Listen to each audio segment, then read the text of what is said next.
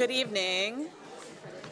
In compliance with Chapter 551, Open Meetings of the Texas Government Code, I call to order a meeting. Hold on, gonna wait for a second.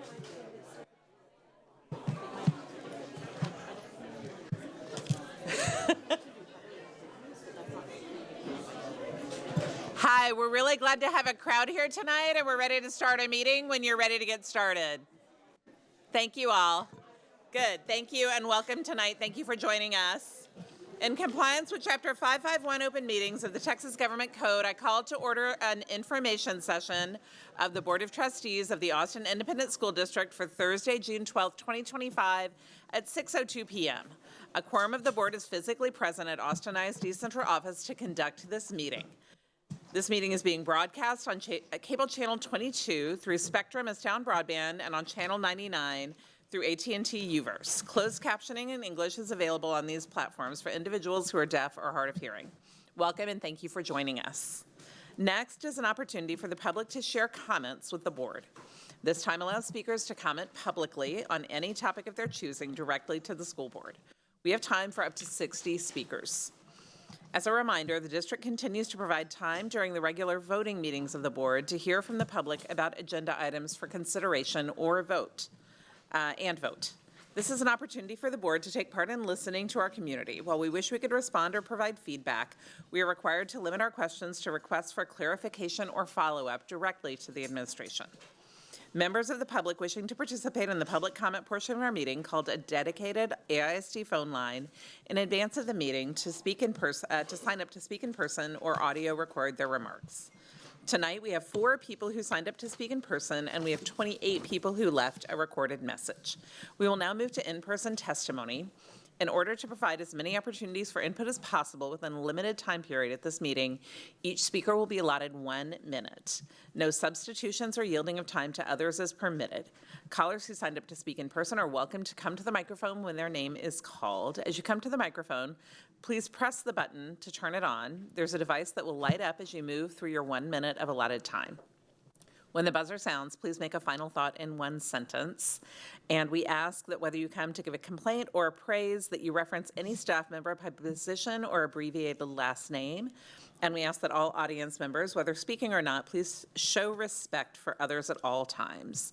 Our in-person speakers for tonight are Kathleen Schneeman, Steve Swanson, Helen Miller, and Cheryl Bradley. And you can come to the microphone in that order when you're ready, please. Thank you.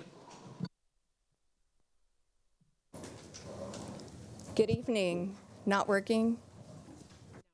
It is working. Good evening. Kathleen Lyons-Schneeman. Nice to see you all. I have been involved with Austin ISD for many years, Boundary Task Force years ago, 2007 timeframe. Here tonight to talk about school closures, which just keeps coming forward. For the school district, you're offering what you do. Very much literacy. The most important thing is that every child is reading on grade level, that everything else follows, math, science, music. Most important thing is literacy. How do school closures and consolidations impact literacy for our youth? We've had 3 or 4 school closures already. Do we have this information? Do we have this data? What's the impact been on the youth that were impacted in those school closures? And where are they today? What does that look like today? So as you make these decisions, I'd ask you keep focused on that North Star rather than the facilities themselves. Thank you.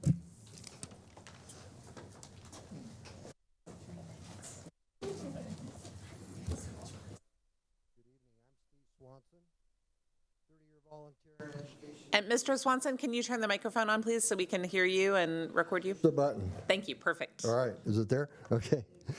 I'll do the good evening part again. Steve Swanson, 30-year volunteer in education, including Eastside Memorial High School. After Johnston High School in East Austin was the first school in Texas closed by TEA using the accountability system in 2008. We must stop the planning process at Webb, Dobie, and Burnett middle schools. It is harmful to and violates the rights of students, parents, teachers, board members, and everyone in AISD, including taxpayers. Also, we must prevent the harm caused when TEA uses turnaround planning in any other school. AISD lawyers, please seize your opportunity to help all our schools. Using the Texas Lawyers Creed, support the board and superintendent in calling and telling TEA to provide them the training in school planning as required in Chapter 11 of the Texas Education Code. Training to improve the planning process for our schools. Through my experience, the Lawyers Creed, for lawyers, the Texas Lawyers Creed, I'll get my last one in. Texas Lawyers Creed is very important, and Chapter 11 of the Texas Education Code is very important. And let's look at them and read them and follow them. Thank you. Next up is Helen Miller. Thank you, Ms. Miller.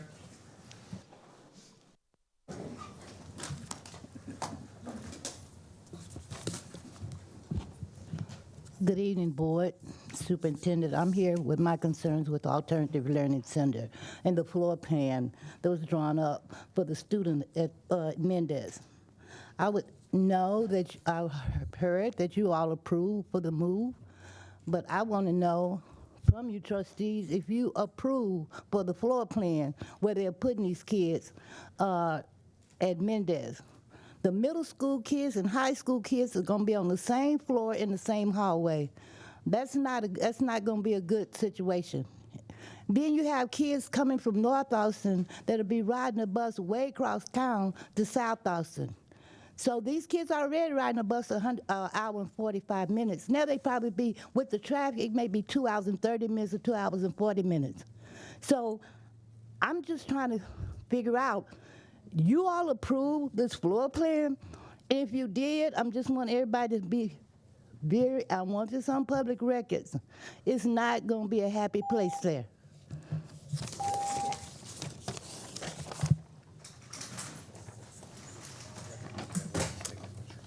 Okay, and we do have several more people who have signed up for in-person public comment as well. Next up is Cheryl Bradley. Hello, Ms. Bradley. And then we have 3 more people after that. Okay, so the mic is on, right? Okay. DP Legal states, a principal shall approve all teachers and staff appointments for the campus. DK actually states that a superintendent can place a teacher on a campus due to programmatic change or leveling. At LBJ, we've decided that we're going to place an AP on the campus without the principal's approval, or even without the principal knowing it. Then not only that, the AP is going to decide that he wants to bring some people with him. So you tell me how this principal is expected to supervise his staff if the AP already feels that he does not have to get the principal's approval on anything. I just want an answer to that. And you have your policies, and your policies aren't being followed. Board, you have state statute that shows your role with the superintendent. Study to show yourself approved. Read your statute. Thank you. We have 3 additional speakers who signed up. JC Ramirez, Vanessa Gomez, and I'm having a little trouble reading it. I believe it's Nancy Suarez. Buenas tardes a thank todos. Mi nombre es Daisy Ramírez. Quiero empezar con esta declaración que tiene el distrito en lo que fue la encuesta en cuanto a la consolidación de escuelas. Los líderes del distrito de la mesa directiva van a usar los resultados para entender los valores y las prioridades de la comunidad y tomar la mejor decisión basada en esto. Me pregunto cómo es que mi opinión va a ser tomada para que ustedes tomen las decisiones si en las encuestas que ustedes realizan son encuestas con respuestas básicas y no se puede escribir ahí mi opinión total y detallada sobre esta situación. Como distrito, ustedes señalan que la consolidación de escuelas es para crear escuelas más fuertes a nivel de oportunidades y recursos. Sin embargo, Estamos hablando de escuelas que serán cerradas y son escuelas que están brindando recursos y oportunidades que no están simplemente para estudiantes, sino para toda la comunidad en sí.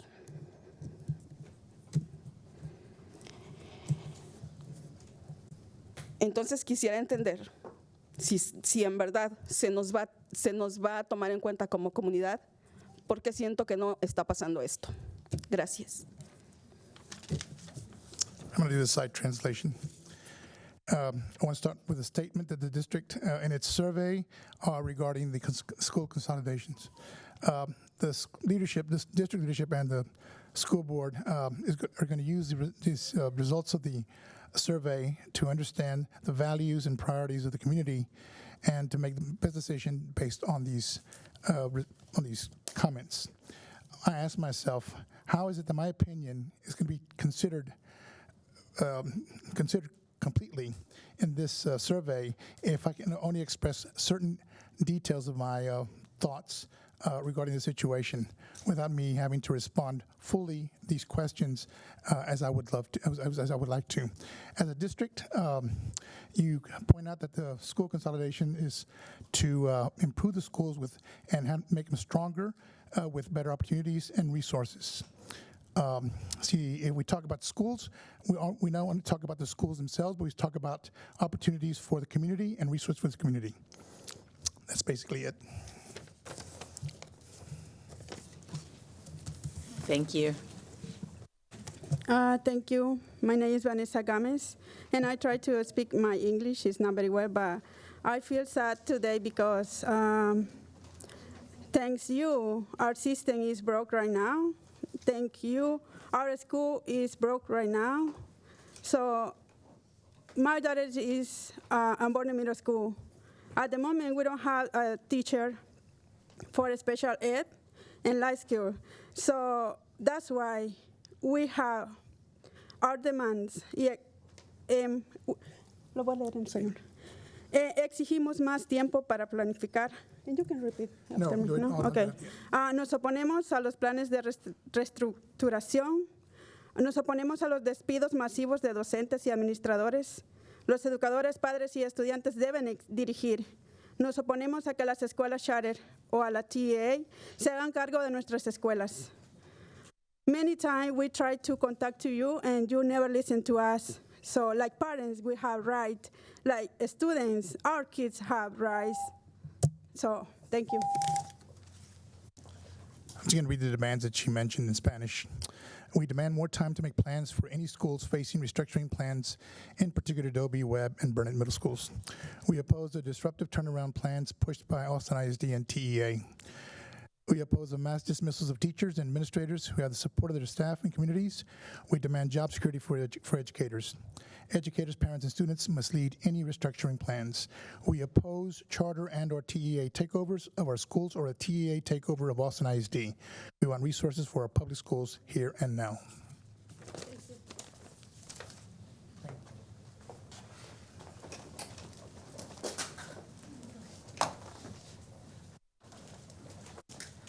My name is Maria Suarez, and I'm a parent of Burnett Middle School. And we had a meeting with Mr. Matias, which he said he was not laying off any teachers, which we take that as a lie. Because he later said that no one was laying off, which he was laying off teachers, calling them saying, you no longer have a job for next school year. So that's telling me that they're lying to us. We're paying for our taxes. That's how the district's getting paid for. So we deserve transparency. We deserve to be respected as parents. We deserve the truth. We do not appreciate Matias. We do not appreciate the TEA because the TEA itself has been failing for the past 7 years or more. So we deserve the truth. We want truthfully to be told what the scores are based on the TEA and based on the school district. Thank you.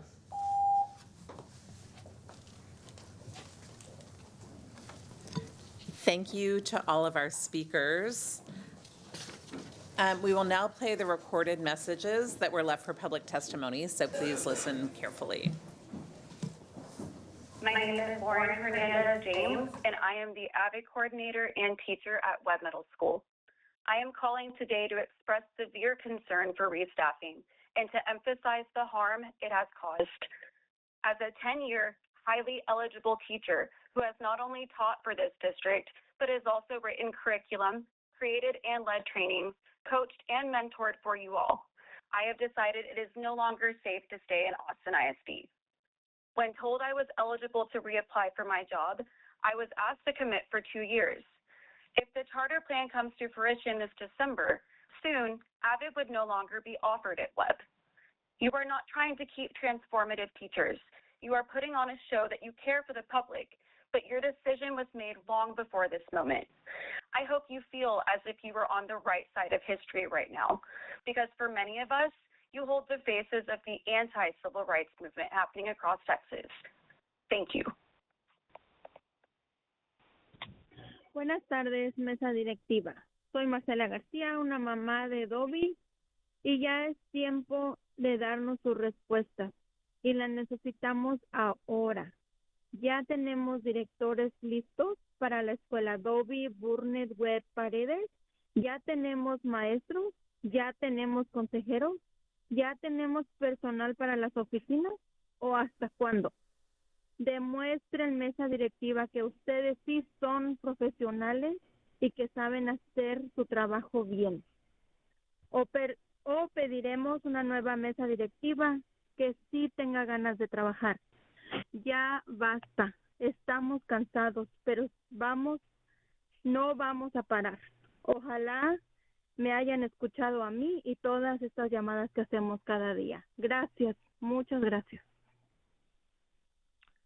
This is an interpretation from Spanish into English of a message from Marcela Garcia. Good afternoon, Board of Trustees. I am Marcela Garcia, a Dobby parent, and it is time for you to give us your answer, and we need it now.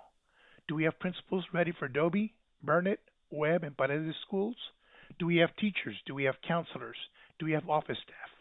Or when will we have them? Show us, board, that you are professionals and that you know how to do your job well, or we will ask for a board that is willing to do the work. Enough is enough. We are tired, but we are not going to stop. I hope you have listened to me and to all these calls we make every day. Thank you. Thank you very much. Dear Austin ISD Board and everyone, I'm a parent. My daughter will go to 6th grade in Keeling Middle School this August. She and a dozen other students were placed to take Algebra 1 after they showed excellence in the math placement test this year. However, we were told that they couldn't take Algebra 1 unless they go through credit by exam on 6th, 7th, and 8th grade math, all 3 grades during the summer before school starts. While TEA only requires 8th grade equivalent, the ask to do all 3 grades in a short time adds tremendous burden to the students and families. I hope Austin ISD can honor the Keeling math placement test as proof of 8th grade equivalent that has been done for all the past years, or at least allow students to skip 6th and 7th grade CBE. If the TA request is 8th grade equivalent, taking 8th grade credit by exam should suffice. Thank you for your time hearing my concern and hope you make a favorable decision for us. Good evening. This is Letitia Anderson. I reviewed the turnaround plan for Burnett, Dobie, and Webb, and I have significant concerns. While the document is lengthy, it feels like a cut-and-paste job, generic strategies rather than a plan tailored to the real needs of these campuses. More troubling, there is no mention of elementary feeder schools. How can we talk about turnaround without addressing the foundation? If elementary students are not adequately prepared, middle schools are set up to fail before students even arrive. This plan lacks meaningful systemic change. It repackages old ideas under new headings without clear evidence they'll improve outcomes long term. I urge the district to go back, engage authentically with communities, including feeder campuses, and create a plan that reflects innovation, not duplication. Thank you. This is Sharon Vane, the parent of 2 AISD graduates. I'm calling to amplify comments made by trustees as well as many members of the community around providing clear data regarding how much money school closures have saved and will save. If accurate financial data does not exist from the 2019 closures, please just say so. The proposal moving forward must include a clear estimate of what will be saved and a line item level explanation of how the district arrived at the numbers. Anything less falls short of the promise for transparency. Thank you. Hi, my name is Sarah Tao. I wanted to voice my concern for the recent changes that are affecting the math pathway at Keeling. I'm honestly very disappointed with the sudden change. Did they know about this earlier? And if so, why would they have our kids sit for the math exam back in March and then let the administration notify students of their placement? We've already received detailed course info, note from the teacher, and a personalized summer assignment with lectures posted. At the beginning of May, we were given a week to deliberate and did not make this decision lightly. The timing of this is terribly unfair. Please consider how these kids might feel pulling their placement just days ago, and now they are under pressure to take summer exams or summer school. I'm already seeing its negative impact on this group of kids and their families. My hope is that you wait to make this change to ensure that it is fair and makes sense. Perhaps you can consider giving this group of kids some grace this year as you work out the kinks for next year. We've been in the ISD schools for a long time, and I really do hope the accelerated math program doesn't change. I believe it is what draws many families to stay at Keeling. I appreciate your time and thanks for your consideration. Good evening, trustees and Superintendent Segura. My name is Vincent Tovar, and I'm an AISD parent. My daughter graduated from Eastside last year and my son last month from Gus Garcia. I'm calling about agenda item 7.5. I agree with the community members who were at TEA on Tuesday demanding clear answers on the future of their schools. I support the parents of Dobie, Webb, and Burnett who say their rights to participate in the turnaround plans have been violated. AISD has rushed this process and already reassigned teachers and admin. I strongly oppose charter and TEA takeover, but also demand AISD put students, parents, and teachers in charge of any plans to their schools. Mistakes made by AISD will only add to the mistakes already made by AISD as we're just starting an unprecedented closure process, not consolidation, closure process. Thank you. This is an interpretation into English of Andrea Aguilar's message. Hi, good morning, Board of Trustees and Superintendent Matias Segura. My name is Andrea Aguilar, parent of a Burnett Middle School student. I am a concerned community member. I am calling about agenda item 7.5. I agree with the community members who were outside the TEA on Tuesday demanding clear answers about the future of their schools from TEA and AISD. I support the parents at schools such as Dobie, Webb, and Burnett Middle Schools who say their right to participate in the restructuring plans has been violated and that their voices have not been heard. AISD has led a hurried process and has already reassigned teachers and administrators. The community knows they have received plans and ideas from educators and the community, and the... Hola, buenos días. Mesa directiva de Superintendente Matías Segura. Mi nombre es Andrea Aguilar, padre de un estudiante de la Burnett Middle School. Soy miembro de la comunidad preocupada. Les llamo en relación con el punto de 7.5 de la agenda. Estoy de acuerdo que los miembros de la comunidad que estuvieron fuera de la TI el martes exigiendo respuestas claras sobre el futuro de sus escuelas por parte de la TI y del ISD. Apoyo a los padres de las escuelas como la secundaria Dobie, Webb y Burnett, quienes afirman que se ha violado su derecho a participar en los planes de reestructuración y que sus voces no han sido escuchadas.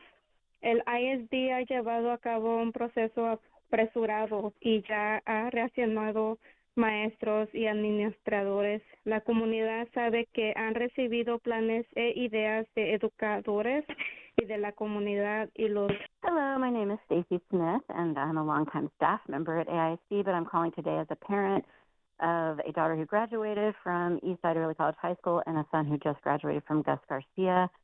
I am calling because I do agree with the community members who are at TEA on Tuesday demanding clear answers on the future of their schools. This is related to agenda item 7.5, by the way. I support the parents of Dobie, Webb, and Burnett who say their rights to participate in the turnaround plans have been violated. I really want to encourage the board to listen to the parents, moms, dads, abuelitas, students, and teachers who are still here in an era of choice, of school choice. They are choosing to fight for our public schools and demand a seat at the planning table.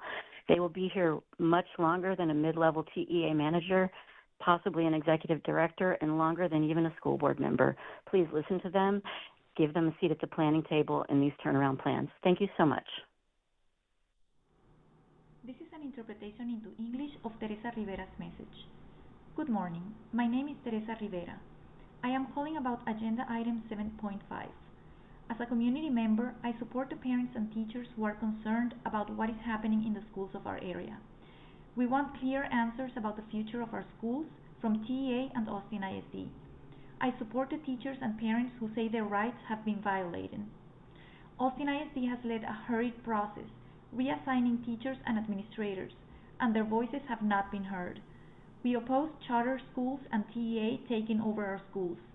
But I also ask for clarity and that the parents, teachers, and students of Dobie, Webb, and Burnett be included in any rebuilding plans.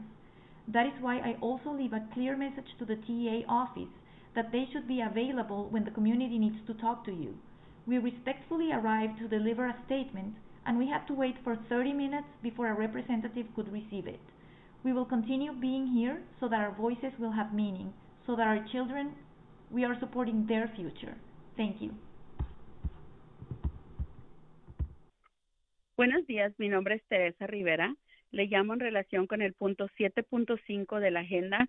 Yo como miembro de la comunidad apoyo a los padres y maestros que están preocupados por lo que está pasando en nuestras escuelas del área. Queremos respuestas claras sobre el futuro de nuestras escuelas por parte de la TEA y del Austin ISD. Apoyo a los maestros y padres que afirman que sus derechos han sido violados. El ISD ha llevado un proceso apresurado en reasignar maestros y administradores y sus voces no han sido escuchadas. Nos oponemos a las escuelas charter y la TEA se apropien de nuestras escuelas, pero también pido claridad y que los padres, maestros, estudiantes, especialmente de Dobie, Webb y Burnett, sean incluidos en cualquier plan de reconstrucción. Es por eso que también dejo un mensaje claro a la oficina de la TEA, que estén disponibles cuando la comunidad necesita hablar con ustedes. Con respeto llegamos a entregarles un comunicado y se tuvo que esperar 30 minutos para que un representante pueda recibirlo. Seguiremos aquí para que nuestras voces tengan un significado, que nuestros niños estamos apoyando el futuro de ellos. Gracias. Buenos días, mesa directiva y superintendente Matías Segura. Yo soy una madre de familia de la escuela web y les llamo en relación con el punto 105 de la agenda. Yo estoy totalmente de acuerdo con los miembros de la comunidad que estuvieron afuera del TA el martes exigiendo las respuestas claras sobre lo que pasa en el futuro de nuestras escuelas. Apoyo totalmente a las escuelas de secundaria Dobie, Webb y Burnett que están en la misma situación. Nosotros queremos que no se violen nuestros derechos y queremos participar en los planes de la reestructuración y que nuestras voces sean escuchadas. El ISD no ha dado algún proceso, nos ha dado un proceso muy apresurado, la verdad, no nos ha dado la forma de que nosotros podamos opinar y queremos ser parte de ese plan. Queremos que se nos tome en cuenta como padres de familia y como... Marie, community member has been reduced to tears watching the district fumble the F-rated campuses. We have failed these schools and communities for years, cutting staff and resources, including tutoring like Twilight without replacement, then blaming them for struggling. Just as things began working, we're tearing it all down. Despite no real support, schools built powerful programs, banned mariachi school newspapers, things that engaged kids. Webb was second in math growth, but instead of focusing on STAR, students had to spend the end of their school year calling in, begging for their school to not be dismantled. Their pleas were ignored. The messaging has been one of fear, but the actions shown urgency and the communication and engagement have been invisible, possibly by design. We've talked out of communities, excluded them, made decisions for them, not with them. This is not just a TEA problem. We need real engagement with staff and communities, not box checking. We need immediate outreach, not just mass emails, person-to-person support, help with enrollment, transportation, and access to summer school. robust summer tutoring programs, staff to ensure registration for summer and fall is happening now, updated FAQs with current specific information, public-facing section where they can go to get answers and responses. We have failed long enough. Stop the erasure. There is also no mention of SPED anywhere on your turnaround plan, despite being 23% of the population. L's are barely referenced. We have to do better as well on the early childhood and Head Start programs so that kids can get services and supports they need before they're in middle. Buenas noches, mesa directiva y superintendente Matías Segura. Mi nombre es Marta Leal, soy un padre de un estudiante de ISD. Estoy de acuerdo con los miembros de la comunidad que estuvieron fuera de la TEA el martes exigiendo respuestas claras sobre el futuro de las escuelas por parte de la TEA y de la ISD. Me opongo a que las escuelas charter y la TEA se apropien de nuestras escuelas y distritos. Gracias. This is an interpretation into English of Marta Leal's message. Good evening, Board of Trustees and Superintendent Matías Segura. My name is Marta Leal. I am the parent of an AISD student. I agree with the community members who were outside the TEA on Tuesday, demanding clear answers about the future of our schools from TEA and AISD. I oppose charter schools and TEA taking over our schools and districts. Thank you. Hola, buenas tardes. Mi nombre es Georgina López. Soy madre de Escuela Burnett. Solo dejo mi mensaje para expresar mi apoyo a las personas de la comunidad que están apoyando nuestras escuelas secundarias Burnett, Dobie en Webb. Personas que estuvieron el día martes fuera de las instalaciones de la TEA exigiendo respuestas para el futuro de nuestras escuelas. También quiero comentar que no estoy de acuerdo en que quieran convertir en escuelas charters a nuestras secundarias. También me gustaría mucho y exijo que también escuchen a los maestros y estudiantes, ya que son ellos parte fundamental de nuestras escuelas y no están tomando en cuenta sus opiniones. Es todo. This is an interpretation into English of Georgina Lopez's message. Hi, good afternoon. My name is Georgina Lopez.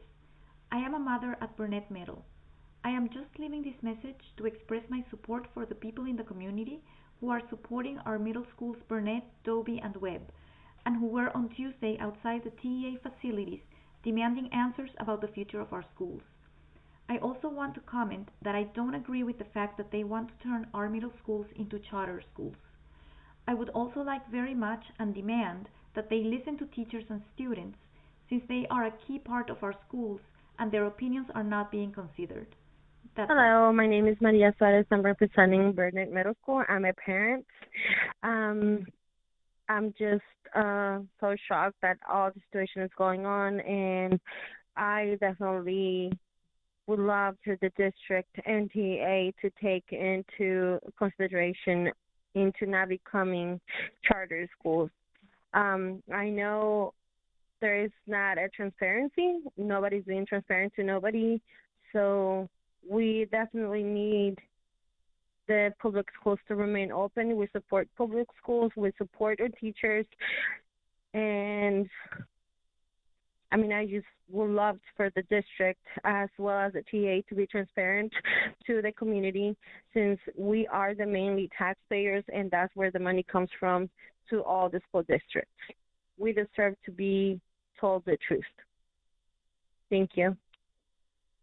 Hi, my name is Divya Kalaga, and this is regarding the new rule requiring students to complete 3 credit-by exams to maintain their placement in Algebra 1. My son is a rising 6th grader placed into Algebra 1 at Keeling Magnet School, and we were very proud of him. He was thrilled, and it really boosted his confidence. But now with this new requirement, he's confused and a bit discouraged. We believe it's a lot to ask 11-year-olds to take 3 intensive exams over the summer with such short notice, especially when families already have plans in place.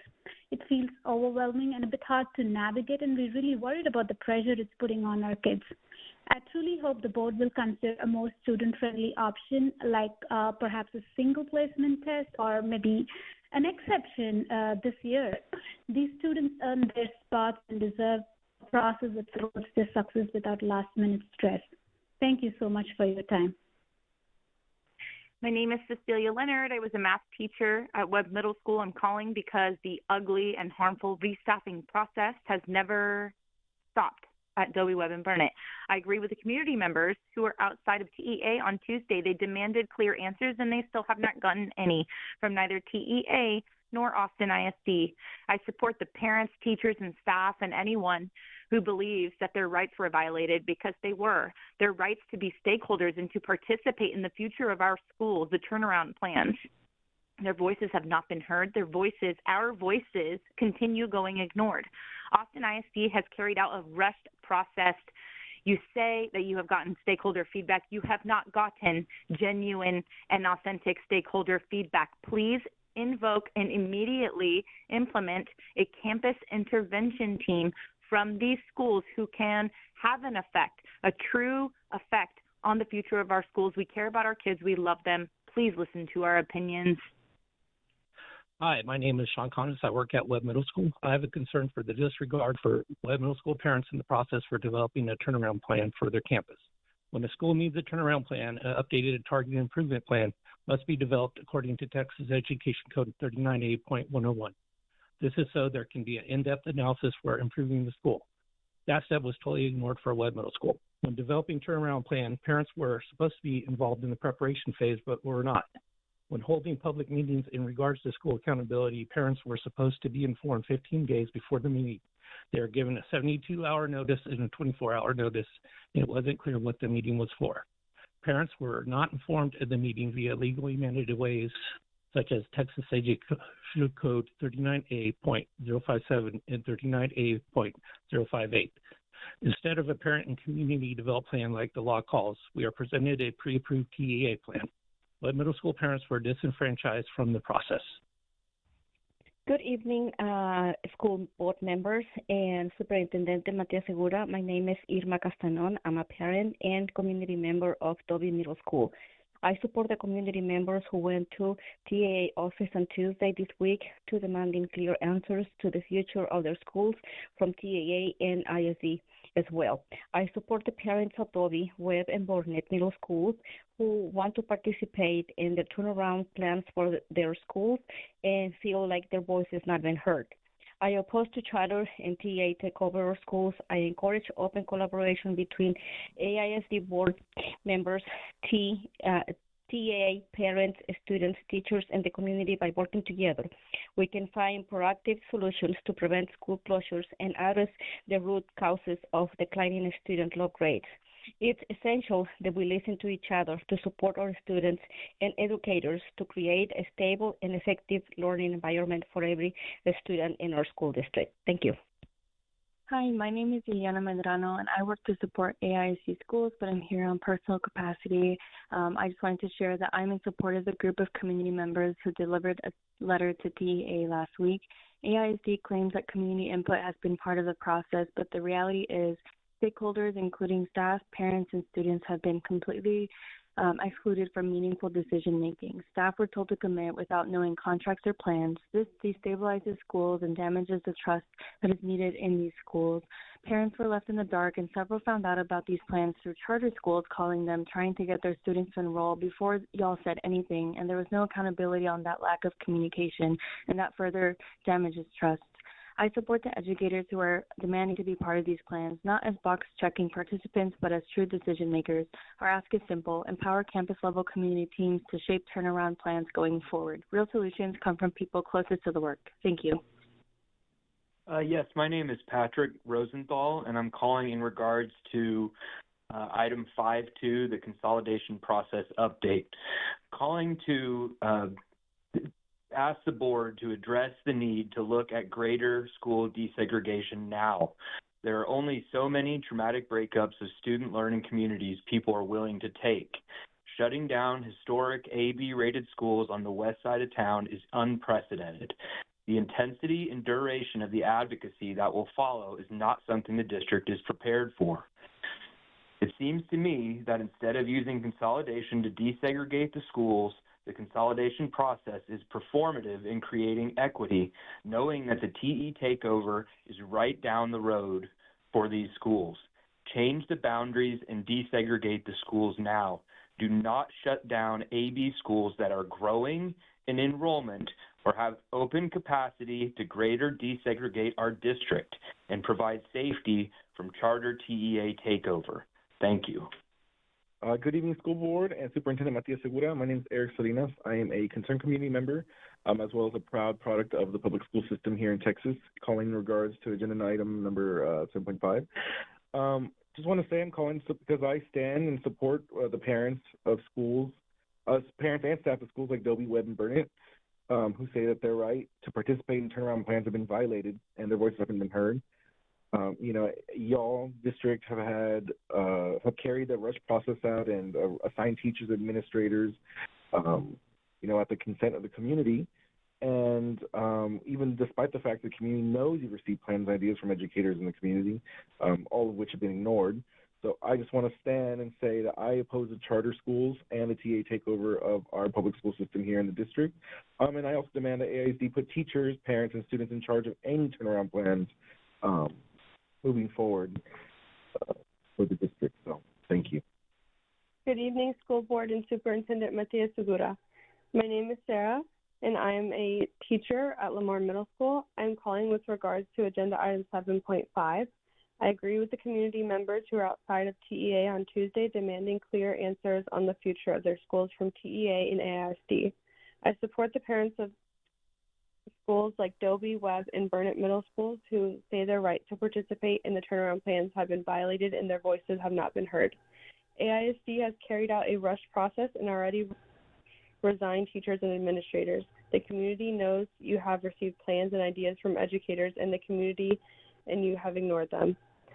I oppose charter and TEA takeovers of our schools and districts, but I also demand AISD put teachers, parents, and students be in charge of any turnaround plans or changes to their schools. Thank you. Hello, my name is Elizabeth Ryder. I'm the parent of 3 current AISD students. Any claim that 2019 school closures saved the district money is a fantasy and revisionist history. The then superintendent and interim chief financial officer both told the board on separate occasions that school closures did not in fact save the district any money. And as a policy, there's little evidence to support school closures as a cost-saving measure. Perhaps the district would be better served if central administration are specific about how this latest cycle of school closures will save the district money. Maybe a focus on force reductions, savings as a result of less people working for the district. On that note, the central admin have not completed their own reduction in force.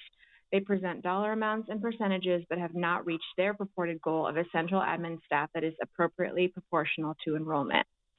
Enrollment that did increase this year despite the continued inaccurate demographic reports the district used to justify school closures, which don't save us any money. I ask the board to make decisions grounded in reality and supported by fact. Hola, buenas tardes. Mi nombre es María Ochoa y soy mamá de una alumna de la escuela Burnett Middle School. Y mi mensaje es para la mesa directiva y el señor Segura. Con mi oposición hacia cerrar las escuelas Burnett, Webb y Dobie. Creo que necesitábamos más tiempo para planificar la restauración, incluso maestros, el despido de maestros. Y también quiero pedir que, si es posible, que tuvieran la sensatez de como los alumnos con necesidades especiales, si van a tener sus maestros a tiempo. Estoy en contra también de lo que están haciendo y me gustaría poder apoyar, o más bien estoy apoyando a mis compañeros del meeting que hicieron el martes en la TA. This is an interpretation into English of Maria Ochoa's message. Hi, good evening. My name is Maria Ochoa and I am the mother of a Burnett Middle School student, and my message is for the Board of Trustees and Mr. Segura, as I oppose the closing of Burnett, Webb, and Dobie Middle Schools. I think we needed more time to plan the restoration, including teacher terminations. And I also want to request, if possible, for you to have the sense for the special education students, whether they are going to have their teachers on time. I am also against what is being done, and I would like to be able to support, or rather, I am supporting my fellow community members and what they did on Tuesday at the TEA. My name is Cuitlawa Guerra, and I'm the parent of 3 Austin ISD students. Last week at 2 separate meetings, the Chief of Communications stated that the problem with the 2019 school closures was that the district, quote, didn't show our work. I respectfully disagree. One of the many problems with the 2019 school closures, as with many previous cycles of closures, is a lack of systemic changes to prevent future school closures. In 2019 and in 2016, when the superintendent was the chief of operations, and when some of you trustees served on the FADBAC committee, promises were made to make systemic changes, such as reducing the use of portables, changing transfer policies, adjusting attendance zones, and aligning feeder patterns. Furthermore, the superintendent was the chair of the long-range planning committee, which recommended establishing baseline academic offerings that every Austin ISD family can expect at any school. Tonight's school closure presentation contains almost no mention of these systemic changes. I ask that the trustees summarily reject any school closure plan that does not include making these systemic changes, including establishing the baseline academics as recommended by the Long Range Planning Committee. Thank you. Thank you. And I think there's one comment that did not get played. I don't know if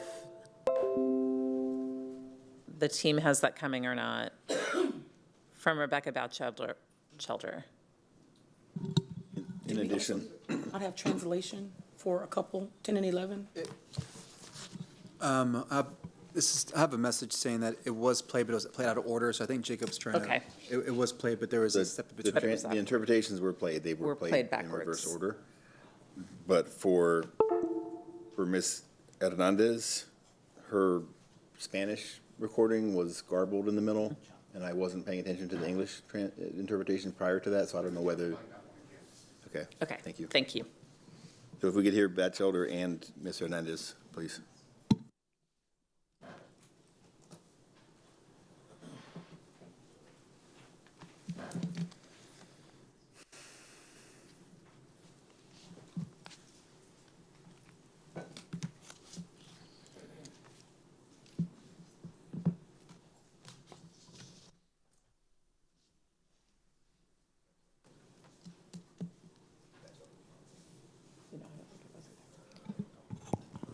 And then President Boswell, in the interest of time, I wanted to request that we play those when they are ready, and that That's we perfect. move in the agenda. Excellent. And insert it later. Yeah. Thank you. While we wait for those, are there any clarifying questions about the ones we did here? Thank you. Trustee Hunter. Thank you. I have a few. I'll start with, first of all, I'm very pleased to see all of the purple from LBJ. Thank you for being here, supporting the school and the community. My first question is about the situation that former trustee Bradley spoke about. I am very concerned about things happening at this school. Just every time LBJ gets up on its feet, always seems to get a little push, and we have to start over again. I really would like the superintendent to look into this, to find out what is going on, what is happening, how it's going to be rectified. And I know it's a personnel matter, but I probably can't talk about it here, but I need the board to be informed about what is going on with that situation. Can we get an update on that and a resolution to what's going to be happening there? Yes, Trustee Hunter, I'm happy to provide that to the board. I can expand upon kind of process if we need to regarding kind of what we typically go through whenever placements are made. So however the board would like me to respond, I can do it. Okay, because I also need that information so that I can give it to the community. Yeah, I think, so I'm not going to speak in regarding details of any specific individual, but what I will say is we, as an organization, whenever there are placements and placements do occur, we make commitments to staff. There are staff transitioning from Dobie, Burnett, and Webb, as well as other schools, and we often make the commitment, and we stand by it to staff personnel. If you're an Austin ISD employee, we want you to remain an Austin ISD employee. So when I say that we are not firing, it's what I say. We are going to place you. And we have vacancies all across the organization. And so in instances where there is a match regarding skill set or certification or experience or familiarity with a type of school, being secondary or elementary, then we notify the principal and then we make the placement. And so, certainly there's always opportunities to improve or refine. That's what we've historically done, and we always try to look at places where we've had vacancies historically. So I will follow up. I'll look at this instance specifically. I've also heard about it just prior to this or a couple days ago. So I'll provide an update to the board. Okay, thank you. And then secondly, having taught on a campus of middle schoolers, on high schoolers, middle schoolers, and I haven't seen a floor plan. I don't know if we were provided a floor plan and I've just missed it, but I haven't seen one at the ALC campus about middle school and high school students. Can we get some clarification on that? Yeah, so regarding the ALC temporary move to Mendez, the board would not have seen a floor plan. It's not part of governance. It's something that is done by the administration, so you would have never seen that. It was something I provided via one-on-ones with trustees many, many months ago as an update just to ongoing conversations. So when it comes to student movement, we do create floor plans. We work with our construction department and planning department to see kind of what student movement looks like. When it comes to secondary schools, the specifications are very similar. So that's why you can have 6 through 12, the restroom, circulation patterns, all of that can support secondary students. Where you see the changes elementary to secondary. Restrooms, corridors, everything kind of shifts.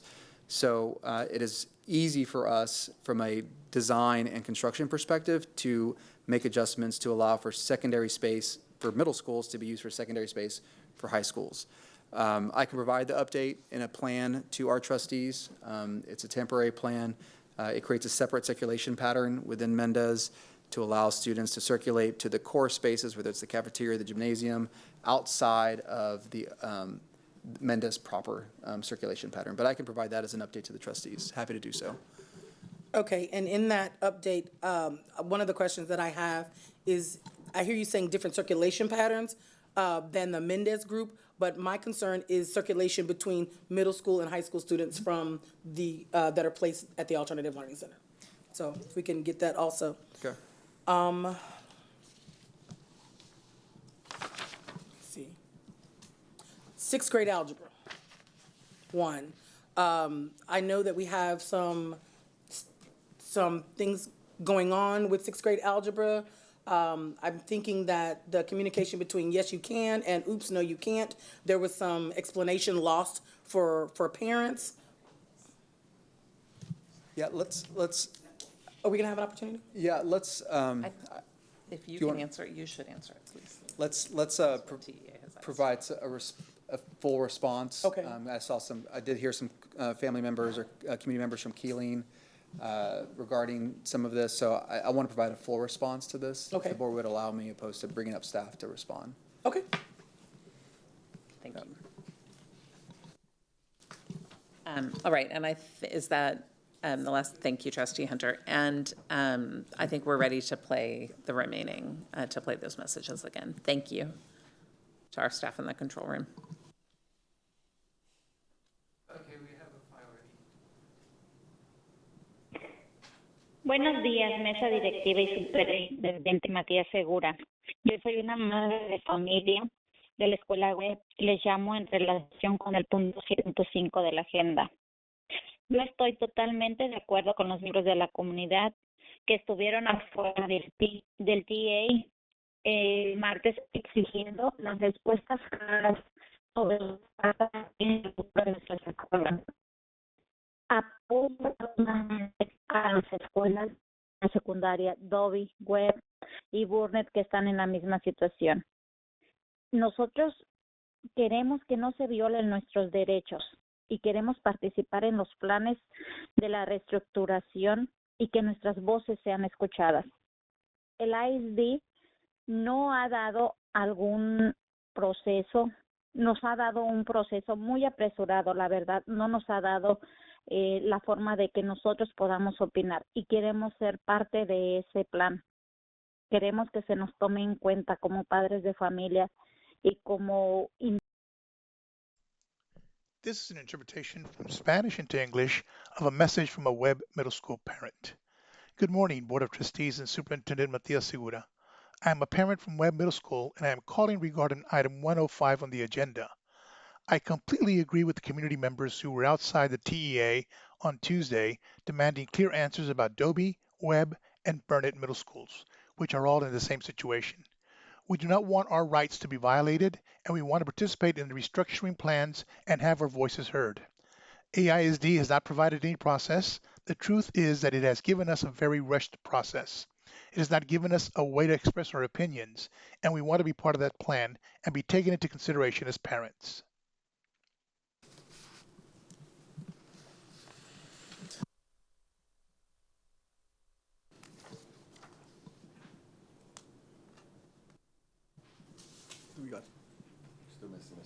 Yeah, and I think we were also playing Ms. Batchelder, which I think we missed.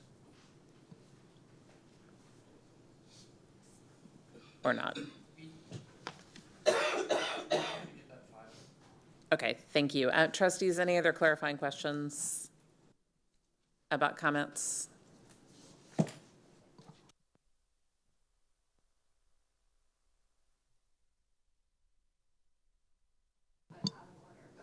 Oh, if it was played, then I'm good with that. If it was played out of order and we missed it, I'm fine with that. Trustee Kaufman, do you? I don't believe it was played, but I'm happy to Okay. Okay, thank you.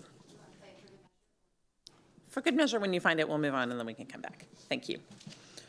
All right, as a reminder, please feel free to share any general comments or questions with the board by email at trustees@austinisd.org. And now we're going to move on to the President's report. As part of the agreed order with the Texas Education Agency, the agreement requires that the board shall at the first board authorized meeting each month publicly report by reading into the record the percentage of time invested in student outcomes during the prior 3-month time period and the total time spent in closed session during the prior month. The March, April, and May 3-month average board meeting time spent on Lone Star Governance defined student outcomes and special education monitoring was 59.86%. We have exceeded our required target of 50%. For the last month, May of 2025, we were at 51.42%. And in May, the board spent 398 minutes in executive session. Next up is a summary of our community feedback, our board-led community engagement, which is also a requirement of Lone Star Governance. And we want to provide an update on the meetings that we held over the last 2 months. The board had held 10 separate community meetings. One of our priorities is to provide opportunities to listen to the community to understand its shared vision and values. Community engagement and community outreach, as defined by Lone Star Governance, is a two-way communication process to understand and listen to the community's vision and values as reflected in our scorecard. And this goes beyond just public hearings and community engagement. So this is our second round of community meetings. The first was focused on hearing from the community about vision and values while we developed the scorecard. This series of conversations was to check back in on that work and to share ongoing data relative to our scorecard. And we will continue to collect information from our communities through processes like these meetings.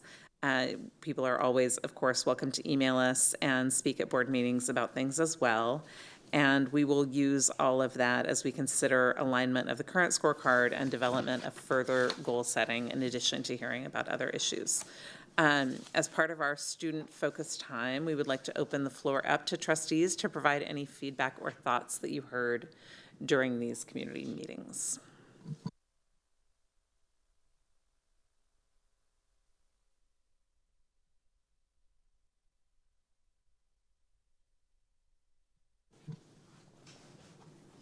Okay. I think I'll go. Sure. Secretary Gonzalez. So I had participated in, I think, 3 of these meetings. Some of the feedback that sticks out in my mind, and Trustee Foster can add because he and I were at one together.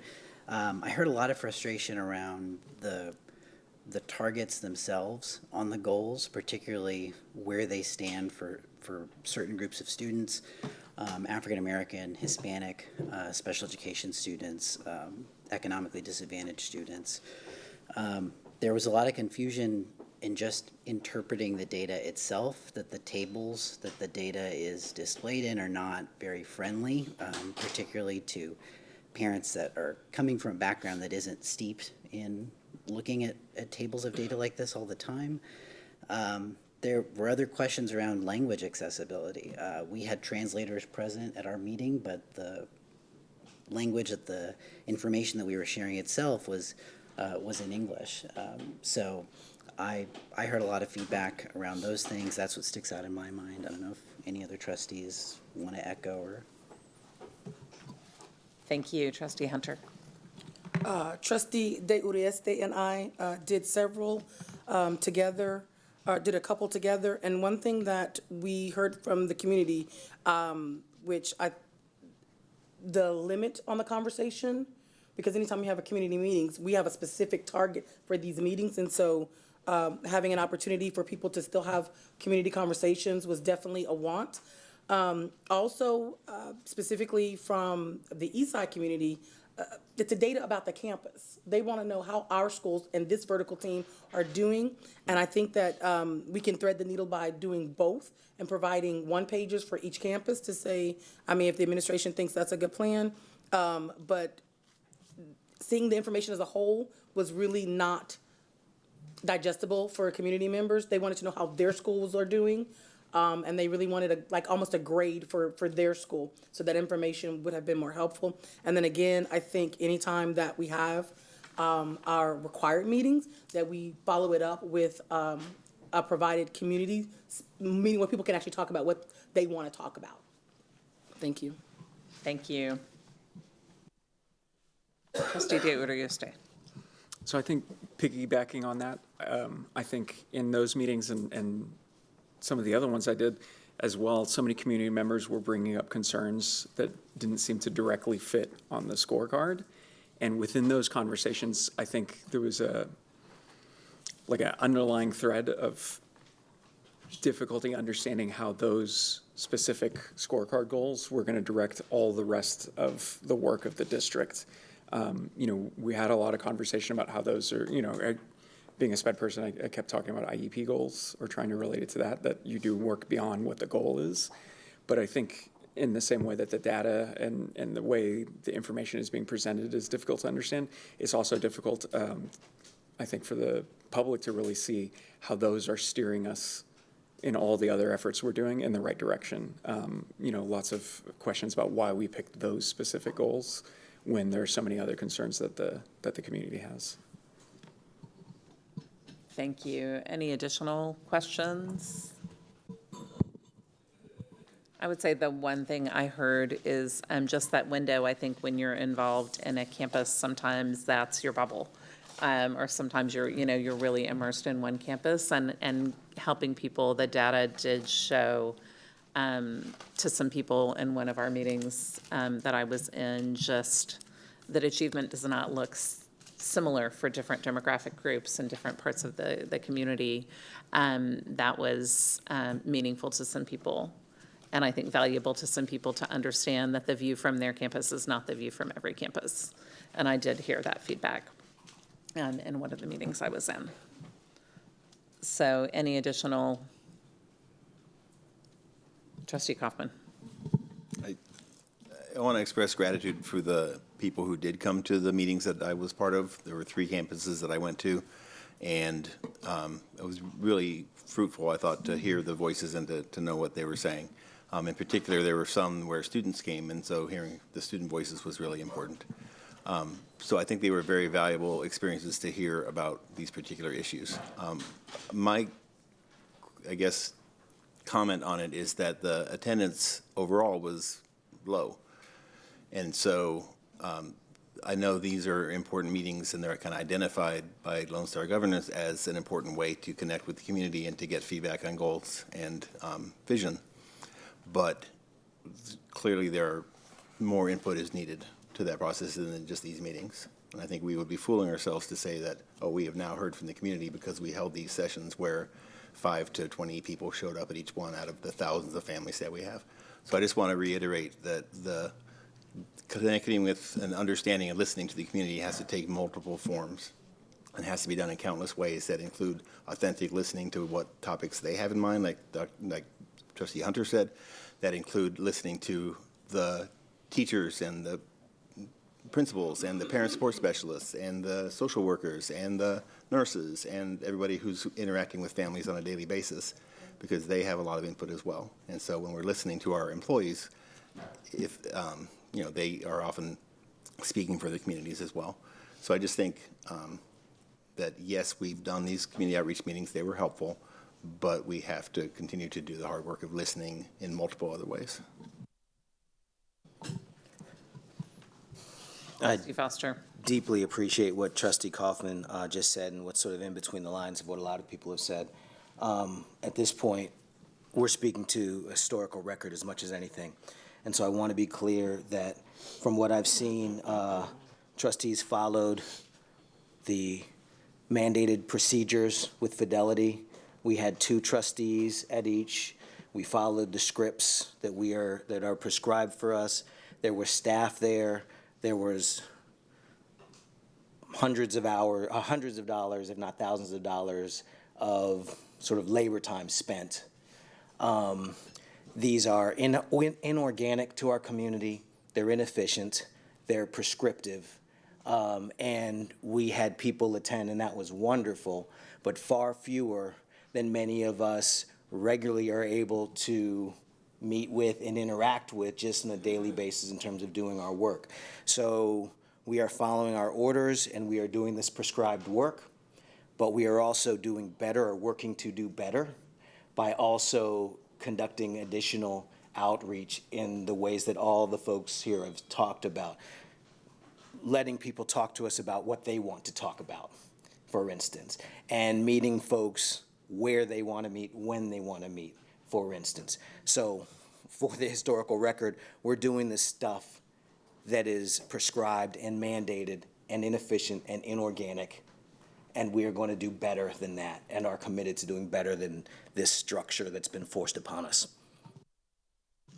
Thank you, Trustee Foster. And Trustee Singh is on Zoom with us and has her hand raised. Thank you.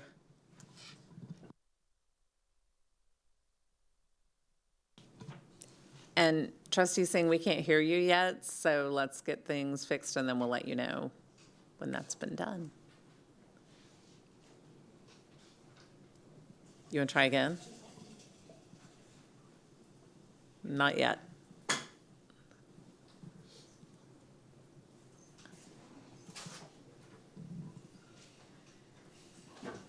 Okay, maybe now.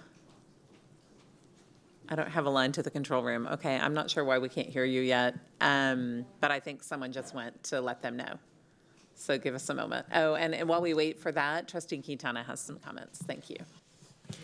I was fortunate enough to have a number of students at the listening session I was at, which was really nice.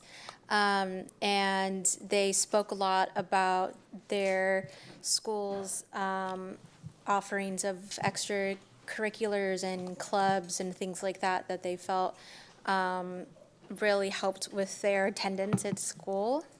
These were high schoolers, and so some of them had senioritis, and so they talked about how those extra offerings were really helpful and encouraging. They also talked a lot about their building and facilities and infrastructure on their campuses, and so I'm happy to know that they're actually getting a new high school in a couple years. So, yeah, I think that there are always opportunities to improve what this engagement looks like. I'm eager to find ways to have more two-way conversations with our community. Thank you. And Trustee Singh, let's try again.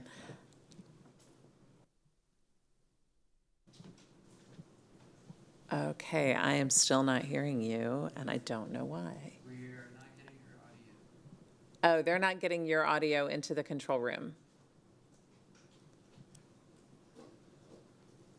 Do you want to call my phone and I can put it by the microphone? Okay. All right, well, I'm sure there are other things we're going to want to hear from you on, so I will trust that our control room and you can help to figure that out while we're waiting, because I know we have a lot of important things to talk about tonight. And I do want to thank everyone who did show up to those meetings, and I want to thank everyone who continues to show up. We have a lot of important work going on right now. We have people here tonight talking about our turnaround work. We have people here talking about our closure and consolidation work. We have people talking about just the daily work on our campuses, and just want to appreciate people who do share their input with the district in so many ways. And we will be seeking more going forward. And I know we'll be talking about some of the ways the district will be inviting you to give more input during these processes later tonight. So thank you to everyone who does show up to share your thoughts and opinions when we ask for that, and when there are opportunities for that. We do appreciate that, and the trustees can be emailed. There are lots of ways to reach us, so thank you for that. Our next item, we're going to move on to item 4.1. It is part of our commitment to discuss student achievement, and this is our goal progress measure 4.1, advanced math in grade 6, which we heard some callers call about tonight and might have some opportunity to learn more about tonight. So as part of our commitment to focus on student outcomes, this time does count toward our TEA required student outcome minutes. We've estimated 60 minutes for this conversation, although we don't have a time limit.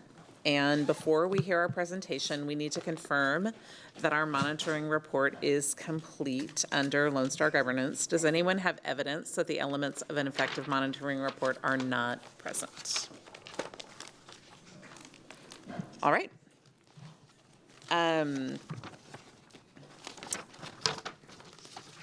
So we will turn the floor over now to Superintendent Segura for the presentation. Thank you.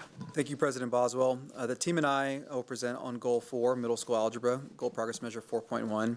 I have joining me this evening Dr. Susan Diaz, Assistant Superintendent of Secondary Academics, Danielle Perico, Director of Secondary STEM, and Heather Petrozzini, Executive Director of Academics.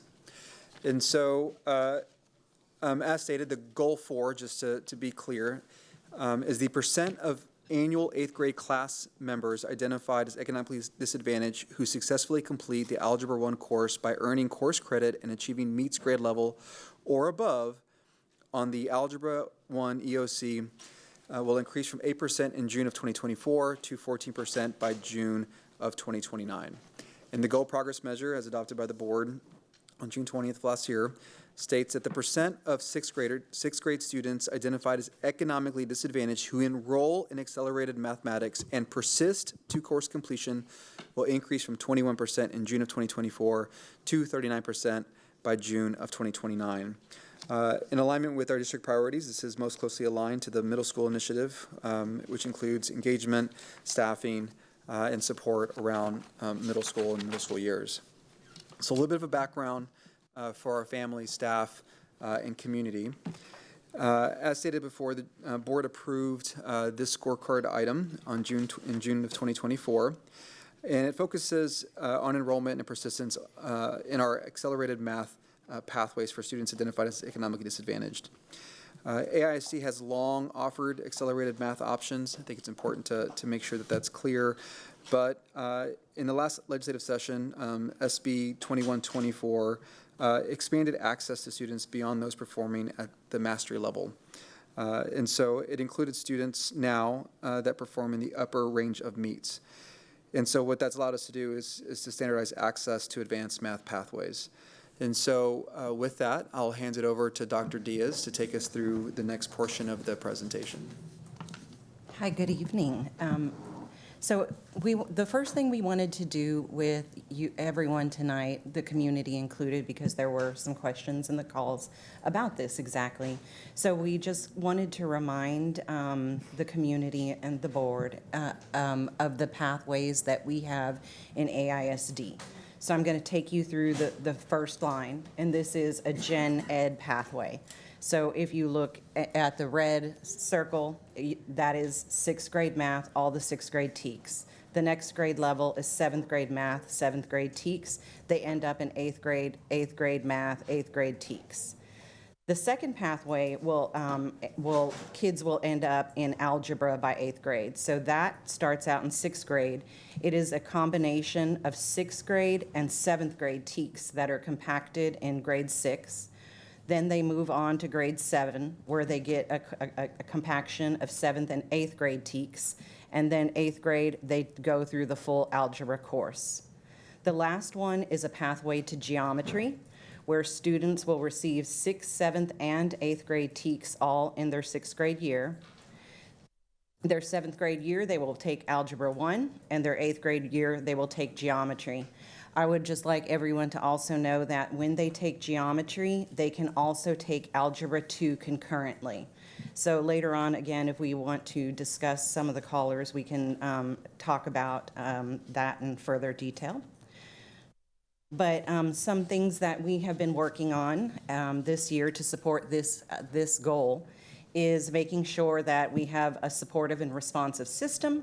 So we are trying to widen our access to our accelerated math pathways. The bill helped us with that tremendously, and you'll see when we start looking at the data. But this has always been a goal in AISD. This bill just kind of helped, and so did this goal, now that there is a focus on the accelerated math pathways. We always look at data to make the decisions of where we place students along with our campuses to ensure that we're placing students in the most successful, the courses where they can find the most success. But we also realize that just because they're on an accelerated pathway does not mean that they also don't need some sort of supports as well. So MTSS functions with our accelerated students just the same way it would function with our gen ed students. We've also worked with our MET team to ensure that we are supporting our students. So some of our students can be in an accelerated math pathway and that be a dual language class, but we also know that we have a lot of gifted mathematicians that also need ESL support. So both of those things are available for students on the accelerated math pathway. We have kind of mentioned this before, but in the previous years we were focused, because the scorecard goal was focused on 6th through 8th kind of gen ed math. So our just-in-time trainings were also focused on gen ed math, but this year we are going to add in accelerated math to our just-in-time trainings. And also, I would like to thank Dr. Wilson and her team for the beautiful plan that we executed last year with, and also Dr. Maxwell, with the MTSS plan. Our walks centered around best practices using the MTSS rubric, and that allowed us to walk hand in hand with the campus leaders and discuss some of the observations we have made on the campuses and provide feedback and coaching to the campuses based on the MTSS rubric. And then finally, we have made a concerted effort to try and reach out to families and caregivers to let them know what kind of options we do have in AISD. And as per the calls, a lot of people do know the things that we offer here. In regards to where this initiative falls, oops, okay, sorry, okay. Why is it doing that? Well, where it falls within the initiatives is, I think, squarely in the middle. It is a bridge, right? Because we've got our early learning initiative where we know that we're building stronger foundations for our students so they'll be ready for accelerated math and such things in middle school, and that creates the bridge to our CCMR initiative. So this falls in the middle school forward initiative and does nicely bridge our two, our elementary and our high school initiatives. Good evening. I'm now going to talk about some of our key data findings. So our mid-year data shows we are well positioned to meet or exceed targets for all student groups. We are on track or have already surpassed long-term targets through the 28-29 school year for 4 of our student groups. The spring data shows a higher number of sixth graders in accelerated math due to more accurate PEIMS reporting. These students were enrolled in the fall but not initially captured in the data. The spring data also includes a course number that was not accounted for in the fall data, so that is another reason like there's a jump from fall to spring, and we'll look at a table about that again in a minute. This school year marks the first implementation of Senate Bill 2124, which has supported our goal of expanding access to accelerated math. Senate Bill 2124 mandates auto-enrollment in sixth grade accelerated math for any student scoring in the 60th percentile or higher. This widens the eligibility beyond just STAR mastery. So as Dr. Diaz mentioned earlier, typically we identified students that scored mastery on fifth grade STAR. Now we have expanded that to scoring meets on fifth grade STAR. Next, the next table. This table outlines annual performance targets and the number of student groups meeting each target. So all students groups have met the targets for the 24-25 and 25-26 school years. Additionally, 5 student groups have already met the target for both the 26-27 and 27-28 school years. Notably, 4 student groups have also reached the long-term target set for the 28-29 school year, demonstrating strong progress toward our multi-year goal.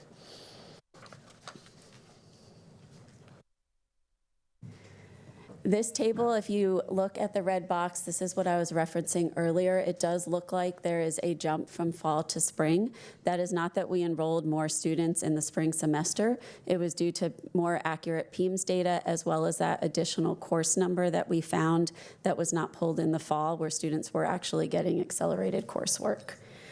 Final data is marked to be determined because at the time of the data pool, it was prior to the end of the school year. However, we do feel the data will stay pretty close to what it shows in the spring data pool.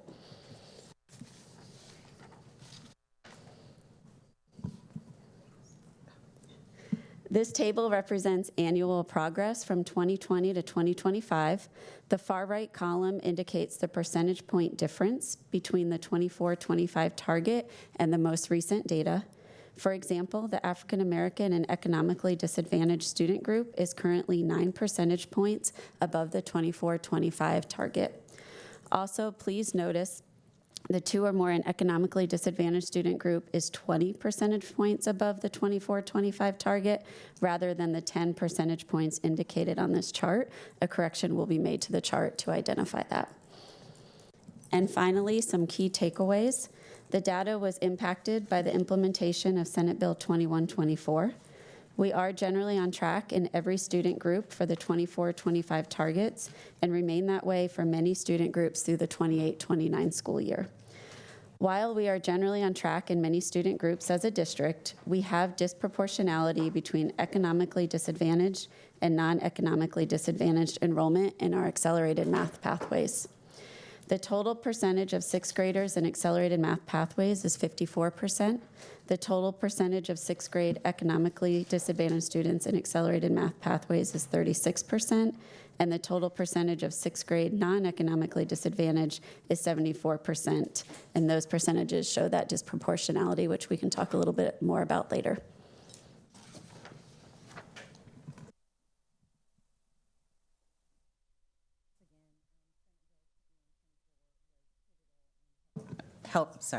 Once again, Senate Bill 2124 was pivotal in helping us recruit extra students, and they were automatically enrolled. And parents did have the option to opt out, but the bill does say that we automatically enroll them, and then the parents have the options to say that I don't think that this is appropriate for my child.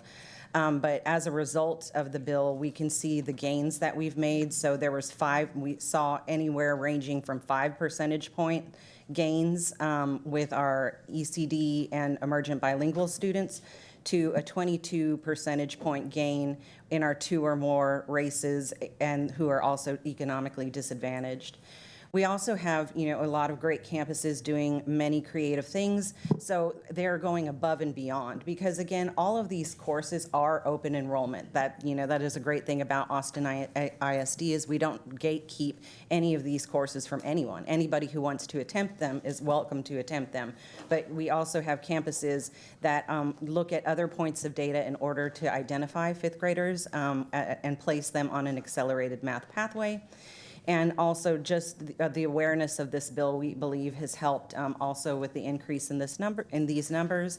And a challenge that we had in the past few years was the fact that some of our sixth graders were on elementary campuses, and that was challenging because sometimes we couldn't find a teacher to support those students who were on an accelerated math pathway. So we're really excited that we are getting our students back on their middle school campuses, so therefore we can start them on these accelerated math pathways. Good evening. So I'm going to talk about outliers for a moment. We want to start off by noticing that Sadler Means had some great outcomes in their accelerated math pathway this year, and Principal Roby is contributing that to a instructional framework she has on her campus around purposeful teaching, hands-on learning, small group instruction, writing across the curriculum, and positive relationships with students. They also are double blocking students in their math class, so 2 blocks of math, and they believe that this is providing an opportunity for deeper learning and also building in time for targeted supports. Teachers also were expected to implement small group instruction, even in this accelerated math pathway, at least twice a week. They also, as a campus, are really taking a data-driven approach in this work and analyzing student performance data weekly in their professional learning communities. So we know that when we're looking at data and our practices are informed, student outcomes increase. The other thing they're doing is they are looking at more than just a test score to place a student in this accelerated math pathway. They're looking at targeted teacher recommendations, coupled with both assessment data and then MAC growth data. So it isn't just one data point that is giving a student entry, or advocacy, they're looking at the whole picture of how the student is performing. Lastly, they did something really creative during TELPAS. They ran a targeted math camp aligned with the interim assessment data they had back. So there was no loss of instructional time while students were taking TELPAS. This math instruction was continuing and it was targeted so that students were able to get what they needed during that time. Another campus that was of note when we analyzed the data is Murchison Middle School, and Principal Harris is crediting their approach of an open access to advanced math pathways as being critical in their outcomes. And if you look at their percentages of the percent of economically disadvantaged students who are enrolled in an advanced math pathway at Murchison, it is quite remarkable. They are also offering a Math Avid Summer Bridge. So that's for students that were on the traditional 6th grade pathway, and they realized in 6th grade, math is my thing, and they want to move off that pathway that they're on. They have a ramp to get onto the advanced math pathway. They also are offering credit by exam scholarships for their campus for any child that wants to accelerate and needs to take the credit by exam. They are using Avid strategies campus-wide, which they're leveraging in their math classes to improve student outcomes. Small group instruction, again, there has shown us that you really can get some pretty good persistence in this course. And then offering tutorials and retakes. So one thing we really want to make sure everyone understands is just because you're in an advanced math pathway doesn't mean you're not going to need some reteach, some small group instruction, maybe some tier 2 supports to be successful. Every learner needs something different. The last campus that we're going to highlight is Bedichek Middle School. So Bedichek is a national Avid demonstration school, and they are also crediting their success to their demonstration status and school-wide Avid strategies. They also have implemented robust MTSS supports on their campus with comprehensive interventions that are in place. So they're looking at the achievement gaps and targeting instruction in that area. They are also, it's a pattern you're going to hear, small group instruction, they felt really was powerful in their persistence in this class. They also have an advanced academics roadmap, which is unique to them, clearly defined expectations and support for both students and families, and including celebration nights and success in this advanced coursework. And then they also are noting an inclusive culture of excellence, where they believe every student, family, and staff member sees advanced academics as attainable and supported. So I thought those were really kind of some things that stood out there. So next steps for us in academics is to really look at this group of students from this past year that enrolled in the grade 6 accelerated math and see what the persistence is to enroll in accelerated 7.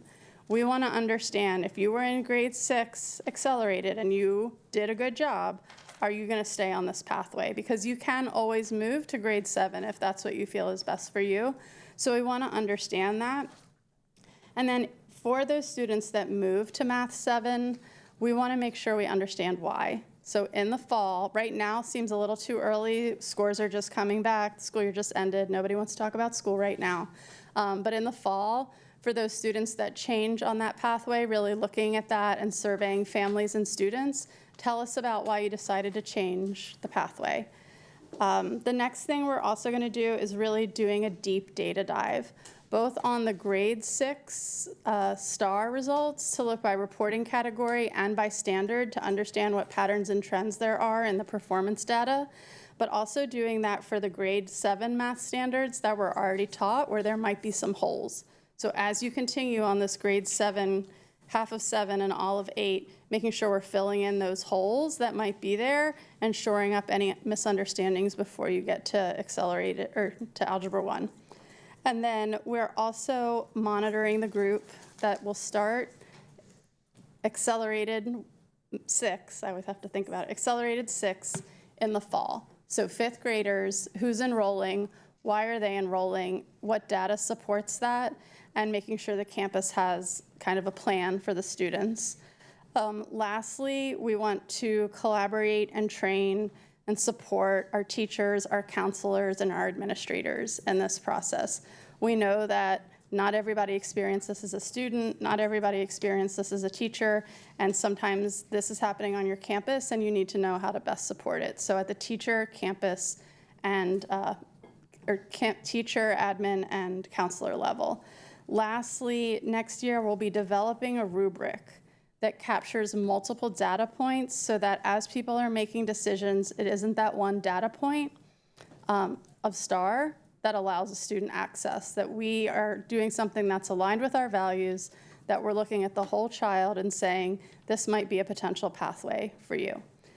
So as we think about the progress of the initiative, we have some fun things to share. So Math Amp Up is the bridge to 6th grade. So the students going into 6th grade right now. Right now there are 66 students enrolled, and today we got an email that said the students didn't even want to go to lunch at Covington today. They wanted to stay in their math classroom, which we thought was really fun and timely. So that made us feel like we were on the right path there. There's also Math Summer Bridge in for 7th grade. So those 6th grade students who want to go into the AMP 1 pathway to now be on Algebra 1 by 8th, that is also happening right now. There's also going to be more professional learning opportunities for teachers, the just-in-time training, and accelerated pathway curriculum training for our teachers. So they'll have more support throughout the next year. And then again, that professional learning support for admin and counselors, so they know not just how to guide a student from the counseling perspective, but what should you be seeing when you move into these advanced math classes. Over the next couple of years, we are looking at how we are designing support so that there are more, even greater access to these advanced pathways. And we're looking at this in a three-pronged approach. There's professional learning and instructional support. There's shoring up our MTSS system and making sure people understand that you can have intervention in these advanced math pathways. And then system-wide support. All of this with the intended outcome of making sure our students are successful in these classes, our teachers are well supported. So in professional learning and instructional support, there will be more quarterly just-in-time trainings that's designed for each math course, specifically these advanced math, accelerated math courses. There's also instructional strategies for differentiated learning and support. So we really want our teachers to understand how to use the research-based instructional strategies, what they are, what they look like in practice, and put them in practice in these classes. We also want content-specific PLC support and coaching, and that can come through our ACSs or also the training that our principals and counselors, admin and counselors are going to get. And then keeping true to the data-informed coaching and making sure there's this cycle of continuous feedback. We expect that when we do that, we'll have stronger, well-prepared teachers, more engaging lessons, stronger curricular alignment, because we know that's critical, and increased instructional consistency from campus to campus. So we don't want islands of excellence, we want system-wide excellence. When we strengthen these MTSS supports at middle school campuses, we know that there'll be stronger tier 1 practices and coaching that happens on campuses. We'll have data analysis of the universal screeners and common assessments. Even this week, some of our staff is going through master schedule training and understanding how the schedule can best support the students in these classrooms. Data-informed small group instruction, which we learned today, really proved itself fruitful this year, and targeted supports for campuses with greater need. We know when we do that, we'll have stronger tier 1, stronger tier 2, more students will have schedules that support their math learning needs, whether it's that double block or longer blocks, and then increased enrollment in our accelerated math pathways. And lastly, we're continuing to provide differentiated professional learning support that'll lead to tailored professional learning for our teachers. We want to increase family engagement in these practices. We did host a few of those this year, and turnout was there, and we hoped it increases in the years to come. And then we also want to pay attention to responsive resource allocation for these math classrooms on our schools. And we know that, again, that'll lead to well-supported classrooms and well-supported teachers. Lastly, as we move forward, we know we need to begin to look at compacting math curriculum in earlier grade levels. 6, 7, and 8 in 1 year is a lot at the 6th grade level, especially when you're already going through a change to middle school. So we'll be exploring, is that something that we are considering? Is there another way we might think about this? And with that, I think that concludes our presentation, and we'll take any questions you might have. Thank you all for the presentation. Who has some questions? Trustee Hunter, and I believe we probably have Trustee Singh with us, able to ask questions too. So if someone can let me know if her hand is raised, that would be helpful as well. Thank you. Okay, I am assured that this question is okay. It connects with enrollment versus passing, includes a clear monitorable metric, and keeps the board focused on student results, not inputs. So what percentage of economically disadvantaged students enrolled in accelerated math are meeting grade level proficiency? That's what we don't have. And then in part of the strategies, you guys mentioned AVID, and what are the aligned AVID interventions being monitored to kind of close the enrollment pass rate gap? Do you want the first part again?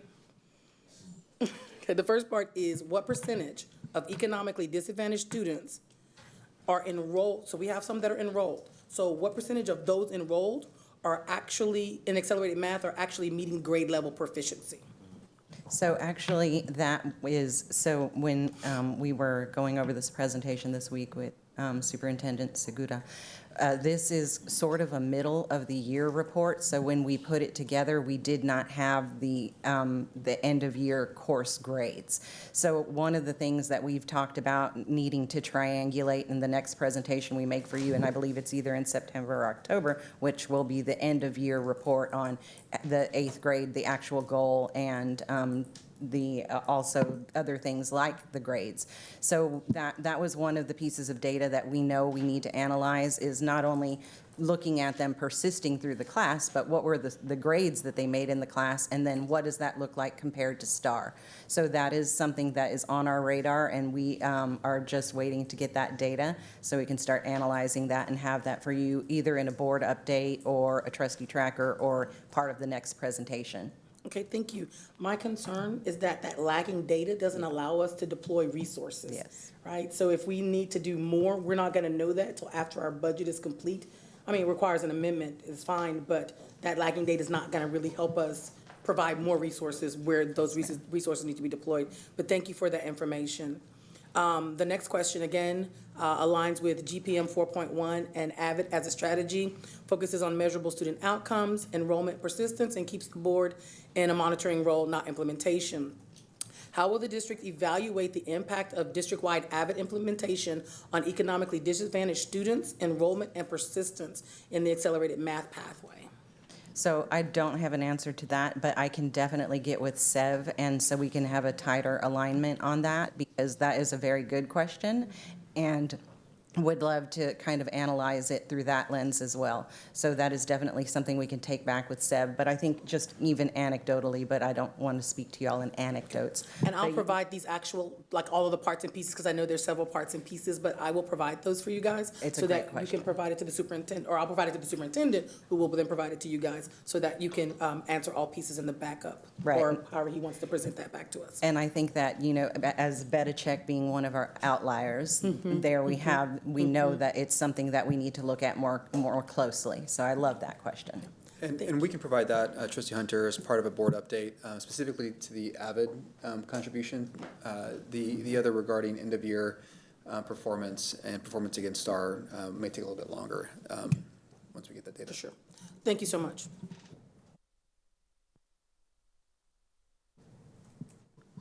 Okay, Trustee, Secretary Gonzalez. Sorry. I wanted to pick up on the first question that Trustee Hunter asked about, and also something that Trustee Singh had asked in one of her follow-up questions that's in the written attachment. But I am questioning the confidence of an A in accelerated math reflecting the same level of mastery from campus to campus. And so I wonder about the utility of this goal progress measure, especially when I consider it in the larger context of middle school math performance overall. And if we're saying in this report that every group is on track and also are confronting the accountability results that we are, then that seems to be like a significant disconnect to me. But the other question that I wanted to ask really was about if you could provide any more detail about the possible changes that might be coming to master schedules. You referenced the successful performance of Murkison and Sadler Means on page 8 and 9 and the double blocking practice. And I'm wondering how we might expect to see that come up.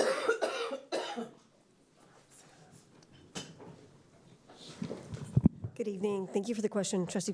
I'm actually really excited to talk to you about some of the changes coming to master schedules for middle schools.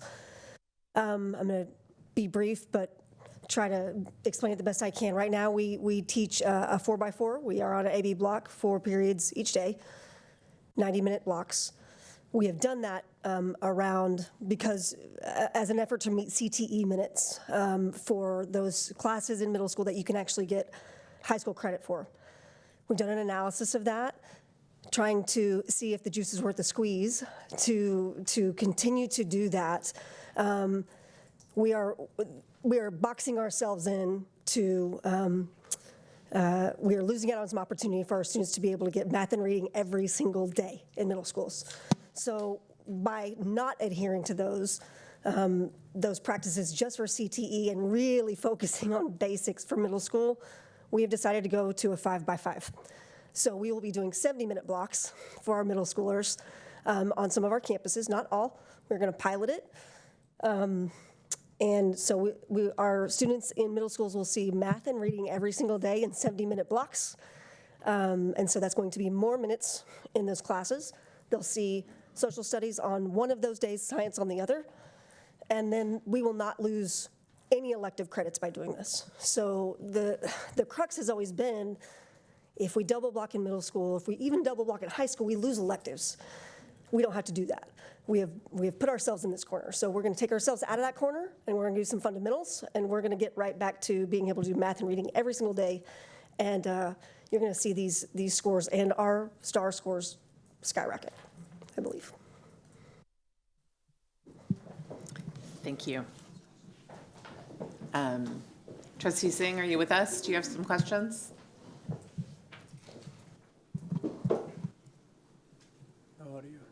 We're still not hearing you. Yeah, but I know you have really good questions about this, and it's really important that we hear from you. So I'm going to have Trustee Kaufman. Yeah, do you want to just call my phone, and I will put you by my microphone? You know my number.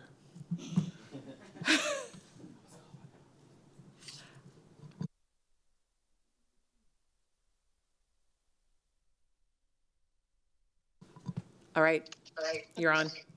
Okay, hi. Can y'all hear me okay?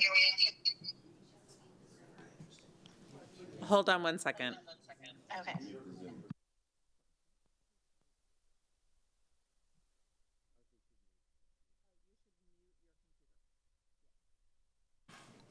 While you ask, and then you can unmute it while you, oh no. No, she can hear on the phone. While you talk on the phone, yes, okay. Okay. All right, I am muted. Can you all hear me? Yes. Perfect. Okay, thank you. Okay, so I appreciate this a lot. I had a couple of questions. Thank you, Trustee Gonzalez, for raising an issue that, really I think is an important one, and it probably has a really nuanced answer. So I was curious to see, I guess just for the sake of, picking two schools, I'm looking at page 14 and 15 of the document. If we were to look at, say, let's see. Okay, Sadler Means, Young Women's Leadership Academy, which is one of our outliers. They're, doing a great job with 95% of their economically disadvantaged sixth graders enrolled in advanced math pathway, okay? And then comparing that to one of our schools in the blue band, it's basically outperforming all of our schools in the blue band on this measure. And I too am trying to reconcile this with the test score data. So, and I don't know what, and I have to be honest, I don't know what how Sadler Means is doing on their algebra or on their math scores, but I do know overall kind of like where they are with the TEA version of accountability. So could someone just shed a little bit of light on how we might how how do I reconcile this when you have schools that are typically, showing one thing on, one indicator, but showing something else on another metric? Help me really understand that, and help me also understand. And I think along with that, I did ask the question in the tracker about does an A at one school look like an A at the other school and at another school? And the answer kind of said yes, but it really didn't say how. They said, we have the same expectations at all the schools. Okay, that's great. And we look at outcomes like via test scores, and that's great, but it doesn't give us the part in between, which is the fidelity of implementation of the curriculum. And so I really want to have a better understanding of that and how that might help explain some of the data that I'm looking at. Hi, good evening, Trustee Singh. Happy to hear you. With your first question in regards to Sadler Means and their performance, while I can't speak specifically to the performance that we've just recently received for 2025, what I can say is that Sadler Means historically has trended very positively when it comes to students that are enrolled in algebra classes and their ability to be successful. And we do expect and anticipate this positive trend as well for our 2025 data.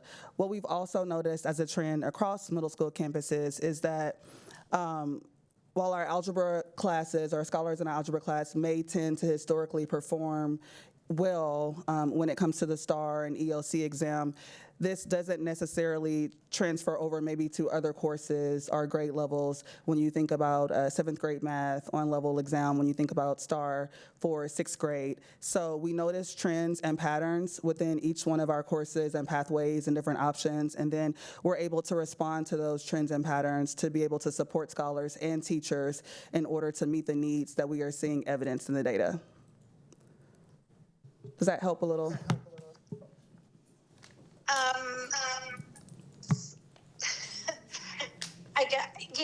It does help some, but I think I want to see, I guess I'm looking for maybe some more specifics.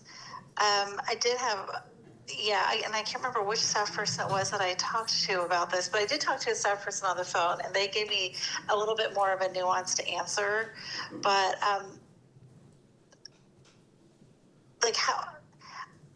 I want to make sure that we are, in the name of hitting the targets on our scorecard, we're not putting in kids in a class that's called an advanced math pathway. That's not helping them. That's a disservice to our students, right? And I see you nodding, so you agree. So maybe a better question is, what are the safeguards that are being put in place to ensure that these numbers are accurate reflections that when a child at, say, one of these orange band schools is in an accelerated math pathway, we are actually going above and beyond and making sure that they have the supports so they are able to master the same curriculum and the same kind of to the same level as students in the green and blue bands. Yes, so you are asking a good and complicated question, and so we also did think about the same things you did, probably because you prompted us to think about them, but it really is, so what we do want to look at in this data is it's the grades, right? What grades are the kids making? What does their performance look like on STAR? And then kind of comparing that, she looks like she can't hear me. And comparing that across all campuses, because we have not done that in the past. So that is something that we discussed as a need for sure for us to look and see how do the grades correlate with how the students are doing. But you asked something else, and I'm forgetting what it was. What are the safeguards? Oh, the safeguards. Danielle, would you like to speak to that? Thank you for that question. I think many of our campuses, I think part of it will be the change in master scheduling at some of our campuses. Having math 70 minutes a day will really lend itself to small group instruction. So really looking at where those gaps are and where students may need additional support, I think is really going to have a huge impact in the future on performance for our students in those classes. I can speak specifically to Sadler Means. This year they did double block, so I did see some of that. They had math every day, so they had opportunity to do exactly what we're hoping to do at many other campuses, is do that small group instruction and have targeted tiered support for students to ensure that they are getting what they need to be successful in that class. Yeah, Trustee Singh, other safeguards include summer learning courses and programs such as our summer bridge camps, and I know that Danielle can speak to that our students at schools are in full attendance today and this week and didn't even want to go to lunch because they were so engaged in the learning that took place in classrooms today. Also, as well, AVID, with the 3 schools that were highlighted as outliers, there's increased a significant amount of participation when it comes to AVID. I know that Betachek has almost 69% of their students enrolled in some type of AVID course and other courses that help to support and make sure that success is encoded and embedded for all students in very systematic ways, in addition to the interventions that are offered. Yeah, and Trustee Singh, one of the things I would offer is, as we can finish the implementation of the first year of the scorecard, there are lots of things that we're learning, and this is, I think, a really important point to make here. We have observed a behavior that has enrolled students into these advanced pathways, and we are collecting information to ensure and understand that we understand whether they were successful. I mean, we understand what persist means, but what does success look like? And so, where we have a significant variance between those that have just been in the class versus those that actually complete successfully, that means that there is something that we have to address within the system. So I don't know that the correlation is strong enough to support kind of one way or another that it's like, because of where we are in implementation of the data and like pulling it and making informed decisions. But it is something that I think we're going to continue to track. And my hope is as the analysis progresses over the summer and as we come back in the fall to present end-of-year data, we'll be able to answer those questions a little bit more definitively. But to me, there's a lot of questions that this raises. And we've been discussing that, honestly, over the last several weeks. Correct, and I would just like to add that Superintendent Segura, that was something that we did talk about this week, so, They have been really investing a lot in math. I don't want my comments to sound like, I do want to give them props and all the outliers. Arthi? Props, I think, my We concern is missed just the very beginning of your comment. fidelity of implementation across, all of our campuses. And so I'm glad to know that you all are thinking about that as well. And Arthi, we missed the very, very beginning of your comment because I wasn't fast enough with the button. Yeah. Okay, sorry. Basically what I said was, I want to congratulate, I do want to give props to Sadler Means and the other campuses that are investing clearly very heavily in, raising expectations for students and providing these opportunities for them. So I didn't want my comment to sound like I was, questioning this, but I am really curious about just overall trends, and I'm glad to hear that the administration is looking at that consistency among campuses, because we know historically that sometimes things can have the same name but look very different when it comes to implementation. I had one other quick question, which was, let's see if I can find it. Sorry. Okay. I cannot find it now. Oh, yeah. I did want to on page 15, at the bottom of page 15, there is a table there that talks about inequitable representation. And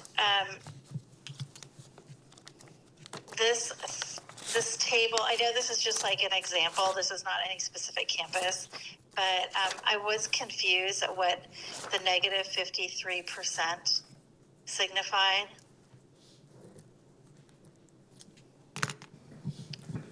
So thank you for that. So when we, okay. So thank you for that question. when we were creating this table and we were working to understand and make meaning of the data, we were comparing a campus's percentage of economically disadvantaged students with the non-economically disadvantaged student group and enrollment in AMP. And so when you see the 86 compared to the 33, the negative 53%, or the delta there, is saying that this group has 53% or 53 percentage points less than the non-ECD group.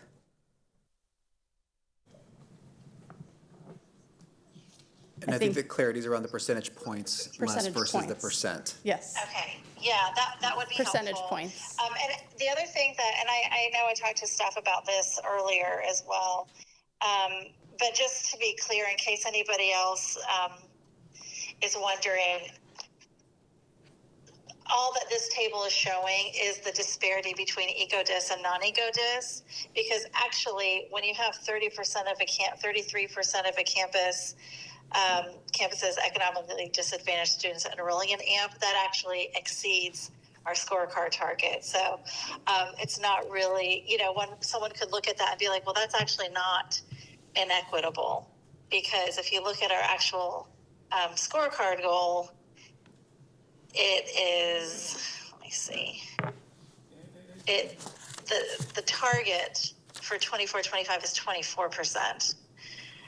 So I think, 33% is actually pretty good. And so I just hope that as, we go forward and looking at numbers, we, if we're going to anchor, we ought to have consistency in how we define what's good or what's progress. So that's just my comment on there, because it took me a while to kind of understand why we were looking at inequity in this way rather than how we just defined it in our actual board-approved scorecard. I think part of that is, this is one of those safeguards, right? So, and so maybe we went above and beyond, or, in a little slightly strange direction, but it was really to try and look at what is the comparison between the students who are non-economically disadvantaged versus the kids who are economically disadvantaged, to see how far apart those numbers were. And so part of it, I think, is a safeguard, or a guardrail. And another thing that I would say is a guardrail, just to kind of go back to why this is here and why we decided to look at it this way. One of the other guardrails, I think, is actually this scorecard goal, right? Because now we are having to, not that we didn't do this before, but because it is a scorecard goal, we do kind of stare at it in 10 million different ways. And again, we've been looking at this since January. So those, I think, as we continue to learn from this scorecard goal, that will help us create the guardrails that you were speaking of.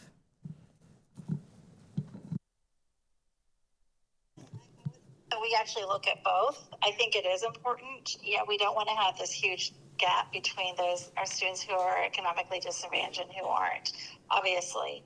But, when you're not comparing it to our goals we actually set, you can actually go in the opposite direction, and you can have parity and only have like 4% of EcoDis and 4% of non-EcoDis kids taking an accelerated math pathway. Is that good?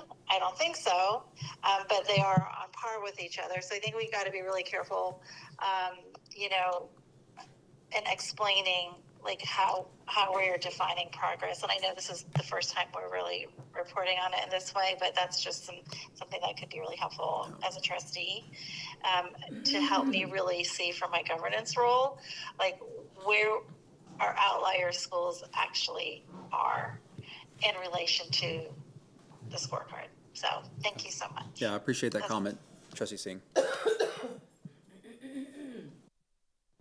Thank you, Trustee Singh. I think Trustee Kaufman had some questions. Yes, please. Can you help me understand what's happening at the elementary school, sixth grades, with the data and with the course offerings?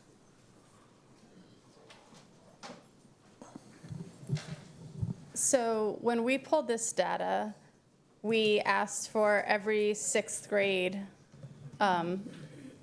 elementary school and middle school. And as you'll see on some of our campuses where we have sixth grade at the elementary school, you see those zeros that come up, and then in some places it doesn't. A lot of this, we are understanding, has to do with the certification to even teach the grade 6 math. Some people are in those positions and they don't have that certification, so there is that staffing issue that is going on there. We know that next year, as many of these sixth grades return to middle schools, there will be that access there. But when we looked through this, we were able to say that's 16 students, and we didn't offer an accelerated math pathway at that campus. So at some of those, so when I look at the sixth grade data, I see some campuses have 0. Some have like 22 totals, like, I don't know, let me give an example of 24 total students in sixth grade, and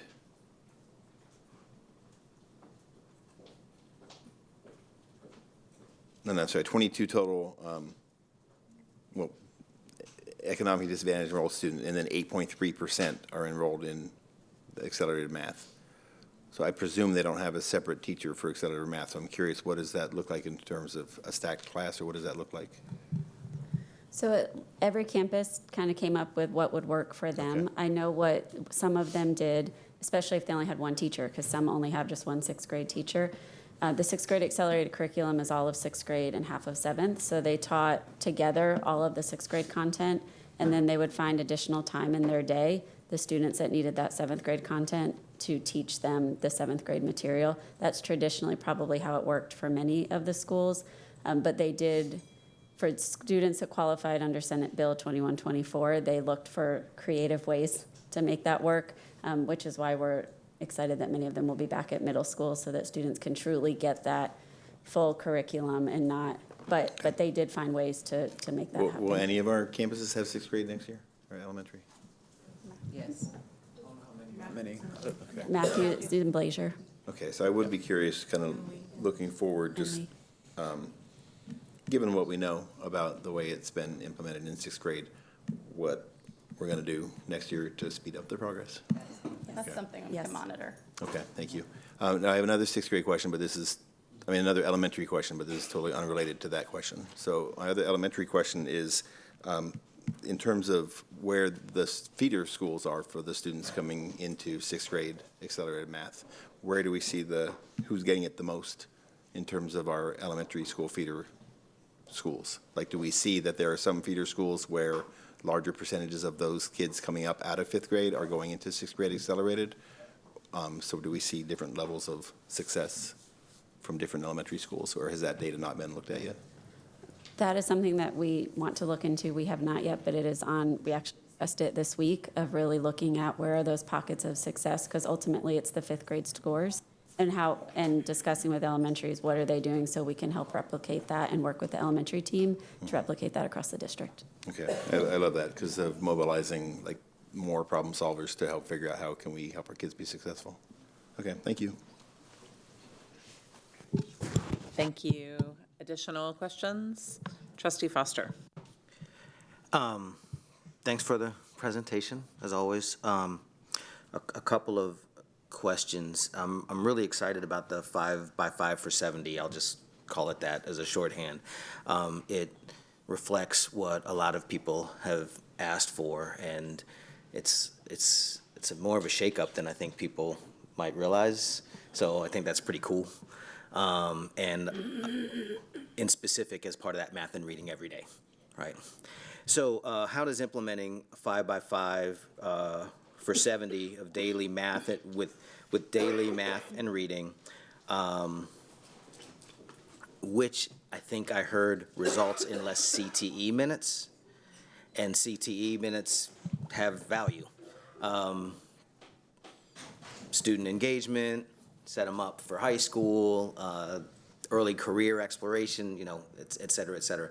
So what are the implications of if I heard correctly, that there's a loss of CTE minutes, what are the implications for students? Yes, sir. Thank you for the question. It's the 90 minutes required for CTEs to get high school credit and for funding. So it is having to forego some of that. However, again, with the analysis done, we're structuring our entire middle school program around somewhere in, I'm just going to say for not enough money to restructure our middle school program.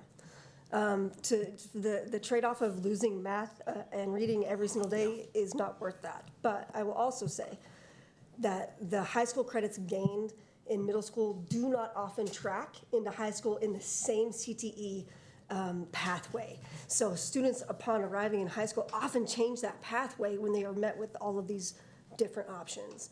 And so it is not to knock on middle school CTE at all. We want those experiences. You can have the experience and not get the high school credit, but I also want to say we have 32 opportunities for credits in high school.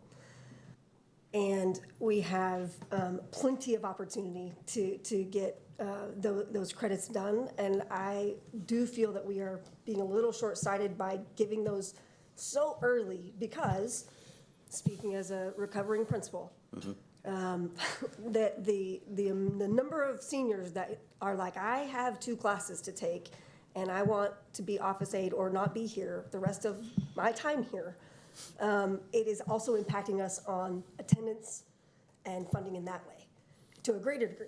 So best bet is to let middle school be middle school to the best we can. And then get them ready for high school. And then there are 32 opportunities, more than enough time to gain those credits for distinguishes. So I think we're going to be fine, and we need to invest in the math and the reading.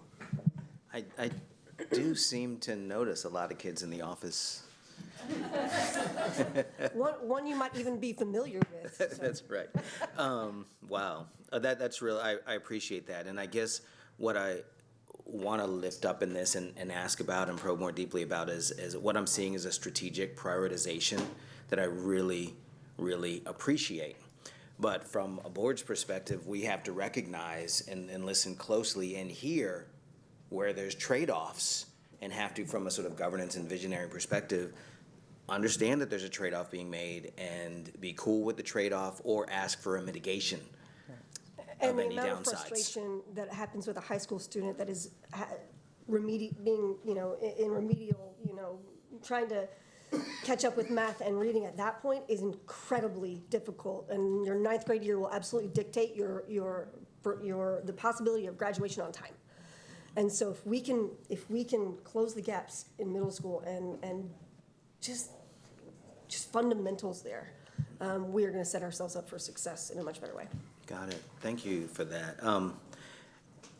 One of the things that you all have started doing, I guess, at the request of Trustee Singh and others, is this outlier, sort of what are the outliers doing? And I am curious I love to see them, and I'm also curious about them with regards to discernment of what is or are like sort of, we've just seen some universal best practices that we can spread everywhere, versus we're seeing something context specific, hyper local, and we don't want to spread it everywhere. So how does this inform strategy? How does what you learn about outliers inform strategy? And maybe are there like 1 or 2 or 3 that okay, we're seeing something here that we have to do everywhere? So I talked about small group a lot, and there is often a tendency in some classrooms to teach whole group the entire time, especially when you have a shortened block of 45 minutes, direct teach, direct teach, direct teach. The trends are telling us that this focus on small group instruction and that every student has access to small group instruction is critical. That we all know if you and I sat down and you taught me something, I'd probably learn it better than if you taught it to the whole auditorium here. And so we know that that's a critical practice that we need to see, but then there's also the strategies that happen within, we heard over and over again tonight, AVID, right? Those are research-based instructional strategies. AVID calls them AVID strategies, but when we think about compare and contrast, when we think about summarizing, when we think about what those are, we still need to see those in the math classroom. So it's both. It's those instructional strategies that we know we need to see every day in every classroom across AISD, but it's these small group. Everybody's entitled to that. No direct teach for 45 minutes, or if you're on this 5x5, 70 minutes. That there's a direct teach, there's some guided practice, and then I'm going to start pulling my groups within there. So those are some critical levers that we know we can pull. It's kind of cool. I guess I'm really digging this idea of looking at outliers, because like what you've just told me, that wasn't like rocket science in a sense. It's like we all kind of know this set of best practices that are out there, but now what's happening is you go and you say, this place, it's going really well, what are they doing? And you see this best practice, but then you're kind of like newly affirmed and noticing or able to assess whether that's happening somewhere else.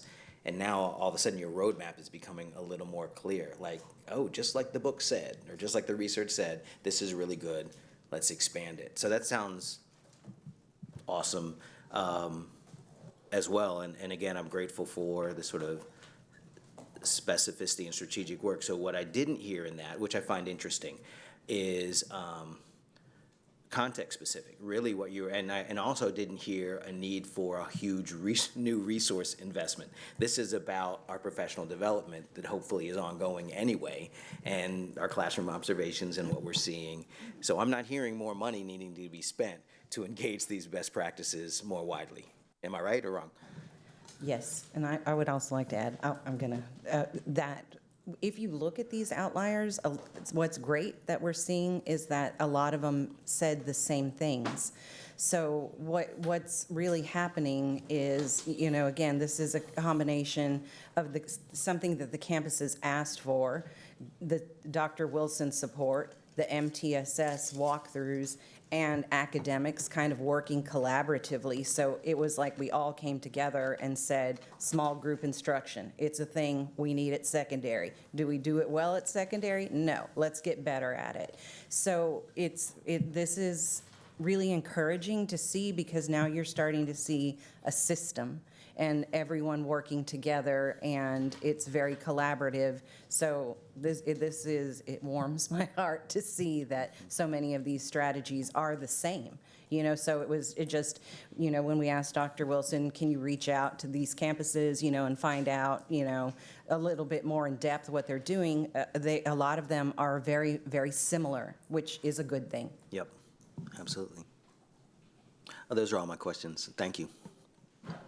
Thank you. Trustee De Urioste. What is happening with the sixth graders that we're hearing that thought they were enrolling for Algebra 1 in sixth grade? I think Dr. Wilson, talking about from the comments in the call? Yeah. So are you speaking about the questions about Keeling Middle School? I guess Dr. Wilson, or both of y'all. Okay. Okay, maybe I misunderstood. Yes. So this is something that we're working through with Dr. Reach. Starting in around February, we realized that that there were students starting out in Algebra 1, and so we just want to make sure that we can prove that the students have gotten instruction in 6th, 7th, and 8th grade TEKS, and find out whether the campus can create an assessment like that, and whether that goes along with our board policies. So we are working with TEA to find out what the next moves are. So we have been working with the campus since February, and we did hear the parents' concerns, and we're working with Dr. Reach through TEA just to see what kind of solutions we can come up with. So I think what I'm hearing, the perception is that this is directly related to SB 2124. I mean, is this related, or is it? It's not directly related. The Senate Bill 2124 is just that districts have to have an advanced math pathway, which we have and had for many years, but also the auto enrollment. What this is related to is having a student go from 5th grade math to Algebra 1. They're missing instruction in 6th, 7th, and 8th grade math. So figuring out what are next steps, because per TEA, students have to have formal instruction unless you would go through an accelerated pathway, and we currently don't have acceleration in elementary. So the only way to accelerate currently is through credit by exam. So working through that to help campuses and make sure we're in compliance, and also making sure students are not missing foundational skills to jump from 5th grade to Algebra 1. So then for those students, I guess with those concerns specifically, would they be moving to the AMP2 road track? So there are several options. There's the credit by exam option. The other thing is they could enroll in AMP2, because if they started Algebra 1 in 6th grade, it would be Algebra 1 in 6th, Geometry in 7th, Algebra 2 in 8th. If they go into AMP2, they can take 6, 7, and 8 in 6th grade, Algebra 1 in 7th grade, and Geometry and Algebra 2 concurrently in 8th grade. So then, if I'm understanding correctly, the issue, because those students take an entrance exam, right, at Keeling, but that's not going to qualify for the credit by exam? Right.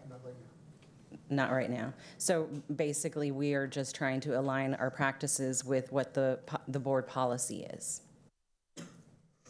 Okay, but I guess. And state policy. Mm-hmm. I understand that piece. I think the communication piece for those families, what I'm understanding is they thought they were enrolling into Algebra 1. And so in lieu of that not being an option, is there a clear default of what happens for those students? Jacob.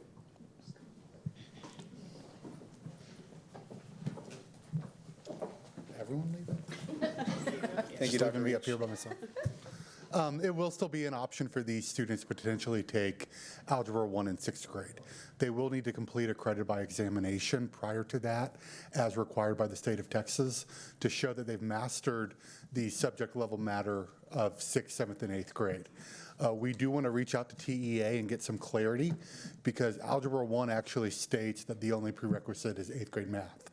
And so, recognizing the situation that we're in with a short turnaround, we are going to make a request of TEA if we can utilize just the 8th grade CBE, which we think would still show mastery of the subjects and provide somewhat of a compromise. But moving forward, we would need to use either the state's approved CBEs or create our own. And long term, we do think that that's probably the best solution, is to create our own using Keeling and some of our other teachers across the district. And then we'll be required under state law to create an audit process that the board will need to approve. And then the board will need to approve a process on how we report out how our own CBEs are going, basically, how many students take it, how many pass and do not pass, and is it a statistically significant grouping? So I think the last piece on that, because some of the comments I've seen is about the short window of time for them to take a credit by examination. There's families that already have plans over the summer. So that's why I was kind of using that word default, is if they don't have an opportunity, or they don't have time to take any further action, would AMP2 be the best path? Or where are we directing those students, and are the families aware of what's available to them in lieu? Yeah, and so certainly have our academic staff answer the first part of your question. I will mention that we will have a testing window 2 weeks before the start of school. This is a normal CBE testing window. We have worked with Mr. Cordell, who oversees system-wide testing, so that he is, one, aware that we may be, typically we don't utilize a lot of CBEs, but we may be requesting a lot, so that his team is ready so that we could proctor those on the campus with Keeling at a time that works well for the Keeling families. So we will have a window. And then I'd ask if Dr. Diaz could respond to the other part of the question. Yes, absolutely. So the other option is, so we are looking into the CBEs and working with TEA, as Dr. Reach stated, but the other way to still get to Algebra 2 is to do the AMP2 pathway, because again, there's nothing in TEA rules that says that you can't take geometry and Algebra 2 concurrently. The gatekeeper is Algebra 1, so you have to have passed Algebra 1 before you could do geometry or Algebra 2, but they can do those concurrently, and it would still wind them up finishing 8th grade with an Algebra 2 pathway. Okay, thank you. Yeah. So I mean, I guess the way I'm understanding this is the issue that we're seeing and receiving the comments on is kind of a temporary issue for the transition to the 100%. new standard. Okay, I just want to make sure that we get the information to those students, since it's just going to be the specific population that's affected, to kind of minimize the issues during that transition. Absolutely, sir. Thank you. Thank you. Any additional questions? Trustee Quintana. I just had a quick question on your comment on outliers at Sadler Means and how they have small group instruction, and just was kind of wondering like the logistics behind that. And I know that not all of our campuses are staffed the way that we want them to be, and so just thinking about how we can have those small group instructions on campuses that on other campuses. Absolutely. So again, that was a collective effort, but by everybody. Basically, we knew that that needed to happen because we know that it works really well in elementary campuses. But it's really the only logistic, about it is that you are going to pull a small group just like you would in elementary while the other kids are working independently. So for that, it was just really some training and working with the campuses on it, because sometimes secondary teachers are reluctant to do those kind of things. It's like, what happens if I take my eyes off, 25 of the kids while I'm working with these 5? So there's no extra cost or anything about that. It's just really training and support in getting people used to that, getting them in the habit of what it's like. Once you've released the students to do independent work, that's when you can look at your exit slips and then pull a small group in and work with those students, immediately right there. And that's where you close gaps, before they even start within the class period. Thank you. Additional questions? Yes. Vice President will. Thank you. So I have a strategy-focused question that deals with what advanced mathematics classes in terms of like high school classes are offered at each middle school currently, and then what is the plan for next year and the strategy behind that? So all of our campuses currently offer up to Algebra 1. Majority, and I can get that list to you, but majority of our campuses offer through geometry. Keeling offers through Algebra 2, and we did have one other campus that I believe is doing geometry and Algebra 2 concurrently, but only 2 campuses that offer up through Algebra 2. Sorry, how many offered geometry I this can year? get that number to you. It's almost all of them. There might be 1 or 2 don't, but I can get that exact number to you. Okay, and then are any of those changing from this year to next year?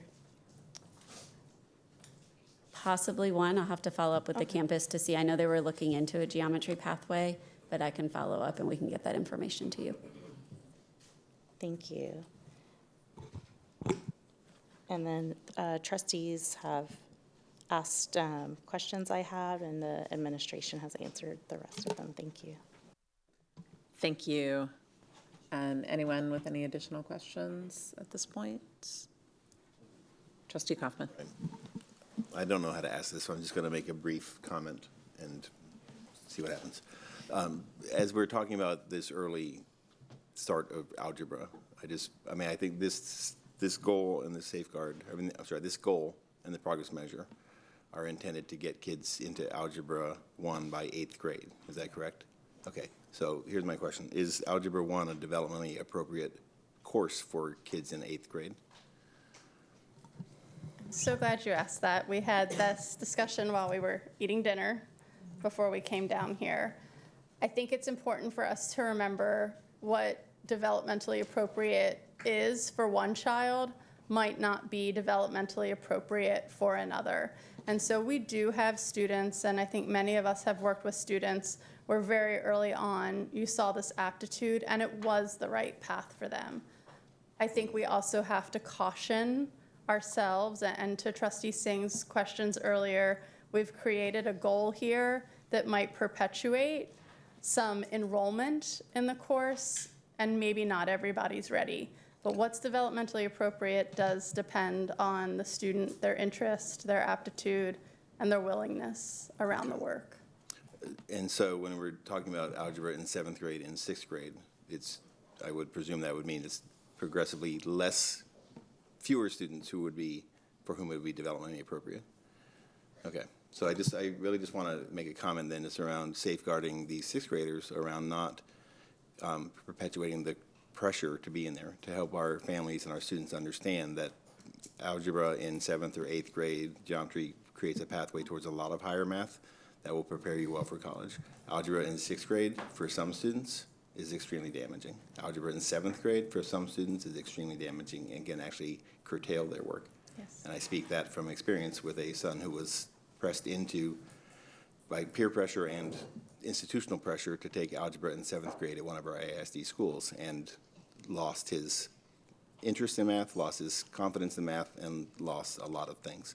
And so I just want us to as we're responding appropriately to all of the parent concerns around their kids getting into that pathway and making sure we're being responsive to what the parents want for their kids, that we're also really putting that educator cap on and saying, is this actually the right choice for that kid before we bend over backwards to get them into the course. Thank you. Thank you for that. I really appreciate this conversation and have a few questions as well. And I've heard so much. I think the finding ways to have daily math and reading and not take away electives. I'm hearing a lot of really letting middle schoolers be middle schoolers, the unintended consequence. I'm hearing a lot. So this has been a really rich conversation. I have a couple of data questions to start, which is really to what degree now that we see SB 2124 in place, to what degree do the numbers we're seeing for total percentages of enrolled this year correlate with what we see on the 5th grade STAR? To what degree are the new numbers we're seeing just really a reflection of that 60th percentile on the 5th grade STAR? Do we have a sense of that? To what degree is this kind of default and to, defaulting in, and to what degree are people making that choice to either opt in or opt out? I don't have that exact answer. We can find that out. We have an increased number, so I do think some of that is definitely due to Senate bill, but we can get with campuses and find out exactly and look at data and find out how many kids maybe didn't qualify but still entered that pathway, so we can definitely get that for you. Okay. I think as we look with the next report for that end of year data, I think it would be really helpful to understand kind of to what degree is it being automatic, to what degree are people either choosing, more students choosing or students not choosing. I think that would be really helpful to see and to understand that correlation, especially because we know that our STAR scores often correlate by economic disadvantage, by race, by other things, and we're seeing very familiar patterns in this data again. So thank you for that. And I have just a mechanical question. I know the answer, but I think it would be helpful to our community. SB 2024 talks about that 60th percentile district-wide, correct? And so how are we navigating that as a district? Are we looking district-wide? Are we looking campus by campus? How are we identifying those students under that law? It's actually identified state. It's 60th percentile state, looking at all the state. Of state, scores. Okay, yes, it's of state, not district. Okay, and so how are we, so we're taking students, some campuses may have a larger percentage of students than others who qualify. Yes. Mm-hmm. Okay, and we're not doing anything to adjust for that or? One thing that we will be working on is that rubric to look for other qualifiers, because we know just one test doesn't tell the whole story. And So so that's that the is one purpose. area where we will, to help identify students that maybe that one test didn't qualify them, but they have the aptitude and the interest. Okay, thank you for that. I appreciate that.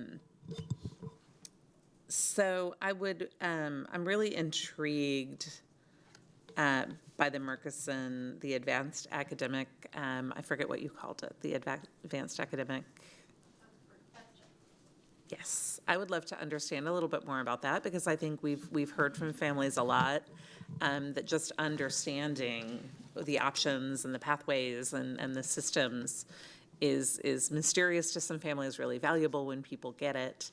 And I'd love to hear a little bit more about what they're doing that's been successful, and how we might learn from that and think about that as a resource that we can help support in other places. That was a very exciting thing to hear. And I know as we're trying to make sure everyone has access to rigorous courses, to advanced academics, if that's the right choice for them, understanding that information piece would be great to learn a little bit more about that. In their advanced celebrations. Can you ask the question again about Murchison, please? Yes, Ms. Petrozzini, I think it was, who mentioned it's the advanced academic at Murchison. Was it Murchison or? So it's Better Check. has Better the Check, Advanced Academics Roadmap. Roadmap, that's it, the advanced academic roadmap at Better Check. Yeah, I'd love to know a little bit more about what that is and how it's supporting families to just fully understand the options their students have and help their students find that right path when advanced academics is part of that. Yeah, so this is just a part of like the school's internal communication system.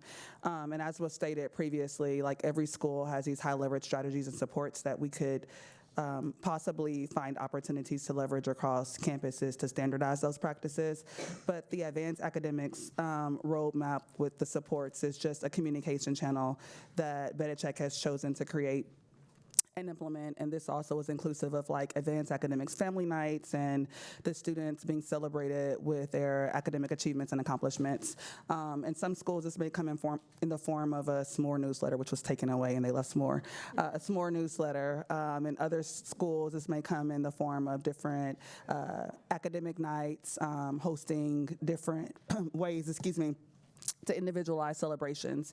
So this is just one thing that's exclusive to BetaCheck. The name is different, but you will see that similarity mirrored across campuses in a different form or fashion. I think we just, the names are exclusive to the school and how they choose to like individualize these unique approaches, but you will see these approaches reflected on every campus in some form or fashion when it comes to celebrating its students and keeping parents and families informed of the work that's going on and the options to explore the different pathways that are provided at the. Thank you.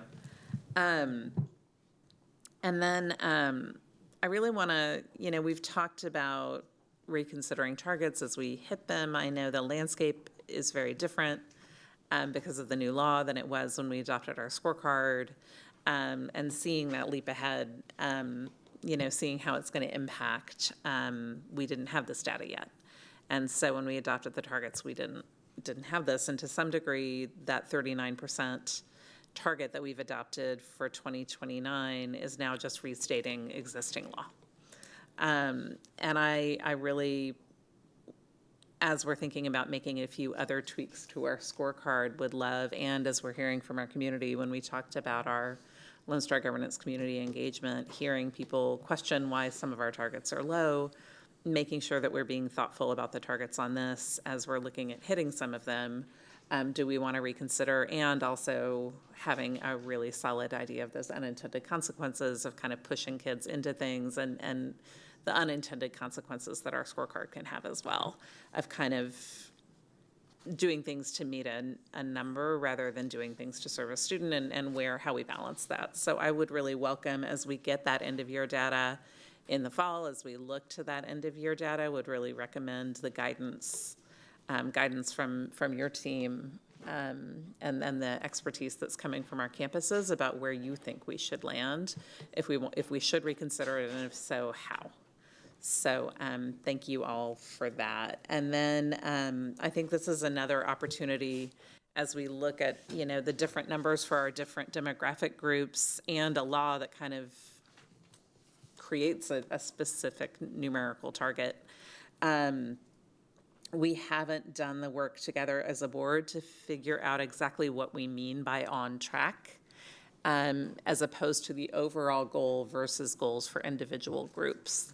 And I think I would really love to work with the administration to find some time. We have some team building time coming up.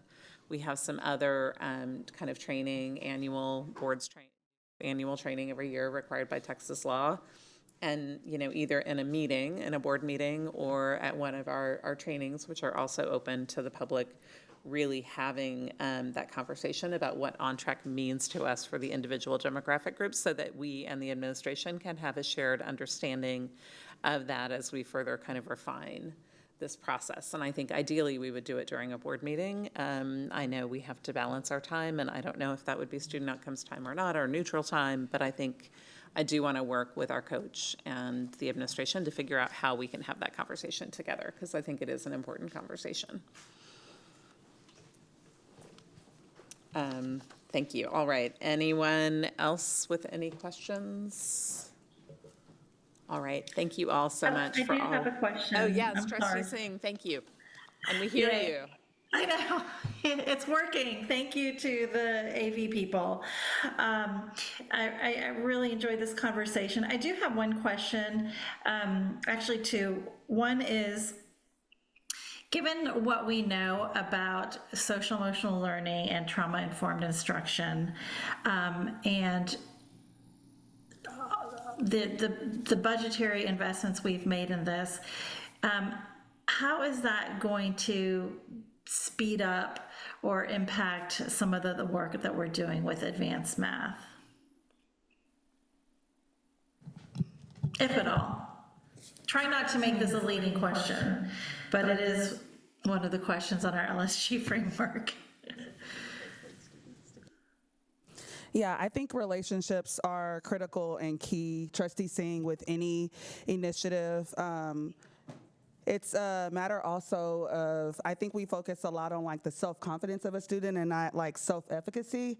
And self-efficacy comes with building relationships with students. Students knowing that they have trusted adults in the building, and then leaning on those trusted adults to be able to encourage them with a productive struggle and not push them past, what they are capable of, but to allow that discomfort in that productive struggle model. A lot of times students are afraid or hesitant to try an advanced pathway or be placed in a rigorous course or classroom setting if they feel like they will be isolated, if risk-taking is not encouraged, and if those around them are not being risk takers as well. So just knowing like the different zones of proximal development, and then being able to scaffold the students to those intended learning points in a way that is appropriate and responsive to their age, and appropriate and responsive to what the intended target is and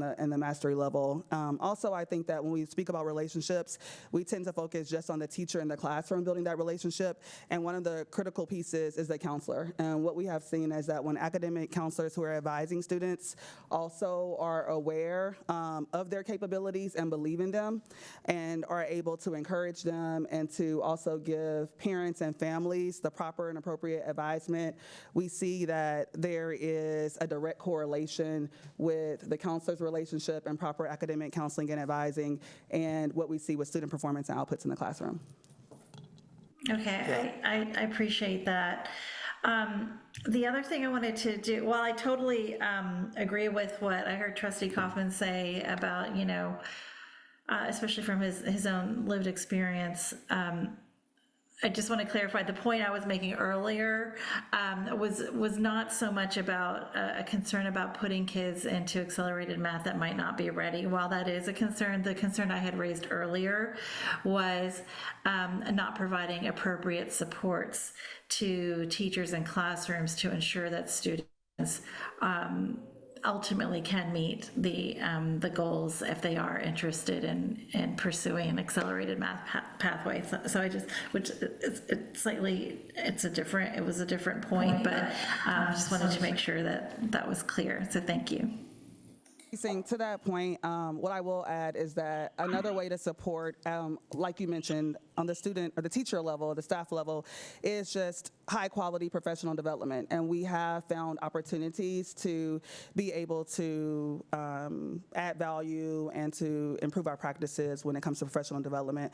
A lot of times when we look at our just-in-time training attendance, we tend to focus on maybe first-year teachers, maybe teachers that are striving in a certain area, but not necessarily on teachers that are teaching advanced classes and courses and pathways. We notice that with those numbers, when you look at attendance and data, we don't necessarily see that group of teachers. We don't necessarily see high numbers in those areas. And then also what we've looked at, and we've talked about it together as secondary academics and school leadership team, is like in our AP classes, seeing how many people are actually aligned to AP Classroom, which is the actual curriculum and pathway that we should be teaching. We have found opportunities for better increased alignment when it comes to like AP Classroom, curriculum, instruction, and teachers being well-versed in that area to be able to support students in these pathways.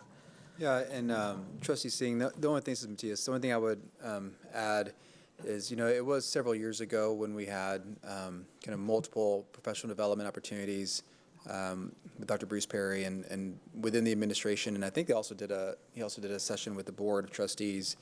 It's been a little bit of time. Certainly those practices and leading into those is something that we believe in, but certainly as we look forward and things stabilize, we'd be open to kind of embracing that and kind of understanding kind of what can be improved upon as we move forward, because it has been a little bit of a while since we had that round. That's probably 3.5 years ago, but it is part of our kind of identity and certainly part of our values for sure. Thank you. Thank you. All right, any further questions, comments? Excellent. Thank you for all of this conversation, for the data, for the focus on supporting students to get to and through this. Really a great conversation. Thank you all. So trustees, now it's time to vote on whether or not we accept this monitoring report. And to clarify what Lone Star governance requires, we are voting to accept this report as a formal acknowledgement that we had a satisfactory conversation with the superintendent and have a deeper understanding about how current reality for students lines up with our vision for them. Does someone have a motion? I move that we accept this report. Thank you. Is there a second? I second. Thank you. Having, trustees, is there any discussion? Having a motion from Secretary Gonzalez, a second by Trustee Quintana to accept the monitoring report. All in favor, please raise your right hand. And the motion passes by all those on the dais. I don't see Trustee Singh voting, so we're 8-0, I believe. Trustee Singh, are you abstaining or voting? I'm abstaining. Okay, perfect. Thank you. Okay, so we're eight in favor, none opposed, one abstaining. Thank you. And thank you, trustees, for the conversation. And I believe we do have the comment lined up from Ms. Batchelder, which did involve advanced math. And so I think we can hear that now. If the people in the control room can go ahead and play that in case we missed it before, we want to be sure that we hear comment from everyone who's taken the time to reach out to us. And then we'll move on to the next section of our agenda. Hi, my name is Rebecca Batchelder. I'm a parent of a rising Keeling sixth grader. I'm calling about Keeling informing me that new TEA guidance is preventing them from offering Algebra 1 to ready sixth graders. And I would like to request that AISD consider figuring out a solution with TEA that allows these students to take Algebra 1 this year while they figure out a longer-term solution for next year that allows them to figure out all of the cascading implications of this decision, or at a very minimum, if they could allow these students this year to just take one single test instead of 3 tests that would be expensive and time-consuming and incredibly stressful for these kids. So I think Keeling has been offering this Algebra 1 program for years to great success. It would be a pity if that got canceled, and I hope that AISD works to find a solution for students this year who are caught in the crosshairs, as well as a long-term sustainable solution for the future. All right, now it is time to move on to our information, reports, and updates. Our first item is an update on the district's TEA required turnaround plans for Dobie, Webb, and Burnett Middle Schools, and we've scheduled 30 minutes for this. And Mr. Segura, can you please introduce the item? Thank you, President Boswell. I'd like to welcome Dr. Amerson, Assistant Superintendent of School Improvement, Brandy Hosick, Chief of Talent Strategy, and Dr. Jacob Reach, Chief of Government Relations and Board Services. And we will provide an update on the 25-26 turnaround plans for Burnett, Dobie, and Webb. Sorry. And before we begin, just to clarify, Dr. Reach, this time is not student outcomes and it's not neutral. This time counts against our student outcomes time. Is that correct? That is correct. It's The public hearing is legally required. The hearing, but this is not legally required. So this, okay, thank you. Just wanted to clarify what these were.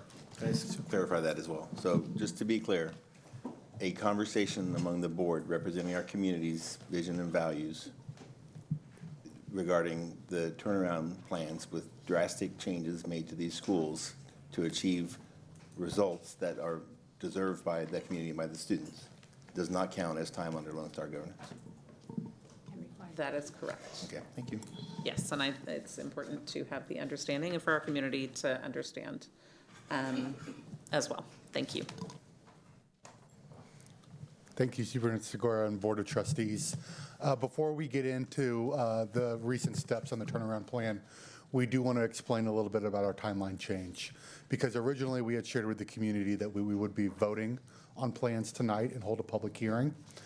We decided to move those plans both to align with the Texas Education Code, which requires that our plan be posted for 30 days, and we posted that on the 25th of May, but also to ensure that we have additional time to both take public feedback, but also adapt that public feedback into our plan.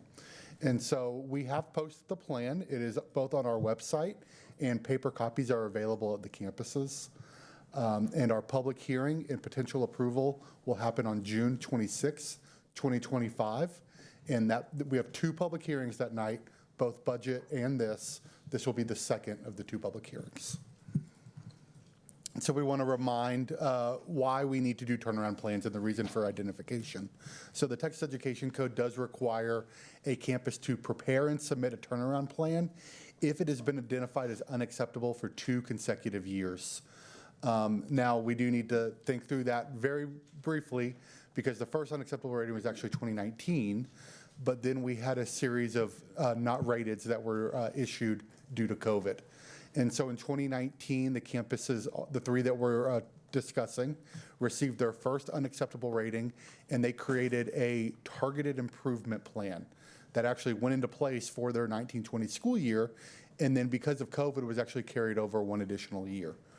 The second unacceptable rating came out in 2023, but was not released until about 2 months ago because of a lawsuit that had temporarily held up accountability ratings for 2023. So the district is required by TEA to submit the turnaround plan for these 3 campuses by June 30th, 2025. I will give one other mention on this, and that's that Dobie was originally identified for federal accountability. These plans right here are based on state accountability. Dobie does not have to do 2 plans. They only have to do 1 to satisfy both. But the state did allow us to move Dobie to be on the same timeline as the other 2, which is why we had originally only been talking about Dobie 4 months ago, and now we're working on all 3. So as a brief summary of a turnaround plan.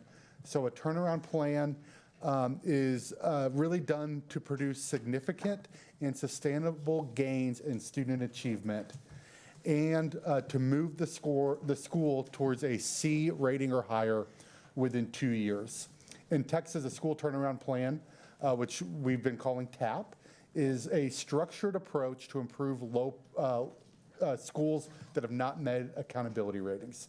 It is designed to address concerns and make substantial improvements in student outcomes, often involving, as TEA describes, restructuring, reforming, or reconstituting a campus. So that is just a summary of our turnaround plan, and now I'd like to turn it over to Dr. Amerson to talk about some of the components of our plan. Thank you. Good evening. President Boswell, trustees, Superintendent Segura, thank you for the opportunity to share the work that we've done thus far. As Dr. Reach stated, we are required to submit turnaround plans for Burnett, Webb, and Dobie. Turnaround plans have 4 key components, and the structure of the plan will be discussed at a high level. For your information, I want to offer you a subset of information so we can understand the structure and what we've done to this point. So the 4 components, the first one is school improvement strategy, the second is stakeholder engagement, the third is milestones and performance management, and the last section is resources. Next slide, please. The school improvement strategy is a core element of the turnaround plan. It's intended to improve student outcomes by enhancing the practices outlined in the Effective Schools Framework. Austin ISD is implementing a district-managed restart plan aligned to the Accelerating Campus Excellence, or ACE, model at the 3 middle schools, Burnett, Webb, and Dobie. The district has proactively developed an 1882 contingency plan, which will be informed by mid-year data to measure whether or not our students have made sufficient progress. The 1882 contingency is a collaboration between the school district and another entity, such as a charter, a nonprofit, or higher education to operate a school campus. If the contingency plan is needed, it will be effective for the school year 26-27. Stakeholder engagement is a continuous and inclusive process that involves gathering input and feedback from our parents, our community members, educators, and other relevant parties. This slide shows some of the engagement opportunities that we have offered to solicit feedback for each of the 3 schools. The feedback has been added to the plan. It's currently in draft form, so revisions are being made regularly. There are more engagement opportunities to come. We do want to continue to solicit the feedback and make revisions as warranted.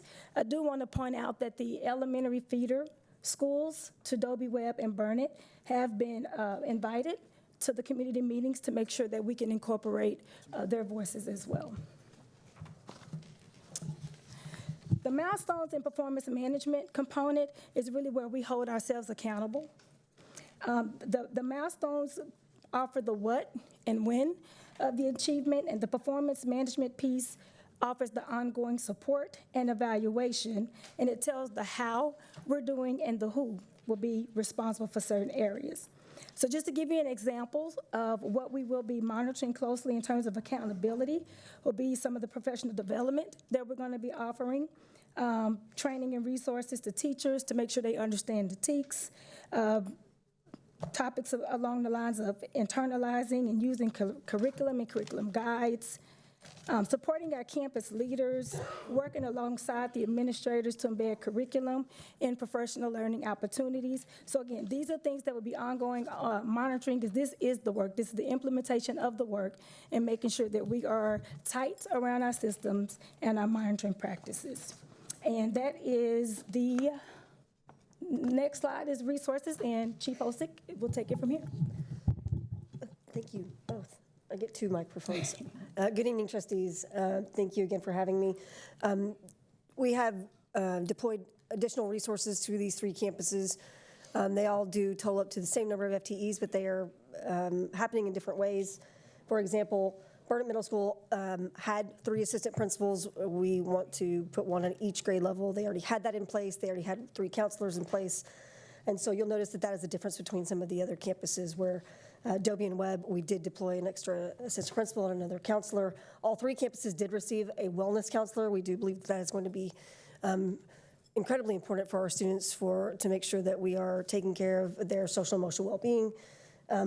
We have also put in place additional teaching units. Those are not specific. We are waiting to see what those master schedules look like, and we will make those fit to the best need of the campus at the time and what that master schedule needs, in addition to additional instructional coaches and content interventionists. So those will be some additional FTEs. We are making tremendous progress. As you know, we had to do a tremendous turnover of the campus to make sure that our employees, our teachers are highly qualified as defined by the state, being that they are highly correlated with not only their appraisal and evaluation score, but also growth for their students. And so right now, we are, for teaching staff, we are across the 3 campuses as a whole at about a 72% fill rate. We have filled all of our counseling positions so far. So we are 100% staffed there, and we are at 75% of administration, and we made even some more progress today. So we are incredibly excited. We are continuing to have weekly screenings and hiring events. And as soon as our principals are onboarded, they will actually take over as the hiring manager for those campuses to be able to fill out the rest of their staff with the people that they choose. And that is it for staffing. Go ahead, Dr. Reach. So I do want to give an update on our technical partner. So we have engaged with a group called Steady State, who has supported multiple districts and campuses across the state with implementing ACE and also with developing what is called a resource school program, and I'll touch on that in just a moment. But Steady State is really working on 5 essential tasks for us. That's to help us plan and design the ACE program overall, provide coaching and support for the school leadership and the district leadership around ACE, support our data analysis and review of the academic and non-academic indicators, both for those that are required from TEA, but also for as we support this program and build out this program. They will also help with quarterly site visits and campus walks, and then they have already been helping extensively with executive material creation and making sure that we have materials that are both aligned with the requirements, but also have a history of being utilized in other districts with good results, and then working with us to adapt it for Austin ISD's needs. So the other task that I wanted to mention is that Steady State will also be supporting us with looking for resource campus support, which is a grant. It's not really a grant from TEA, but it is a process that for schools that are implementing ACE may be able to get additional resources to the campus. Currently there are no middle schools in the entire state. We believe that we could potentially have the first middle schools that will receive this additional resource funding. How much did we say it was? 10% more? Correct. Yeah, so it'll be 10% more than what we currently receive for each of those campuses. So we're really excited about that. And while not official, we do believe that also our partner E3 Alliance is going to be able to help support us with this work, and they are going to be funding the majority of this work with Steady State for us so that we can work towards that resource campus designation. And then the last thing I'd mention is that Steady State will well position us to receive potential LASSO grants from TEA when those come up, because having a technical assistance provider is a requirement. And since we will already have one in place and already demonstrated that we have implemented those different requirements, we should be well positioned to receive LASSO grants for all 3 of these campuses. Turn it back over to Dr. Emerson. This is exciting. We were evaluating the learning opportunities and academic needs of our students, and we created a summer learning experience for the rising 6th graders that will feed into Burnett, Webb, and Dobie, as well as the current 6th, 7th, and 8th graders. We did use data to determine which students we would invite to the summer learning experience. We used STAR data and map growth data. And those are just a few pictures of our students. Next slide. So all 3 of the schools, Burnett, Dobie, and Webb, are at Burnett Middle School for the summer learning experience. We've had 130 students enrolled to promote attendance and participation. There's a phone bank that is active. The administrators and counselors are calling families every day to make sure that students come every day, and there are daily reminders from the office staff to enroll. So it's open enrollment, there's no stop date. The students have 3 major components to their summer learning experience every day. There's restorative practices staff member on site. They have 30 minutes each day for restorative practices and SEO, character strong, if you will, learning lessons. And then academic integration includes math and ELA, and it's embedded in all daily lessons every day. So we are excited about that program. Thank you, Dr. Amerson. And as I wrap up, I did want to just kind of reinforce our commitment to community engagement. And certainly we are in a compressed timeline. It's something that we just have to navigate given the reality of the environment that we're operating in. But it's really, really important that we lean into our school communities and partners around our specific school communities and leverage their lived experiences and knowledge to help kind of reinforce not only the plan but also implementation over the next several years. And so this graphic here just simply shows the structure that we'll be deploying. It does contemplate leveraging existing CACs, but then supplementing with those partners that know the school the best, right? Local to the school. We have, whether it's alumni, preschools in the area, PTA advocates, faith-based partners, all are able to support and join this group tied to each campus. So there will be many of them. This does include our restarts as well as our other schools that are identified as the improvement group. Another thing I want to point out before I move to the final slide is that we will also have a district level committee. There are so many great partners out there in our community that want to support the district as a whole, and we want to kind of manage that relationship instead of having them go to each of our campuses because there's just so much to work through. So we will have a district level committee that is comprised of individuals across the 16 individual CAC pluses. And that'll be the mechanism that we use to partner kind of citywide. And as I finalize, once I close out the presentation on the next slide, just want to kind of bring everybody back to our timeline. There are multiple milestones in here that we've kind of already met and passed. There are several in front of us.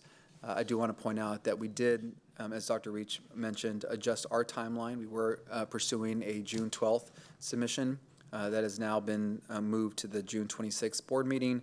That's really in an effort to ensure that we capture as much community feedback along the way and ensure that we are in compliance with all aspects, though there may be opportunities afforded to us given the compressed timeline. And so with that, I will hand it over to our trustees. I know it's an item we don't get a tremendous amount of time for and want to create space for questions. Thank you. Who has a question? Any questions? Important topic? Questions about a question. Okay, Trustee Hunter. Because this time counts against us, and it's super important that we get clarity on all of the parts of the turnaround plan, is there an opportunity for a workshop? Otherwise, I'm just going to ask my questions right now. I think you need to ask your questions Okay, I'm just going to right ask now. questions right now, Ben. There is some concern about the actual physical plans. I know that all 3 of our schools are in a similar situation, but not the same situation. And the concern that we have now is in our paper, or I guess not paper plans, but in our actual plans, it looks like we're doing cut and paste, right? Even though, so just a little bit more detail about that, because I know that if we have this issue here, this issue here, this issue here, we're hoping that the strategy will be similar, maybe not the same, but similar in all 3 places. So if we can help our community and the trustees understand what the administration's goal is with the plans as they stand now. Yeah, I'll start off, Trustee Hunter. We will have 3 distinct plans that are responsive to our communities. As we started this process, providing updates along the way, the first plan did include kind of one that was a framework, a starting point, and since then we've split them up. They're now posted as 3 individuals. As we get feedback, each one will carry on and be refined to the needs of the community. But you're right, there are similarities across the 3 because there are certain constraints we have to operate within to ensure that we have 3 separate plans that are all accepted by the state. And so certainly happy to maybe call out differences amongst the plans to ensure that we are being responsive, but we also have opportunities as we move forward to ensure that tailoring continues on over the next couple weeks. So I would ask the administration to do, well, first let me recognize something. I saw the 3 plans that we have for the schools and that there are differences even there. So thank you that we are actually considering them to be 3 individual situations, similar, not the same, right? The second thing is as we change the plans, I think it would be good for our community, and the administration will have to decide if they feel like it's a good idea to have version 1, version 2, version 3, because it is so in depth and there's so much text. If you're just reading, it might be like, this is the same thing they said last time. But if we have side by side where we can look, and maybe I'm going to go a step further. I always want to over explain and over clarify, say how it's changed. So version 1, version 2, version 3, the differences between version 1 and version 2 are here. What's same, what's different, bullet point. I don't know how y'all want to do it. And then again, to help our community understand. And I'm asking that because I am the trustee that said, listen to the community. And we did listen to the community, right? The option was to close the school. This is how we don't close the school. And I said on that day, wait, don't get excited. It's going to be harder than you think. Well, here we are. It's harder than you think. So, but as we go to help our constituents and our community members kind of follow along with us in the efforts and the changes that we are making. I know everybody's not going to get it, and that's okay. But we want it to be there for people who do want it, and who do want to go say, did they really change something for this school over that school? Yeah. I just want to have it there for them. So Trustee Hunter, that's a great comment. I am someone that truly, honestly believes in version control. So we collected input from community, from our Region 13 partners, from TEA. That submission, that version is live now. Over the next couple of days and into next week, we'll get additional feedback, post another version, and what we can do is consider annotation or a summary document in the kind of a opening page, kind of sharing what's different. That's a great comment, and we will absolutely implement that. Wait, just there's more. Okay. If you grew up in the 80s, you know that. I also, as we are continuing, Dr. Reach mentioned it, and Dr. Amerson mentioned it. One more request, if we can do this, as we are talking to community members, and we're like, hey, this change is based on comments from the community. Can we denote that with a star or something, right? To say, hey, this is not, because I'm just going to tell you what people be saying at their houses, right? They're like, didn't nobody say that? That was from the central office. No, nobody wanted that. So, but let's really just be transparent, because that's what people want. If a community member says something, let's give them, not that person specifically credit, but to say, community members said this, we listened to teachers, we kept hearing this over and over, this is why that change has been made. I know we don't have all the time in the world because we are on a compressed timeline, but where we can do that, I would hope that we could do that. Thank you. Trustee Singh has her hand raised. Hey, y'all. Thank you for these plans. I really was happy to see some of the things in there that I saw around SEL and that type of thing. I did have a question, though.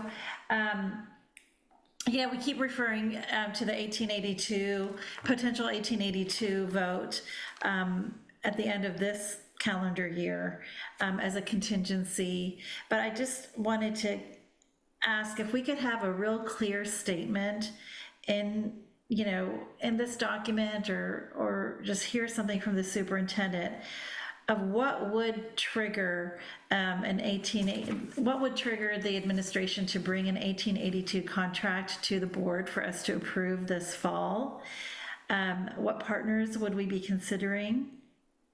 And if we do not approve an 1882 partner this fall for the next school year, and TEA gives an F to any one of these 3 schools, would that trigger a district takeover? Yes, Trustee Singh, I can certainly be responsive to that question. One of the things that we added, I'm actually trying to find it, but it is a bulleted list in the report that identifies the timeline associated with the 1882 contingency associated with each one of these plans. In the documents themselves, what it states is that in August, we'll be releasing a request for proposals to our partners, anybody that would like to pursue it. And we would go through a procurement process, identify partners that are aligned philosophically with AISD. We would be able to communicate a clear scope of work so they understand kind of our expectations around communication, our expectations around family support, and we would receive those proposals later in the fall semester. We would evaluate them and we would identify them for potential partnership. Over the course of the fall semester, as supported by our technical partner, which is laid out in the document, we will be evaluating student growth, and in late November and into December, we will have information to make an informed decision. The one thing I want to be really, really clear about is that there are certain windows of opportunity that the agency has that we are managing towards. I'm going to get the dates wrong because they just changed them, I think, 2 days ago regarding the submission date. But there's a submission date in like a week and a half into December. I think it's the 15th. Maybe it's the 17th, but it's the 15th, and that's the priority window. And this is the window of opportunity where TEA would evaluate and consider a letter of intent to engage in an 1882 partnership.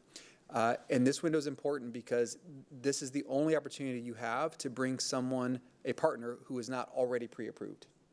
So just to be clear, if there is a partner that we choose to engage with who is not pre-approved by the agency, this would be the window of opportunity. And so you can imagine we would have a fair amount of information through the fall semester, but we certainly could benefit from having more.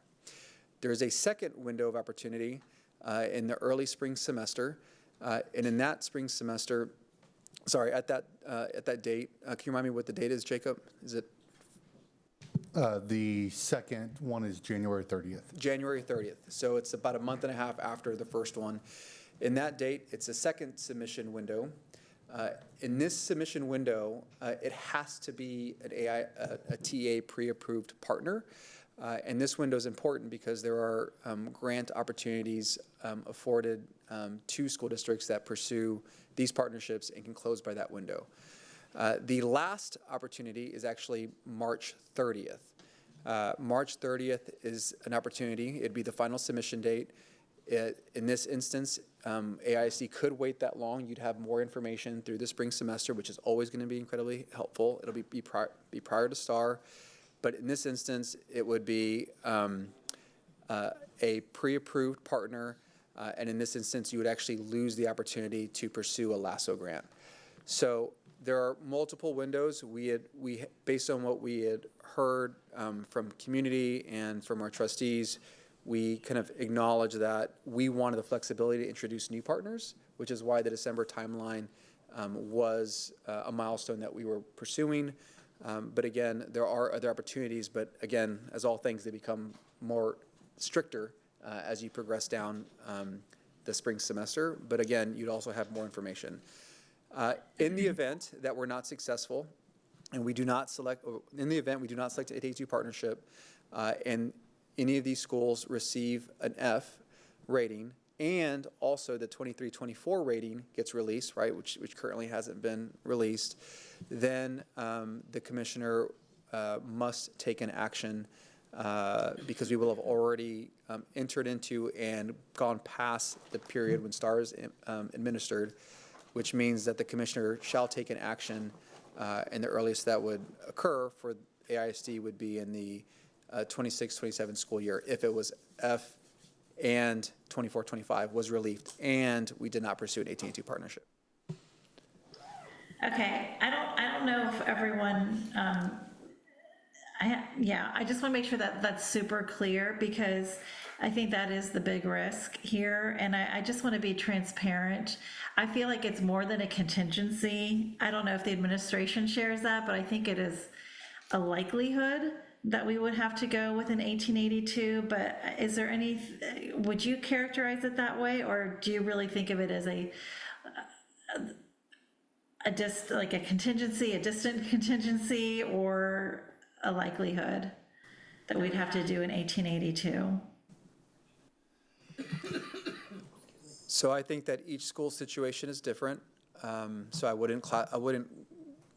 I guess what I would say is, I do believe that we can do the work, 1,000%. I believe that as difficult as this path is, we absolutely can do it. Does that mean that things have to go well for us to be successful? Yes, it does. Which means the hiring process, staffing, making sure our technical partners on board, that we're implementing with fidelity over the fall semester. And so I would caution anyone to say that it's there's more likelihood of something over another. I view it as a contingency. We're going all in. We will have enough information to make an informed decision, and then, we will at that point. Okay, I appreciate that. And I share your belief that I'm glad that we're investing so much. I think the question I have is not whether or not we're going to make progress, because I'm 100% certain we will make progress. It's really the risk factor of a district takeover. And we'd have to make that decision on an 1882 before we even get our STAR scores back for the 25-26 school year. So we're gonna have to, so that's kind of like the thing that's the big question for me, but I appreciate the work on this. So thank you. And I'm excited about I'm excited about all the investments, and the attention that we're getting into this, and appreciate the community speaking up about their concerns as well. Thank you. Thank you. Additional questions? Trustee Quintana. Thank you. As I look at this presentation over, I know there's a lot that has to go into these slides, and I know it's a lot of information and content. But if I'm looking at it from the point of view of our community, or from the point of view of a parent or a teacher at one of these three campuses, I'm not sure a lot of my questions are being answered. I think a lot of these points are, they're a summary, right, of what we have to do. And then they are kind of vague. I think the summer learning slides are like an excellent representation of what I would love to see for the proposal whenever 2 weeks from now, that you have these like really clear metrics and ideas and action items that you're doing, right? That you have 130 kids and you're calling the families, and you're having a 30-minute of this. And I think that makes me feel confident in your ability to deliver when it comes to the turnaround plans, especially because this is going to be a self-managed turnaround. I think that is really important, that our community trusts that we can go beyond the high points and the ideas of things and really break it down. And so I really appreciate these two slides. I think that they really embody personally what I would love to see for our proposal.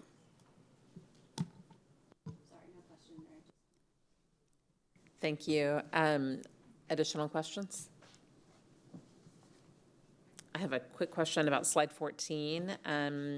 We heard a lot of comments tonight about the way the community feels engaged and does not feel engaged. And I know one of the things I heard was for a more formal system of engagement with teams and partnership as contemplated in some parts of the code for certain actions. And I'm wondering what the timeline on this is. Summer is a hard time to engage people, but we know who's been on our CACs. We know who's showing up. We do have time between now and the 26th. And kind of what is the timeline on this? And also, are these groups that go beyond the CAC meetings? Because CAC meetings are pretty prescriptive and structured. They exist because there's certain things schools have to do, but it doesn't leave a lot of room for the kind of deep, authentic engagement kind of beyond the academic plan that people, that help make these things successful. Yeah, and Trustee Boswell, President Boswell, appreciate the question. And we're not envisioning that we're just going to swell the CACs with the idea is to take those individuals who we know are committed and already tied to the school and then build off it. So we have the flexibility to have more frequent engagements with this group. We have the ability to make adjustments and add as appropriate without having to go through a pretty traditional, standard process across all of our entire district. So I think because we're doing it that way, it gives us immense flexibility. As far as timeline, we are kind of going through and I would say operationalizing the idea. We've had meetings, and there was a meeting today. So our goal is to launch before we go into July 4th break. And also it's important to note that CACs tend to wind down at the end of the school year and then get built up, typically with guidance from our principals and other staff. So you're right, we're kind of in this weird spot, but we do want to get it out. We want to begin to get interest. We certainly know that there are partners that are tied to these schools that can show interest. We can begin to engage them, get them up to speed before perhaps we even have the first meeting for that specific school, whatever school may be. So that's how we're approaching it. Certainly open to ideas. And the other thing I'll say is this time that we have between June 12th and June 26th does give us more opportunity to kind of launch. We are having meetings this coming week with partners. I'm doubling back. I have received just some ideas, from different partners about how we can improve engagement. So I've taken that to the team. So I think we've got some opportunities over the next couple of weeks to get it right before we go into July 4th, the July break. But we are operationalizing it and going to move it to scale. So our hope is that by June 26th, you'll see action on these items, these specific groups. But I need to, kind of double back and see exactly what kind of happened today after the direction I gave. Okay, thank you. And then between now and the 26th, I'm hearing you don't expect any kind of formal group, but how can the people on our campuses in those communities who know those communities well, who support those communities, live in those communities, or have chosen to be part of those campus communities as staff, families, students, be part of helping to shape what we eventually you will bring to us as a recommendation for a vote? Yeah, so one of the things that I just alluded to was a smaller meeting that's going to take place with, I would say, stakeholders in the community, each of these three communities. From that, one of the things that the team and I will discuss is, okay, so now that we have this feedback, given where we are, what does the next opportunity look like, and what does it need to be? We've had engagement. I want to be really clear. We have been on campus. We've done a lot. We think there's certainly opportunities for better and improved, but I really want to make sure that it can be accomplished in a timeline that we have. And so we have a 3-day week next week and then a 5-day week the following week. So we're going pretty quick, and I'm hopeful that the meeting that I have on Tuesday will help inform the next meeting, and we can set those up even prior to that. But that's how it's going to be. It's, we've been getting input, we've been refining, we've been updating. Now it's kind of coming back out to the community and saying, okay, this is where we are. Please provide more feedback, and then we'll come back with a final. I will tell you that the June 12th to June 26th does help. And just for kind of full circle of continuity purposes, at one point it was April 29th for one of the schools. So it's been a journey for sure. All right, any additional questions before we move on? Trustee DeOrioste. Just a real quick one. My understanding from the April guidance from TEA, they referred to that they would release later guidance about the targeted improvement plans. And I'm just wondering if we're anticipating that affecting our actual turnaround plans. I know that's one of the things the community had been asking about. And are we expecting further guidance to come at some point? Yeah, so these campuses have already done their targeted improvement plans. Those were done following the 2019 rating. Our new campuses will have to implement targeted improvement plans, and TEA has given guidance that information will come in August. Okay, so that shouldn't affect any of these three, no. plans. No, Okay. sir. And Trustee Del Rioste, I think it's important to note that, we are getting feedback, not only through Region 13, but directly from TEA. And so that we're always mindful of any adjustments or kind of thoughts that they feel should be considered, so that we are in alignment. We never want to go too far and them say something that we don't understand, or us do something that they know is not going to be accepted. So I just want everybody to know that it's important that we just continue to get updates with them and prod them for, clarifications when we need them, and we have. And so it's a little bit unique, but we are staying in close contact to make sure we're in alignment. Okay, thank you. All right, thank you all. We good? All right, thank you all for the presentation, the information, and the work. Really appreciate it very much. Okay, next up is an update of our school consolidation process. We've scheduled 30 minutes. Another extremely important conversation for our community, our budget, our work to support student outcomes, and another one that does not count for student outcomes minutes and will count against our 50% in that sense. So I'd love to make sure we're balancing the presentation and the questions to leave time to ask what we need. So I look forward to the presentation. Thank you. And Mr. Segura, do you have anything to add? Well, I'd like to introduce the team, President Boswell. I'd like to introduce Christine Steenport, Chief Operations Officer, and Dr. Rachel French, Director of Planning, and our project manager to join us.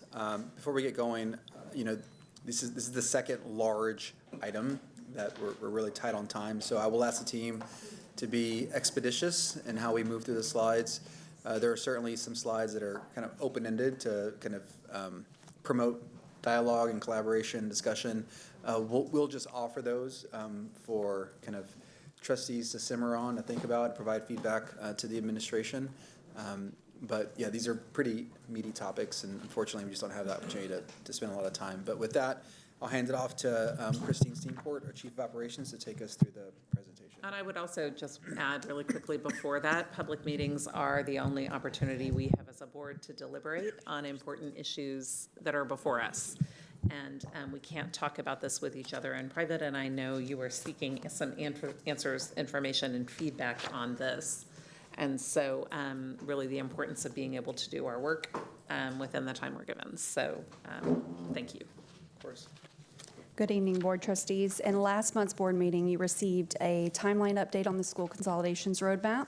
Tonight, we'll be providing an update on the tool development and engagement so far. Trustees, thank you for sharing your priorities and values from last month's exercise. We've taken all of these, grouped them together to get the themes and the top values and priorities. We've heard acknowledge history and ensure burden of consolidation spread as equitably as possible. Ensure decisions support long-term efficiency and realistic cost savings. Consider programming. How can we maintain and even improve what is offered? Be empathetic and thorough in our transition planning for staff and families. Avoid TEA takeover. Align feeder patterns and vertical teams. We also noticed that you had hopes for this process as we began this journey and work. And those are, this should be comprehensive, transparent, systems approach that does not bow to privilege. This will be disruptive. We can do hard things if we provide the proper support. Be future-focused, acknowledge the past, and work together for a better, stronger Austin ISD. Oops, excuse me. You've seen this before. This is our roadmap and our timeline. We're nearing the end of the data collection and creation phase, and we have begun creating the first part of the tool, the data rubric, which we will dive a bit deeper later into this presentation. Here's the slide showing of what the school consolidations process will consider. As we know, we're going to be considering transfer policy review, program realignment, possibly facility repurposing, boundary changes, and of course, school closures, as consolidations mean the one or more campuses merging together. You've seen this slide before and aligns with Ms. Montgomery's finance slides. Our goal and ideal state is a stabilized budget and well-resourced school. Our current vision for this tool, and this is what we call the one tool with two parts. Our current vision for the tool consists of two parts, of course. The first part will involve a data rubric meant to highlight inefficiencies in our buildings and measure how our schools align with the board and community values and priorities. So this is that comprehensive approach.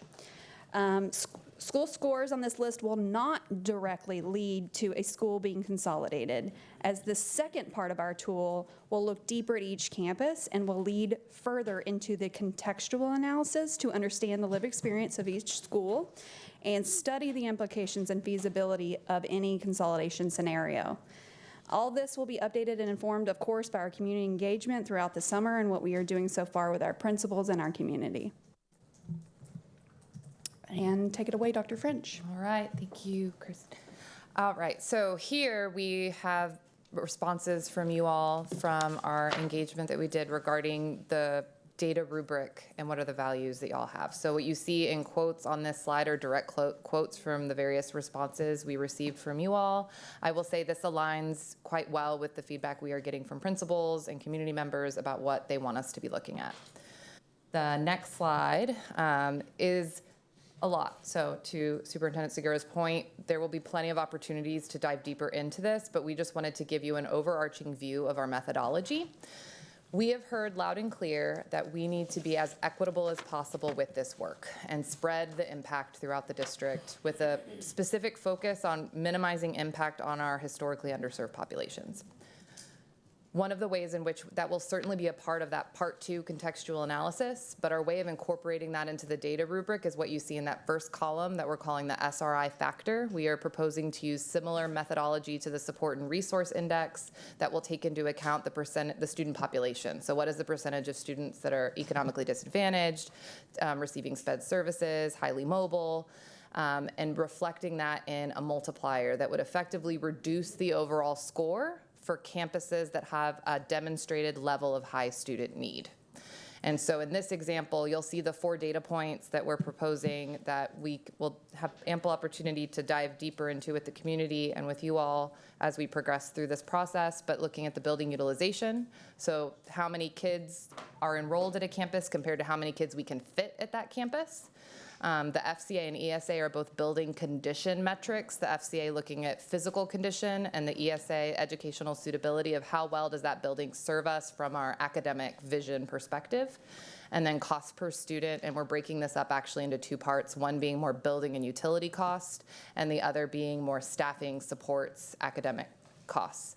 So in this example, you get a score of a 10, but you're demonstrating high student need, which would be that multiplier of 0.7, so your score is therefore reduced down to 7. And if you click forward, this is just highlighting again these 2 chunks of data that we're looking at, the demographic data and the building operations data. And one thing you'll notice that was on the previous slide but was not in the rubric is accountability. So one of the things that we are discussing is how to account for accountability ratings for each campus, and we'll be seeking feedback on how we layer that into our decision making. We're going to now take you through decision-making scenarios that we've been discussing internally as a team, as well as talking with our principals, and this will also be the main topic of conversations for the next round of open houses on June 24th and 25th. And so this first one is really looking at how we handle over-enrollment. So under-enrollment, I think, is what a lot of people first think of when they think of this process, but we are including over-enrollment as a metric in our tool. So it's important just to reiterate what this score will be. I know Chief Steenport alluded to this, but I just want to really reiterate that the list that will come out of this first part of the tool is not a list that would lead to closures. It is a list that shows us which campuses demonstrate misalignment with their facilities and the populations and programs they serve. We need to look into them further and use one of the levers of that very first consolidation slide to better support those students. And so over-enrollment will be one of those indicators that we are looking at, but we also, and so these are showing you kind of 2 different ways we could think about it. Do we support these over-enrolled campuses, have more portables? We know those are expensive. It also conflicts with the recommendations from the long-range plan. Also, how over-enrolled are we willing to be? So you'll see as we move through the rubric and over the summer, we're proposing different ranges, but we also need to verify that and work with our principals to make sure that aligns with y'all's goals and their goals. We could also relieve these overcrowded campuses through boundary changes, and that is helpful if it's actually due to population, so the actual students that live there, but we might have to look at transfer caps or other opportunities if it's higher due to high transfer in rates. And just to tone in, programs are not tied to buildings. Part of this effort is going to consider relocating programs to help alleviate some of the crowding issues, or just be as something we consider as we move through the consolidations process. Transfers are linked to enrollments. You'll see these are kind of all linked in some degree, but do we look at high transfer in data? Does that mean we should avoid consolidating? There's a beloved program here, but then we also need to look at, are there campuses nearby that maybe have high transfer out rates, and what is that telling us about this situation? Or does higher transfer in mean we should prioritize consolidating because it's not a neighborhood school, and again, programs can move to a different building. Some of the conversations we're having with principals is we would probably need to define what a neighborhood school means to Austin ISD to really be able to put a value proposition on that metric. And also looking at transfer out data to identify campus supports. Our final decision-making scenario is really looking at kind of the scale of this effort. So are we only considering boundary changes when it's related to a building closing, or are we going to use this opportunity to clean up feeder patterns across the district? That was a value that y'all posed. It is a value that we're hearing from principals, and we hear from the community that they don't want to have to go through disruptive processes multiple times. But it's also a lot to take on at one point in time. So it's something that we need to discuss as part of this process of how much do we do now? We kind of, I think it's clear that we need to reevaluate all of it, but when is the big question. Now we're just going to highlight, there's been lots of, since we've had our info sessions, just repetitive questions that we wanted to answer in a public forum. We're also updating our FAQ regularly. So one being, how many schools are we closing and how much will we save? I unfortunately do not have a direct answer to this question today, but we are actively working on that, and part of that effort is defining what is a well-resourced campus. So we heard reference to the baseline programming discussions in the long-range plan. That is part of this and defining it here. And if we have 3 tiers of scope of what is a well-resourced school related to good, better, best, we can also link that to how much money we need to make that happen and redistribute funds. And so we hear loud and clear the questions about savings, and we are actively working on that now. How will the 2022 bond timeline be considered? Right now, we are not pausing. Everything is progressing as planned regarding bond projects. And we are, I guess real quick on that one, we are also considering the anticipated bond work in those metrics. So if we're looking at facility condition and it was poorly rated when we did the 21 ratings, but it's getting a modernized campus, that we are altering that data point to reflect the anticipated bond work. Next slide. All right, so how will consolidations impact programming? So maximizing consistency and program access is a large part of the contextual side of our decision making. So I know I've alluded to programs moving. It seems like principals have appetite for it, but we've heard loud and clear that it needs to be geographically proximate. So thinking of that in mind if we were to make any moves. And again, that is not definitely going to happen, but it is of course something that we are going to consider. We've also gotten mixed feedback about the survey, and so we wanted to say that the survey is intentionally high level. It is also just meant to be one starting point. So the data from that survey is really going to guide our contextual analysis work. What are the other questions we need to answer? It also highlights what is maybe unclear to our community that we need to incorporate more education on as we move through this process. There will be more opportunities for qualitative responses as well. We've heard that feedback that people don't want to just answer A through E question. They want to actually be able to let their voice be heard. So we'll make sure that there are opportunities for that in the future.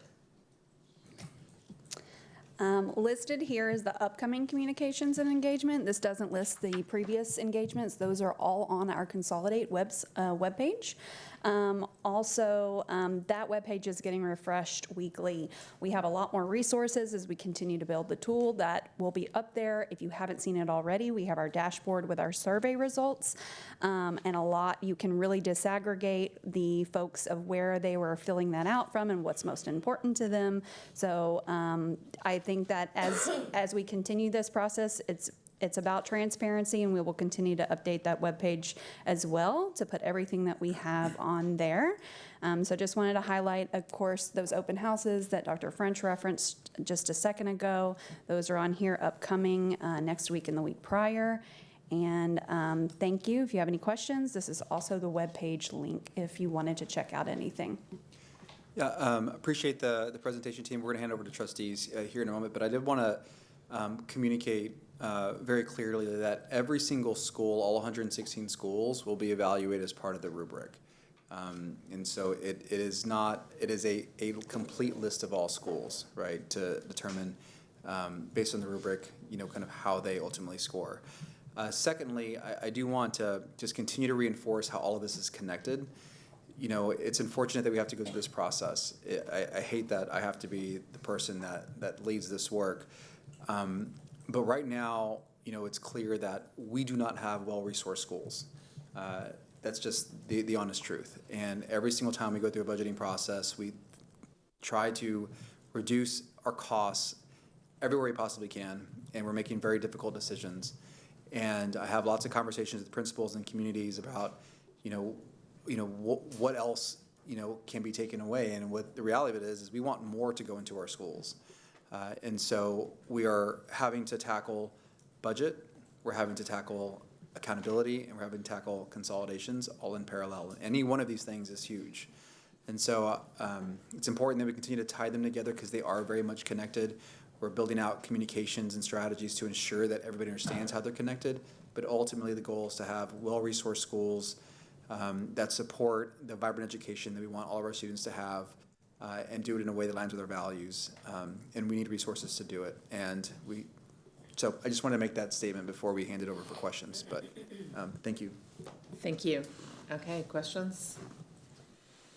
Trustee Singh, are you with us? Do you have a question? All right, Trustee Whitley-Chu. I want to take this time to give some feedback and to really, talk about what we need to do going forward to get this to be the best work for our community. I don't think, anyone is super excited about hearing about like this tool or the surveys. What families need and what we need from families is to know what they want for their kids in a school. So actual families that will be going to those schools, having their baseline priorities ranked. Like, what is the most important thing for you in a school? What do you like about your school? And doing this from an asset-based approach. And this is going to be, let's look at that and see, okay, how many schools can we afford to fund and get what we want? Because that line is going to move based on that. So like, how many schools can we have to have everyone getting the best outcome? Because right now, everyone could get more. If we do this together and do it right, every single kid can get more than what they're getting. If we do this and we leave current transfer policies in place, no matter what we do, people are going to move again when we have, even if it's like an A school, B school, people are moving to the B school, and it's just going to move things around further, and we're going to be not even redoing this because right now I think we just have to level set with everyone so we all have the same information about that we are in like a financial emergency and we're in a high takeover risk emergency. We have at least like 37 schools that have a countdown to one of those schools not getting where TEA put the mark and a whole district getting taken over. So we can't continue to operate super economically segregated schools. And we have to level set about that. And families, have to understand, I realize I got to go to a diverse school, and I know I got an excellent education and had a great experience. Most people in this country don't get to go to a diverse school, so they don't know the benefits of getting to do that. And so I think that's where we need to educate our community, that the research is there, that it benefits all kids. And working together, this has to come from them, not saying, oh, we put everything you put into, and here's the output. I think that could be like an interesting data point that we're using, but that can't be where the decisions are coming from. And we have a really, really narrow window to get this right, because it's go big or go and let TEA decide what they're gonna do with us. And that's it. Thank you. Trustee Hunter. I don't have any questions, but I do want to have some reality for us all. Been here, done that with school closures, okay? That's the first thing. The second thing is that if you want to see who people really are, you can find out two different ways. Let somebody die, okay? Or start closing schools. And people will show you who they really, really are. People fight. They don't come at it from the perspective of what is best for the whole. It's about me and mine. And I bought my house here so I could go there, right? So Ms. Hunter gets a little frustrated when people want to talk about segregation. You moved. That's how it happened. Hello? We didn't segregate schools. You moved. Whomever you might be, you put yourself in that category, right? And thirdly, I just want to say, so that we can get this record, because I've said it back there and I'm going to say it out here so you can hear. Proximity to whiteness does not mean a better education for black children. Please understand that. When we had our own schools, because we could not be part of the whole, look at Anderson. What did we crank out at that school? We didn't have a gap until we had integration. Am I saying that integration is bad? No. But what I'm saying is that we have not allowed the people who can do best, and the state tried to have a bill not to hire teachers that look like the kids. That's crazy. I'm glad that failed. But that's what we're dealing with right here. If you want integration, stop moving. That's the first thing. There's a line in my neighborhood, or near my neighborhood, it's his district. Half of it goes to McCallum, half of it goes to Northeast. This side, I always trying to figure out how they cannot go to Northeast. My kid got a pristine education at Reagan/Northeast, right? I love that right now at Sadler Means, that school is not what TEA has given it the grade, but families are choosing to go there. People who live in your district are choosing to go to Sadler Means because they saw for themselves. So that's the first thing. Go and see for yourself. Don't be worrying about what TEA is putting on their ABCDF. And I know my time is running. I'm going to stop preaching. Moving on. The next thing is, the reality is that even if you turn the light off in the room, your light bill going to be cheaper. Just a fact. President Obama told us to unplug the toaster, unplug the computer, because it's going to save on electricity. I know that closing schools is not going to net us a big chunk of money, but it will save us some. And when you're in the predicament that we in, a little bit will do you. That's just a fact. So it might not get what we need, and we have to sit and decide as a body what we're willing to, what we can withstand as a whole. Our community is going to have to decide what we can withstand as a whole. And finally, as we are moving through this process, really do some internal looking. How much, if I have to move a block, will that impact me? Because for the last, I don't know, how long has the school district been open? 100 and what? Almost 150 years. 150 years. For half of that, we couldn't even go to the same schools. And then when it came time to mix, what happened? We moved south. I lived on Luna. That's right off 12th Street. They wanted me to go to school in South Austin. But you will know that I went to elementary school at Pease because I have a parent who said, no, I'm not, no. She gets sick, who gonna pick her up? We have to think outside of ourselves, and I know that it's so hard when there's so little. But I'm asking our community, and I'm already working with some really awesome people at Lamar who are thinking beyond, but we have to think beyond ourselves. And if I don't have to move and I can stay where I am, what can I do for those who do have to move? That's the kind of attitude we have to have. This will not work. Because we could have done like the other school districts, just give you a list of 18 schools and say, this is happening, sorry.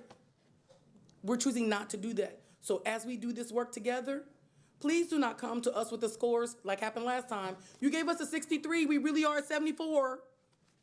We don't have time for that.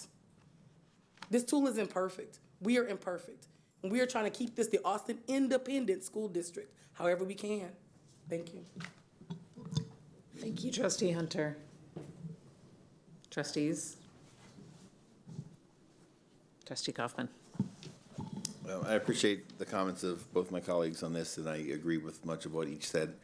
I will say that I think 90% of this battle is going to be appearance and communication and what things look like. And so I want to commend the work that our team is doing on this, but I'm going to ask you that when we present around this information that we not have just operations people visible, but we have academics people visible also.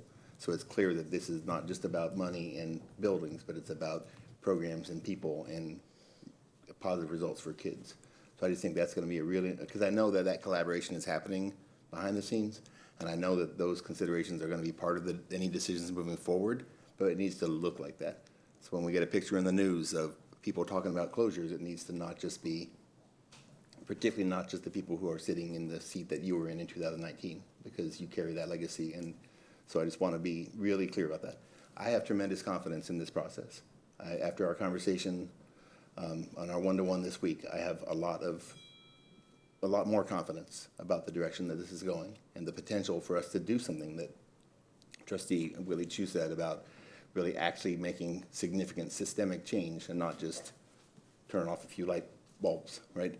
I think we can do both. I'm still skeptical about the big picture around the level of savings and whether it's worth it.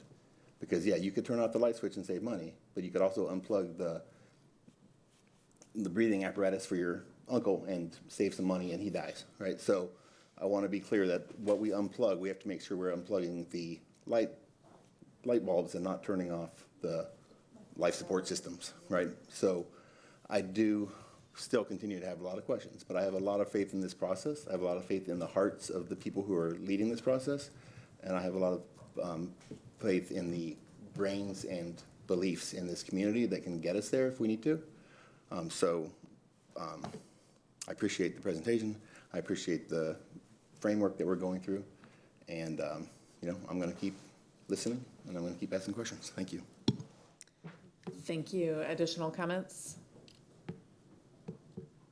All right, I just have one quick thing. I know we had told our community that the data tool was going to be a very important piece of this, that we wanted their feedback. We know there's been some frustration with the survey, understanding that it was high level, but also understanding that it's really hard to engage with our communities in the summer.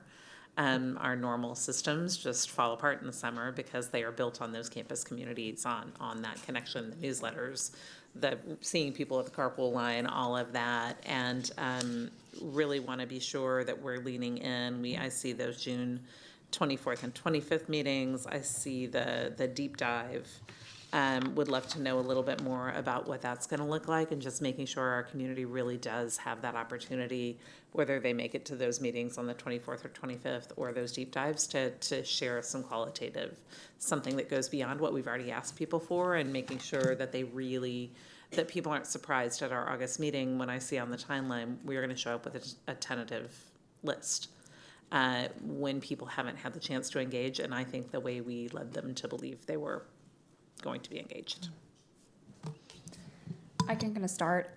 So what those are kind of looking like, and we're still looking into what we think and what we have been hearing of people saying, okay, first off, really say, here's where we at, give them all the background story of what we've done so far. And then we're really thinking about breakout groups specifically around those topics that Dr. French was speaking about over-enrollment, transfers, et cetera, and really work through those and understand maybe some ideas from the community of what they have to be able to work in our rubric or our contextual analysis so that we can work through that part. I don't know, Dr. French, if you have any other ideas for that. Yeah, so the open houses in June is exactly that. It'll be a conversation in smaller groups, facilitated, and a lot of listening, and being able to make those better decisions in part two. For the data rubric, that is really hard to explain to the community in an info session where that's not the best means to get meaningful feedback.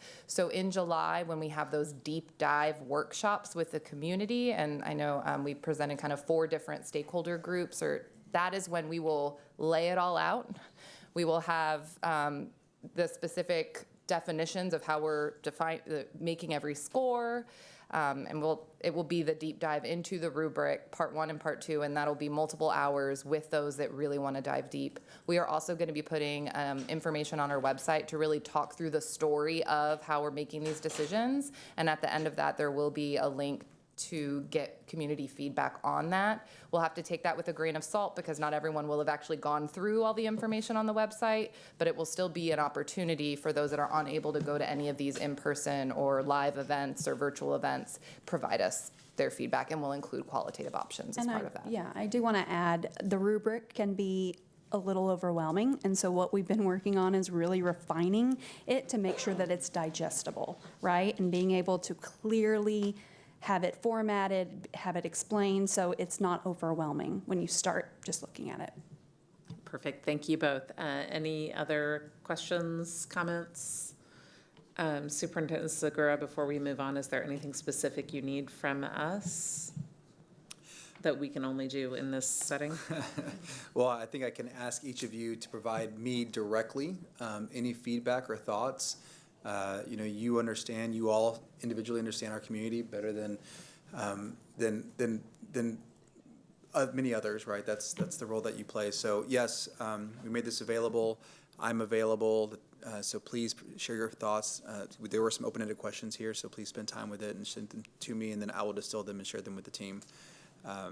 But I appreciate the time, and I do want to acknowledge, one of the first things that we did was to try to create the space for a workshop that we could not have because of the constraints that we have in time. So it is there's a lot that we're navigating. So I appreciate our community's patience and grace as we move through this, given what we're kind of working through.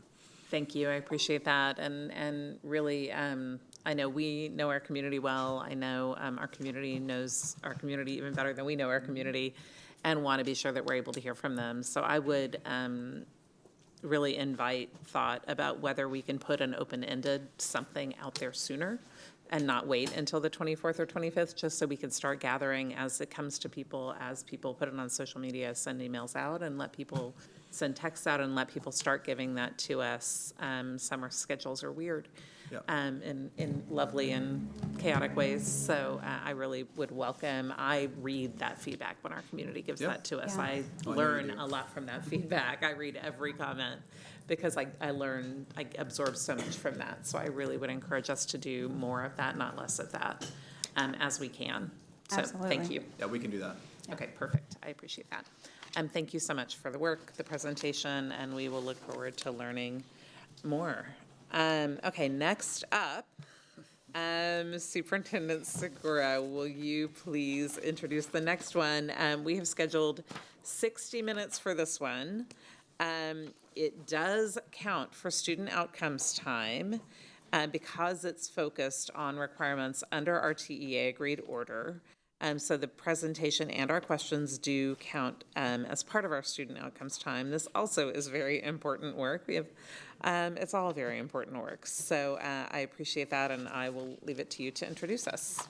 Can I clarify again? Can I just clarify another governance question? So the time counts for us. Do all questions count for us, or only questions that are within a particular framework? My understanding from our coach, when we are talking specifically about our monitoring reports, which is generally what is considered student outcomes under Lone Star governance, there is a system of questioning that gets an analysis. My understanding from our coach, and someone can correct me if I'm incorrect, I don't see Dr. Reach here, is that our order also counts time discussing the special education work as student-focused time, student outcomes-focused time, or as Lone Star governance, as time in that non-adult items time, to use the flip side of that definition. And so that any question we have about this, obviously within reason, but any question we have that is addressing the topic at hand will be an acceptable question. Thank you. That these are not scored in the same way. Thank you. All right. Thank you, President Boswell. Today, this evening, or tonight, I should say, I have Dr. Marianne Maxwell, Assistant Superintendent of Elementary Academics, providing the overview presentation regarding the TA-approved order. And this is specifically around the MTSS update. So, Dr. Maxwell, the floor is yours. Thank you. Good evening, Superintendent Segura and President Boswell and Board of Trustees. So tonight we have an update on the TA-approved order in relation to MTSS. So really these are highlights from a more comprehensive report that will be submitted to you. The deadline for that is June 30th and submitted to TEA at the same time. So we have some highlights from that report, just some salient points and some learnings that we had this year and some planning forward from what we have learned and what we would like to improve in the system. So as mentioned, this is part of the agreed order. This is in priority 2 of the order. We were required to identify effective and implement effective practices as they relate to the special education requirements. So really this is the system that involves all students, but knowing that special education students are in all settings as well, that are in our core classrooms and could and should at times qualify and receive interventions, then they're part of this entire process as well. And the stronger this process is, the stronger and more appropriate our referrals for special education will be and our services across all tiers for all students. And so just a reminder, just the big points here, that multi-tiered system of support, that's MTSS. It's really system level and it went through a big initiative this year for establishing really strong systems around this, using screeners and multiple sources of data to identify some needs of students. It's really important that we have that continuum of tiered support that relates to students' needs as they learn and progress. Progress monitoring is a very big piece of that so that we know whether or not students are benefiting from interventions or whether we need to change them. And then, of course, database decision-making on what's happening with students. Really the key here is early screening, early looking at data, early identification for intervention. That's the most powerful time to provide interventions to students. So the earlier we can identify and provide those services, the better, and really provide the supports that students need. And so this is what MTSS, this is just a glance at universal. This is all students for Tier 1. We have targeted interventions. Ideally, that's for 15 to 20% of a student population. That is a load that most systems can handle. It depends on where our campuses are or where we are in our implementation systems, whether that's at 15 or 20%. In a lot of areas, we have it more than that. And then Tier 3 is really intensive interventions. Usually you receive Tier 2 interventions by that time, not always, but usually. At that point, we have further diagnostic information on students, and usually interventions increase in frequency and duration at that point. And so we started off with some pretty foundational work. The earliest piece that we created was the MTSS manual. So this was a collaborative approach. We aligned the content in the manual to the tier modules that all staff completed in 23 and 24, and that this year all new teachers and administrators actually received in 24-25. So we have that now as part of our onboarding and will continue as part of our onboarding. That content was approved by TEA early last summer, and then we started disseminating it to all district and campus leadership teams. This is really the cornerstone of how Austin ISD was going to align our practices and our expectations district-wide. So just defined for everything for everyone, had lots of processes in place, and then we were able to go back to it in trainings and continue our sessions with that content all year. Some of that other foundational work that we did after creating that, or part of actually creating that Austin ISD MTSS manual, were the MTSS walkthrough forms. We've talked about those a little bit tonight, actually. Really using them often in classroom walkthroughs and helping define instructional practices. Those were part of the MTSS walkthroughs that we did. And then early on, of course, we purchased high quality tier 2 and tier 3 academic and behavioral intervention resources. That was a significant effort and investment on the district's part to be able to put those intervention resources in teachers' hands as early as possible. And then started rolling out that professional development at Leadership Institute last year in the summer. So we provided that for campus principals and assistant principals, and then during August in-service, they turned that around to all instructional staff on their campuses.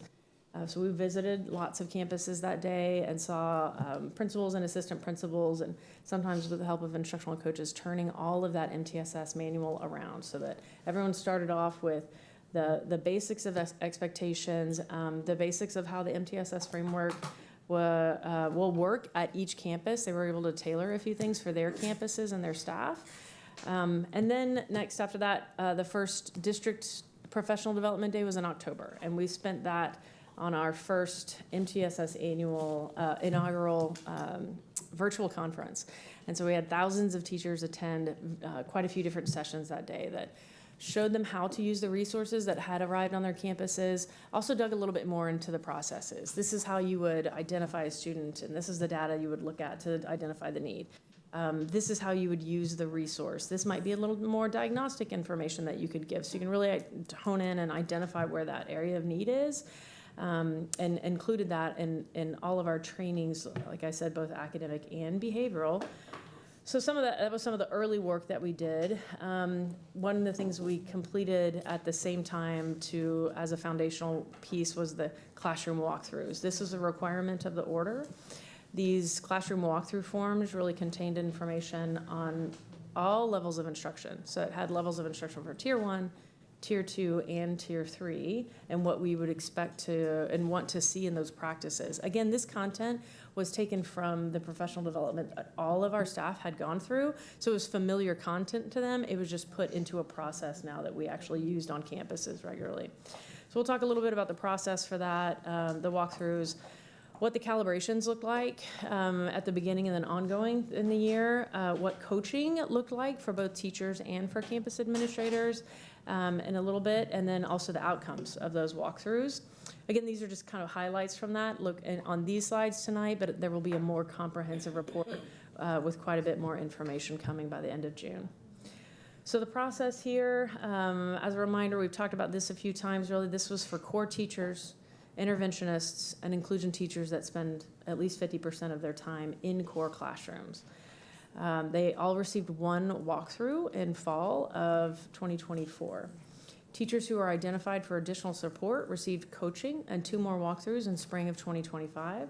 Really the focus on these walkthroughs, although we had general forms for just instructional practices, a lot of the focus was on math and literacy research-based practices. So these forms combined content with research-based instructional strategies, which you'll hear me refer to as RVs throughout the presentation. So it was that combined content that was a little bit of a different walkthrough than what we have usually seen in PPFT. PPFT is strong in instructional practices, doesn't always reference or typically reference the specific content that you're doing. So this was a combined form for both of those things. And then we started off with calibration. So this being a new walkthrough form, and some of the strategies might have been unfamiliar, some of the content even unfamiliar. We've calibrated with all principals and assistant principals to start. That was a session that everyone came, or a few sessions actually that everyone came to, and we observed some videos, and they had the chance to talk with their peers about what they saw and how they would have evaluated and scored that teacher. So we had some peer discussion in there. And then followed that up with campus calibration walks on all of our campuses with executive directors and administrators. So that gave them the opportunity to then take the form, walk through their own classrooms, and then come outside of the classroom and debrief about what they saw. So there was a real live calibration for teachers that they were familiar with and that they had much more access to for instruction. And then also part of that calibration was really an ongoing piece. We conducted MTSS district visits throughout the year, both the elementary and secondary level. We would go out as district personnel and walk classrooms with campus administrators. Sometimes teachers joined us, sometimes interventionists and instructional coaches would join. And we'd go through cohorts and go into classrooms, all using that MTSS walkthrough form.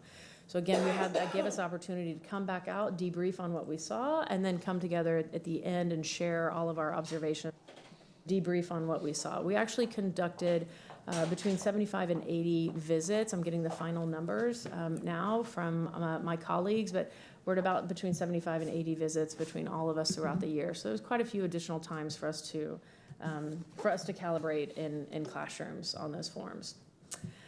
After teachers received those core teachers that I had listed earlier in interventions and some inclusion, after they received that fall walkthrough in 2024, a total of 481 teachers were identified as needing additional support with implementing MTSS practices. That doesn't mean everything was perfect in all the other classrooms that we saw, but when you're implementing a coaching cycle and you're really targeting specific skills, what our guidance was that administrators come back together after they had walked through the classroom and then talk about what they had seen, talk about where they had seen some practices that they might have some opportunities to coach into, and then identified those teachers for coaching. Really also part of our guidance was ideally every teacher receives coaching when in the classroom. But we did need to actually, as part of submission for the order, identify teachers and then document the coaching cycle that had happened.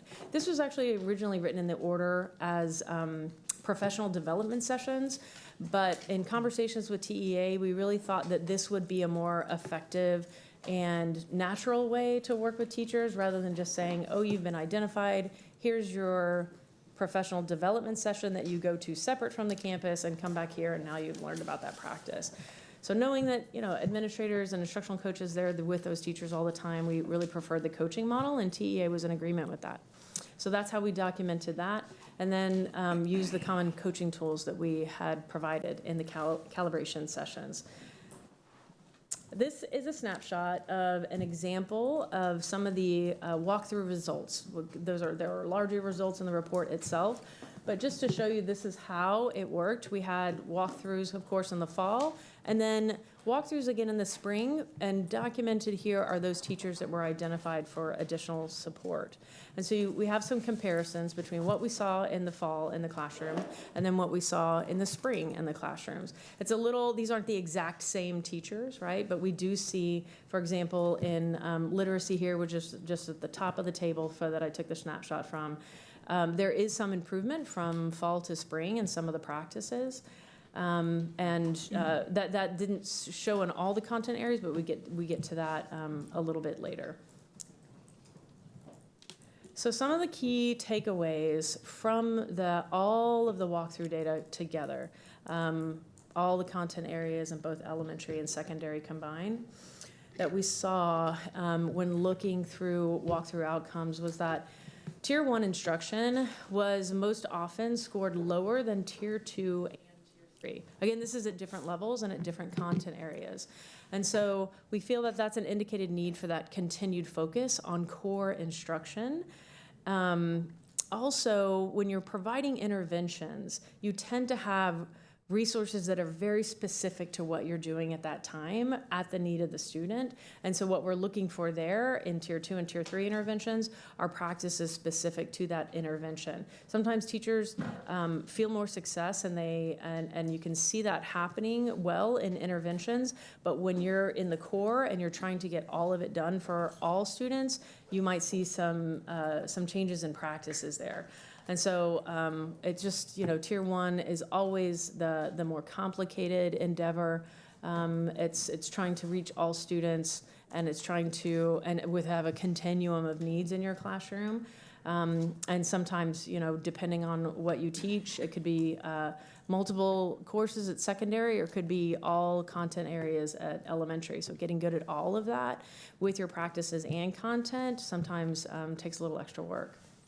Another thing that we saw is that, like we've seen in some other walkthrough data that we've shared with you, the learning environment with classroom routines, procedures, behavior, it's consistently scored high in Austin ISD. So that was one of the brighter spots and all through the walkthrough observations that we saw. And some more key data takeaways here. A common area for improvement during intervention instruction is that teachers were not frequently adjusting their instruction based on student progress towards goals. We actually saw this as consistent with some of the findings that happened. TA conducted a review of our intervention documentation, and our progress monitoring was lacking. We'll talk about that a little bit more in the report when we're in the progress monitoring section. But they can kind of see, well, the progress monitoring, we don't have as strong practices there. And you can see that the connection to the classroom, where you have to have that information and frequently have that data to inform your instruction. And that could be something just as natural as being in tune and watching what's happening with your students all the time, knowing where they should be headed in intervention, and then adjusting your instruction based on those needs.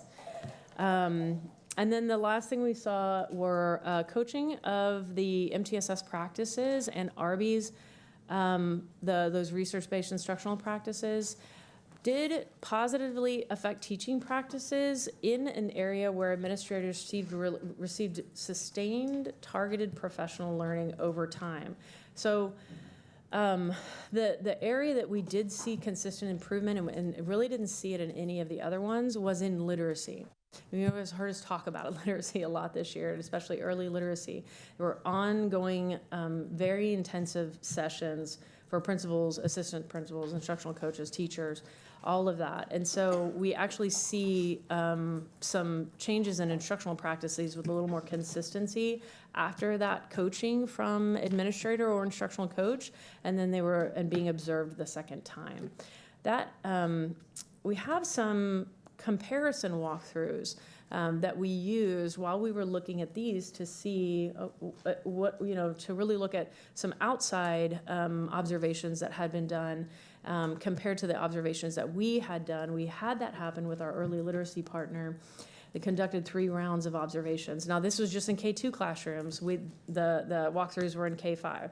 But just in the K2 classrooms, we see some similarities between those observations, and we also see some differences. If you can look here, what you see is our partner conducted those 3 rounds. The first was in spring of 2024, back into last year in spring, to kind of get a baseline on where we were at. A lot of the practices that you see here in this snapshot were very similar practices to what we had on the MTSS walkthrough form, specific to literacy. In the fall, you can see improvement there. After some significant work had been done, we'd already kicked all of this off early, in the summer, and then quite a bit early in the year. And then in the spring, you continue to see improvement in practices that are observed in the classroom. Again, it's like an outside observation compared to an internal observation. These categories right here are these percentages right here. So if you see the top one, does instruction explicitly and systematically provide all students with the opportunity to master foundational skills? When you see that 56% in spring of 2025, that represents 2 categories. Either they, yes, fully, completely in place saw it, or they mostly saw it, right? So that's 50%, or 56% right there. That's what that number is demonstrating. When you look back at our walkthrough data, you can see quite a bit of difference in those numbers. So if you were to look at our numbers that way and see what's fully in place and partially in place, we have about 98% there. For a lot of these practices. Now, that's up and down on some of these things, right? But overall, that's about the average of what we see. And so, again, we've seen this before in our walkthroughs, our scores tend to be inflated, and so it tells us we do have to do a lot more work around calibration, not just of the tool itself, but all of the practices that are in the tool and understanding of the content, especially when it's connected like it is in the MTSS walkthrough forms. So on the comparisons, those are really kind of what I named the key data takeaways. Those outside observations do have higher score. Our scores are higher than those, so it does suggest some inflation in those scores.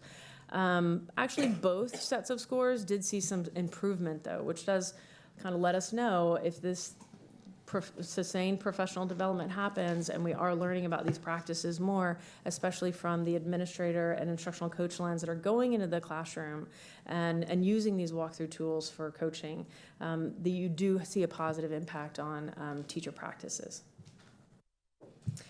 So in addressing these outcomes, we had some discussions this year about continuing use of those MTSS walkthrough forms and the RBs as a common expectation for instruction in Austin ISD. So helping really build our instructional model and our instructional knowledge about all of these practices plus the content connected to them, and didn't really want to change up forms on teachers and administrators to be able to do that. So we're just want to take what we've learned and have improved in and want to increase that and get better at it. And so that looks like elementary actually adding a focus on math this year, which I know we've talked about. Secondary having those regular kind of ongoing sessions with principals, assistant principals, ICs. We've talked about, not that they haven't had those, but we've talked about specifically targeting certain areas so that you know where you're improving, when you're improving, and where it is and why, so that you can expand that as well. And definitely have some additional focus and expectations coming regarding progress monitoring practices. Those are really key to the success of MTSS. And so expectations around that and how we're going to focus on that and see those changes in campuses have already actually started, but they'll continue as we move forward this year. So just like classroom teachers got walkthroughs, campus leaders got MTSS leadership and implementation visits. All campus leaders received that one visit in the fall of 2024. Schools that needed additional support with implementing MTSS systems, again, not that it was perfect everywhere else, but some campuses were chosen for targeted coaching based on broader needs of the district. They got that targeted coaching and 2 more walkthroughs or campus visits in the spring. They used, executive directors conducted these, and they used the MTSS Fidelity rubric, also part of what we had in our learning from the tier modules. And so this snapshot shows an example of how campuses, we went through a self-evaluation process and then an executive director evaluation process for campuses. The way that is recommended through the Fidelity rubric is that that's a collaborative process, and so you talk through. Usually this took a few visits because there is quite a bit in that implementation rubric. So we would talk through what evidence do you have of these systems being, let's score this, let's call that a 3, right? Together. And so this is where we landed. This is like an example. That's more information from in the report, but this is where a lot of our campuses landed. Areas of strength here across campuses were universal screening fidelity and tier 2 intervention fidelity, which is another thing that we actually saw in the actual practices and walkthroughs in classrooms. The universal screening fidelity, we've had the same screener for several years. We've improved our processes and our guidelines for that screening, and so that has continued to get better over the years. Areas of improvement, again, progress monitoring fidelity. We saw that, we knew that early in the year, and had some coaching around that, and then data-based decision-making fidelity. Those two go together really well. You have to progress monitor, have the good information in your data in order to truly make data-based decisions.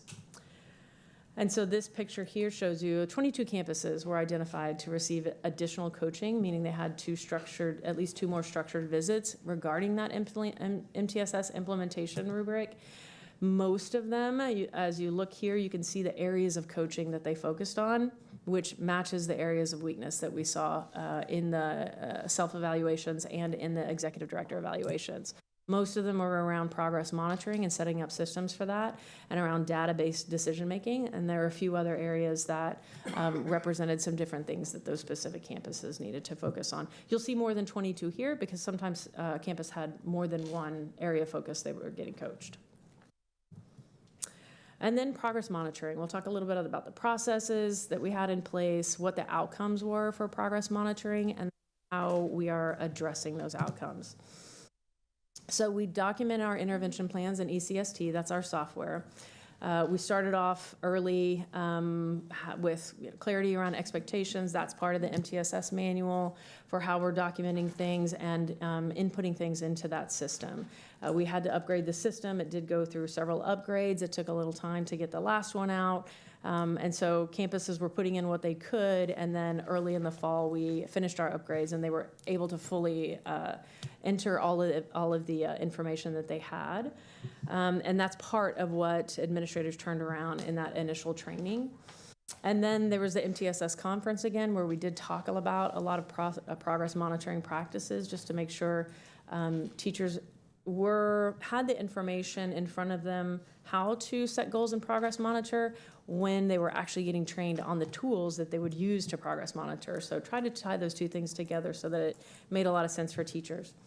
And then we just had ongoing learning, professional learning sessions throughout the year at our regular meetings with instructors to focus on those. CST, that's the child study team that makes decisions for intervention decisions on each campus, that focused on those CST processes and goal setting and using progress monitoring. The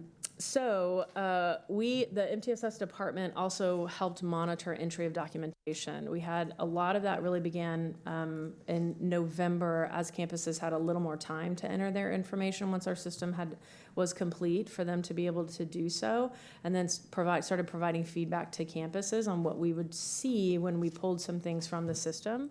There were definitely some improvements noted between fall and 2024 and spring 2025. And definitely improvement from current years prior when the system hadn't been used with as much fidelity. And we had made some changes in it as well. It had been used in a lot of instances, but in a very different way. This remains a significant area of improvement. So processes, professional learning, and this is really going to be a heavy part of our focus besides the instructional practices and classroom practices, of course. This will remain a significant area of focus. So I mentioned earlier that TEA performed a verification of ECST intervention plans. And so they randomly pulled ECST intervention plan and progress monitoring documentation from 24 campuses. And this was a mix of elementary school and secondary schools. And we had some pretty big deficits in the areas listed here. So documentation lacked from CST meetings. So a CST meeting may have been held. It's not saying that practices necessarily didn't happen, but the documentation from it didn't always happen. And then that documentation did lack in including specificity of interventions previously delivered. That can be problematic because if you have, for example, a student that's all of a sudden receiving Tier 3 interventions and we don't have information on interventions previous to that or any data that shows why they had those interventions in the first place, all of a sudden we're in Tier 3 and we find ourselves close to a referral for special education. And it may not be an appropriate one, but we don't have the data in our system to really see that. So that's a big one there. Lack of evidence of progress monitoring on the success or failure of the interventions that are currently being delivered. So the process is you set that goal, you provide interventions with fidelity, and you check to see if those interventions are working at pretty frequent intervals. Because if it's not working, you have to pivot quickly. If it is working, you know that you're doing the right thing for the student, and you can continue with that intervention. So this was lacking as well in our system. And really, a part of that, then, it becomes a lack of evidence of database decision-making. If we don't have the right data in the system to really make those decisions and sit as a CST and talk about all of that, we don't know that for sure we're making the right decisions for students and interventions. And so some of that also had to do with the lack of assessment information. We know those students are taking the screeners, but the reference to the screener information and perhaps further diagnostics was not there. Without that, you're not sure that you're targeting that intervention exactly where the student needs it. It may be a little too broad and say, oh, it's in reading, and then you do some things in reading and you haven't really been prescriptive about what the student needs. So those are areas of improvement. I do want to note as well there at the bottom, there were some areas of strength as well. The ability of the ECST system to really support MTSS, they're quite a good system, lots of information in it, a great place for all of our information to land. We just need the information to be in there to make the system work better. And that there was consistent use of the district-provided intervention resources noted at the elementary level. And that could be, again, we saw a lot of that happen in the classrooms. We saw that happening in secondary classrooms as well, but there's a disconnect between maybe what was happening in classrooms or during advisory periods and what was actually being inputted into the system. So a plan for addressing those outcomes. These are a little more extensive. We started a required CST chair training. So every campus has to have a CST chair designated. That's the person that is most familiar with how to run CSTs and is responsible for the quality of CSTs and what's happening on that campus. So we've required that session this year. We've always offered that session, had sometimes good, sometimes very lacking attendance at those. This year we're starting with requiring them because we go over these things in quite a bit of detail. And it's also good timing. We had our first one was yesterday. We had over 50 people attend. We have 4 sessions, so that we have some options during the summer. Everyone's schedule's a little bit different during the summer. But we had over 50 people attend, and even some instructional coaches who are off contract wanted to come with their administrators and sit down and learn about the process a little bit more.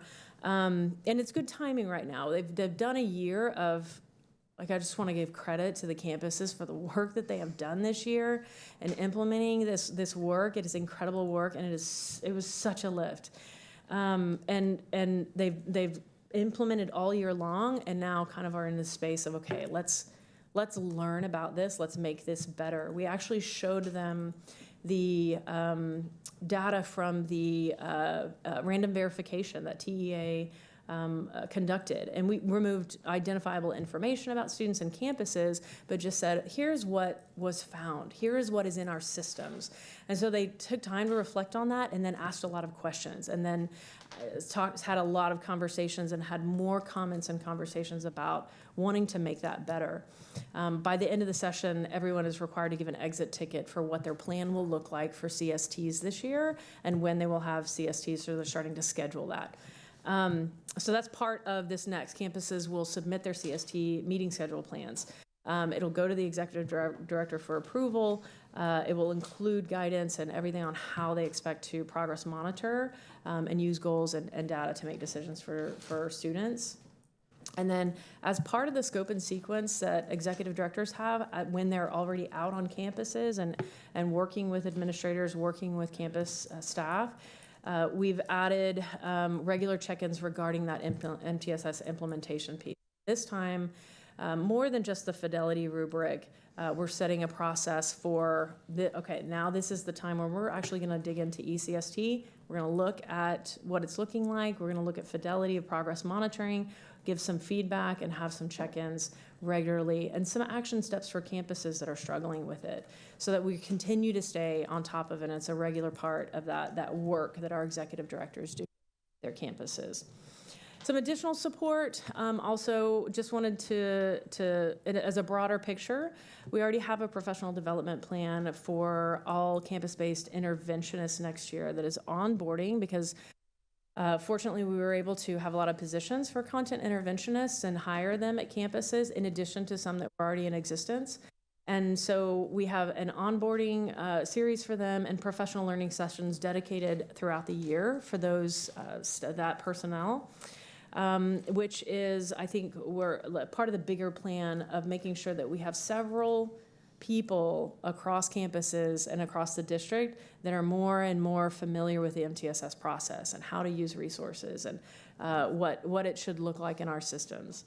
And then part of our MTSS and special education collaboration session meetings have been happening this year, and we were looking at the special education referral process, and it was missing MTSS evidence from it. And so it was in some places, but not really a comprehensive look at, okay, now we have a referral for a student, and not every student has to go through the MTSS process to be referred. Let me make that clear. It's not a gatekeeper for special education referrals. However, most of the time, students have received some level of interventions in our schools, or should have received some level of interventions before that referral process takes place, if we've had early identification of a student who is in need.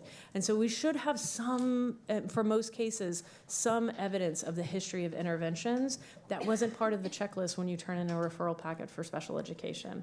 And so now we've collaborated to have that part of that referral packet for special education. It gives that evaluator so much more information when they're trying to determine whether or not it qualifies for special education services.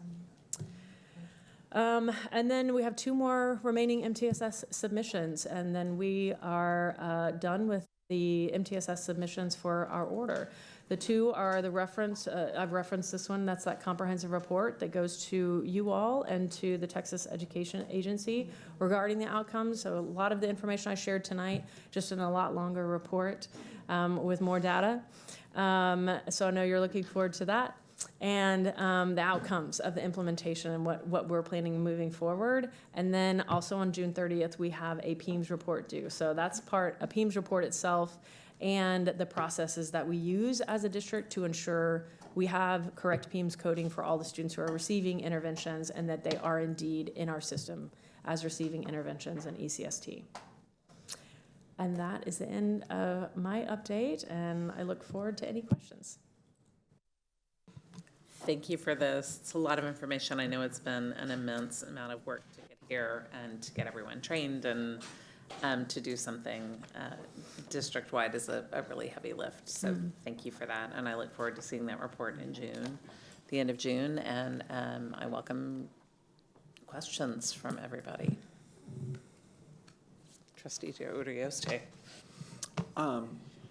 So I was curious if you could speak more with the progress reporting and the efforts there, and maybe more specifically, one thing that I didn't see in this report that I was curious about was the communication piece with the families, particularly for, tier 2 and tier 3 interventions, and how we're focusing on looping them in, especially when progress reporting, I think, is very important for those families understanding the response to the interventions. Right, no, that's a great question. That's actually part of our MTSS manual. I didn't reference it tonight, but there are actually required communications for when a student is identified and is receiving specific interventions, that you communicate that to parents, and we set up those communications for all campuses to have. But then it ideally becomes part of the regular communication with what's happening for a student. Part of the progress monitoring piece is that needs to be really good, solid information, always kept in the system, so the teacher has everything at his or her fingertips to really communicate how the intervention is working and the progress that's happening. So that's how the process works. So do we have any metrics on how that communication's working? Like, I mean, I see the intention for improvement there, but how are we looking at the improvement in that area? We're doing all these trainings on progress reporting. Do we have kind of our own internal goals about what we're shooting for with that? For the metrics on parent communication or the metrics on progress monitoring? I guess both, because I mean, on some of this, it looked like for tier 3, I think it was saying like weekly progress reporting. Is that right? For data collection? It depends on the intervention. It's usually more often for tier 3 than it is for tier 2, but it actually depends on the intervention resource that they're using. So sometimes with an intervention, even if it's a tier 3 or an intensive intervention, you're not done with like a unit or a module until a certain time. And so that may be a designed time for progress monitoring, and sometimes it is happening more frequently than that. You would typically see it more frequently in tier 3, at least every 1 to 2 weeks, but it does depend a little bit on the intervention. And tier 2 is going to be a little less frequent, a little more time, and you're not seeing the student as often or for as much duration as you are with a tier 3. So it takes a little longer to collect that data. And is the MTSS manual publicly available? It is publicly available, yes. When we disseminated it at the beginning of the year, we publicly posted the MTSS manual, and somebody remind me what site it's on. I know we shared it for public site. special, I think it's on either special education or TA grade order website as a deliverable, so it's posted there. Okay. Well, so again, I'm just focusing on making sure that we get in doing the training on the progress reporting and that piece, that we're focusing on that communication part. Because one of my concerns, as you're saying, MTSS is not supposed to be a gatekeeper necessarily for SPED. And I think that progress reporting on that is really critical for families that are kind of having their own evaluation of the progress of the student. Right. And then the other thing I would hope would be, a part of that training is looking at the intelligibility of that progress reporting. I know one of the, more, I guess from my SPED experience, but one of the criticisms is when it's just, it's the student's not making progress or the student's making progress, or, simple like one-line statements that don't really speak to the actual intervention. And so are we, providing clarity in those trainings on what actual progress reporting should look like? Yes, our trainings and our guidance that we have also linked in the report that we'll be sharing. So there's a little more information on that, but our training and our guidance on that we've been building it out more as we go through the year, but it started off even with some clarity, but again, we're getting better as we implement, have to do with setting SMART goals for the intervention that you're using. So very specific goals that and along with the capability that we've created to graph progress toward those goals if you're inputting the information consistently. And so the graph works really well when there's information, being inputted consistently, and you can see on that kind of information whether or not the student is making progress. Some interventions already contain that capability depending on how the intervention is delivered to the student. But again, it's a matter of then attaching it to the student's record and being able to see so that it is specific. The student's making progress is not specific enough for a real, any sort of meaningful evaluation of whether or not the student is benefiting from the interventions agreed. Yeah, and I think I'm kind of thinking, on the spectrum of something that's like just a reading level or Lexile that's very like clearly, as opposed to like behavioral intervention or something that, sometimes is harder to quantify. But for that, kind of updated report that would be coming, I think it would be good to focus on or have a piece there about the parent reporting piece. Okay. And I'd be curious if there's any metrics that we can look at as we're looking, to increased future kind of, what's my word here, quality of service for those families, so we can kind of track that improvement over time, because I understand, we're still training people, we're still rolling this out. But since there is attention being put on that, I think it would be a good one for the families to see, so that we can track that improvement and show how they're getting more information, or how we're, delivering the progress in, with better fidelity and regularity. Yeah. Yes. Thank you. Thank you. Thank you. Trustee Hunter. I have a question about the TEA spot audit, or I'm not sure, I can't remember what you called it. But did we get a cure on that we're gonna fix those 24 folders? What happens with that? So, Or folders, I said folders, but. yeah, so it was identified as, once they were pulled, it was identified as being off track, opposed to being out of compliance with the order. And so we actually created a response, worked with the team. I believe I provided a copy of the response to our trustees and identified the plans that we have to get back on track. And so it isn't necessarily a specific issue that triggered a cure response, but we are taking it very seriously and we are addressing it. Okay. Excuse me. And then another question. I know there's not enough hours in the day, right? And I'm assuming, just from historical knowledge, that people aren't not doing it because they don't want to do it. They don't have the time. Like, I didn't type it down. I did it, but I can't prove it. And the question is like, if you didn't document it, did it really happen? So I don't know if there's something we as a board can do. I mean, we have planning periods, we have other things. I'm not sure what more we could do if there's something that we don't know about that would provide more time, support, opportunity for that documentation to be done we would probably definitely need to know that. And then finally, when we looked at the ECST, I'm very pleased that they like the system. I mean, it's old. I used it. It's really good, right? And if we can get our people to use it, like as a matter of course, like if you make a phone call, you're not making the phone call unless you're actually on ECST, so you're typing it in as you're doing it. If you're working with the student, the computer maybe is open, you're like, oh, and then we did X amount or whatever, right? So I don't know like how, they have so much training. I saw the training thing coming up and it's like, there's so much training. And when do they get trained on ECST? Like if you're a new person? Or like if you, I don't know, did we flag people and say you're not using it? Or, I mean, I don't know how we do that. So, well, this year we were pretty, we looked pretty deeply into the system and into individual teachers and documentation so that we could get early on a good idea of what was happening, actually to give campuses good feedback. Here's what we see happening with a lot of teachers at your campus. Or, you know, these are certain trends that we kind of see across the board. So what the training is, it's definitely part of our onboarding training.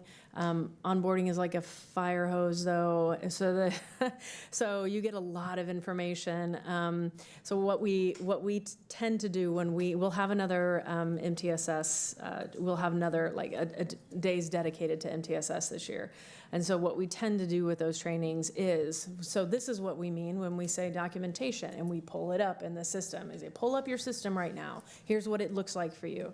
So it's a little more meaningful, but a lot of times too, it's just the peer teacher next door that is able to help you and support you in learning new systems like that. And it's why we're trying to increase awareness on campuses and people on campuses, interventionists, CST chairs, and actually, like I said, we had more than just the CST chairs attend the training the other day to just be point people on campuses that can help teachers with that. Mm-hmm. Okay. Okay. Oh, sorry.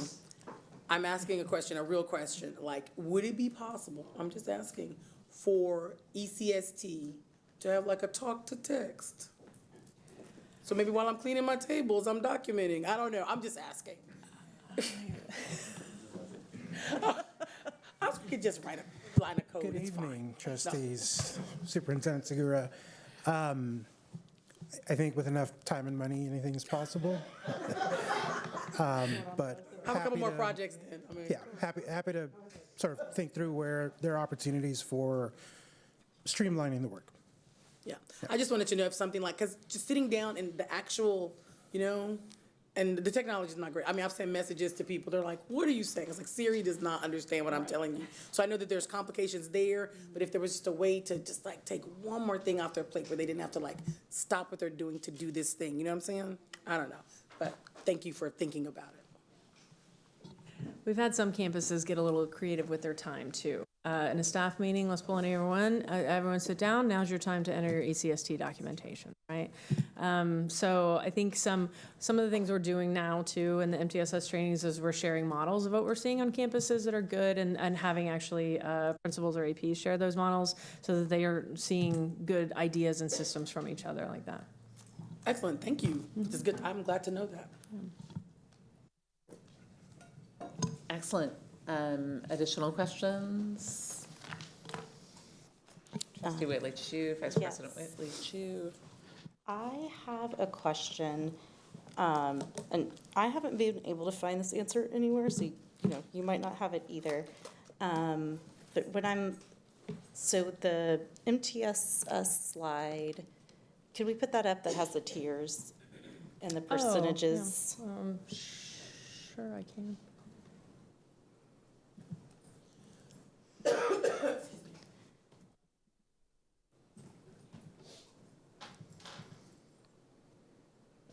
We're all like the way at the beginning. sideways triangle. Mm-hmm. Mm-hmm. That one. Okay. So my question about this is, who came up with those percentages?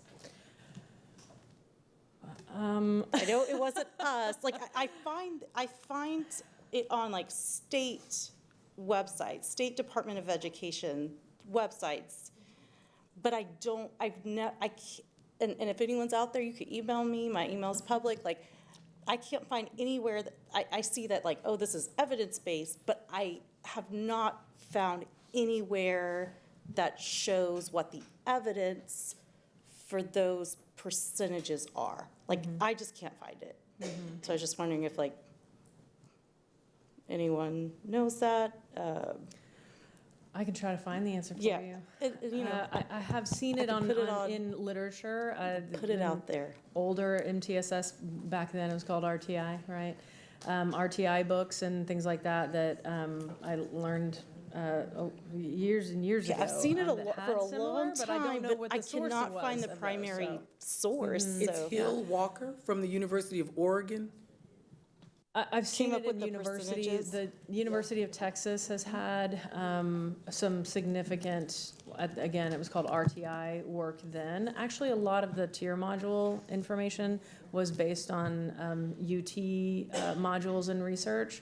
So I've seen it since then. And at that time, they were trainings conducted by this center at UT. I just have to pull it from my memory, what they were called at the time. It wasn't Meadows. I don't think it was Meadows at the time. You? Yeah. We'll do some work to try to find that. I don't. So do we know, is that percentage what is recommended for an entire population of all children? For children who, okay. So that would be recognizing that there were variances within campuses or across campuses for sure. This is more of a across the board. This is what you would see in a system where Tier 1 instruction is working very well. It may not start that way in earlier grade levels, but it can get that way as long as Tier 1 instruction is really strong. It's also representative of the idea that the core teacher is the most important piece of grade level success of the student. Interventionists and providing interventions are definitely an important part because all kids learn at a different rate and need different supports to learn to stay on level. But in any campus or district system, once that number starts to get over 20% and even higher, it is a difficult system to sustain, and kids start to fall behind. And so that's why the 15 to 20% is I think much more representative of what's happening in Tier 1 than it is just, how kids show up at school. Like, everybody's going to show up and only 15 to 20% will need interventions. Not really the case. Mm-hmm. And like a wondering I have, which I'm not necessarily expecting an answer, because this is like another piece of evidence that like for me doesn't match, but if you have information, I'm interested. I'm getting this from the Yale Dyslexia Center, that 20% of the population is dyslexic, so 1 out of 5 people. And then the definition of that is an unexpected difficulty in reading for an individual whose IQ is average, above average, or highly gifted. So that would just be like 20%, that would be population with dyslexia. And then when I'm thinking about like other disabilities, they're like natural in our population.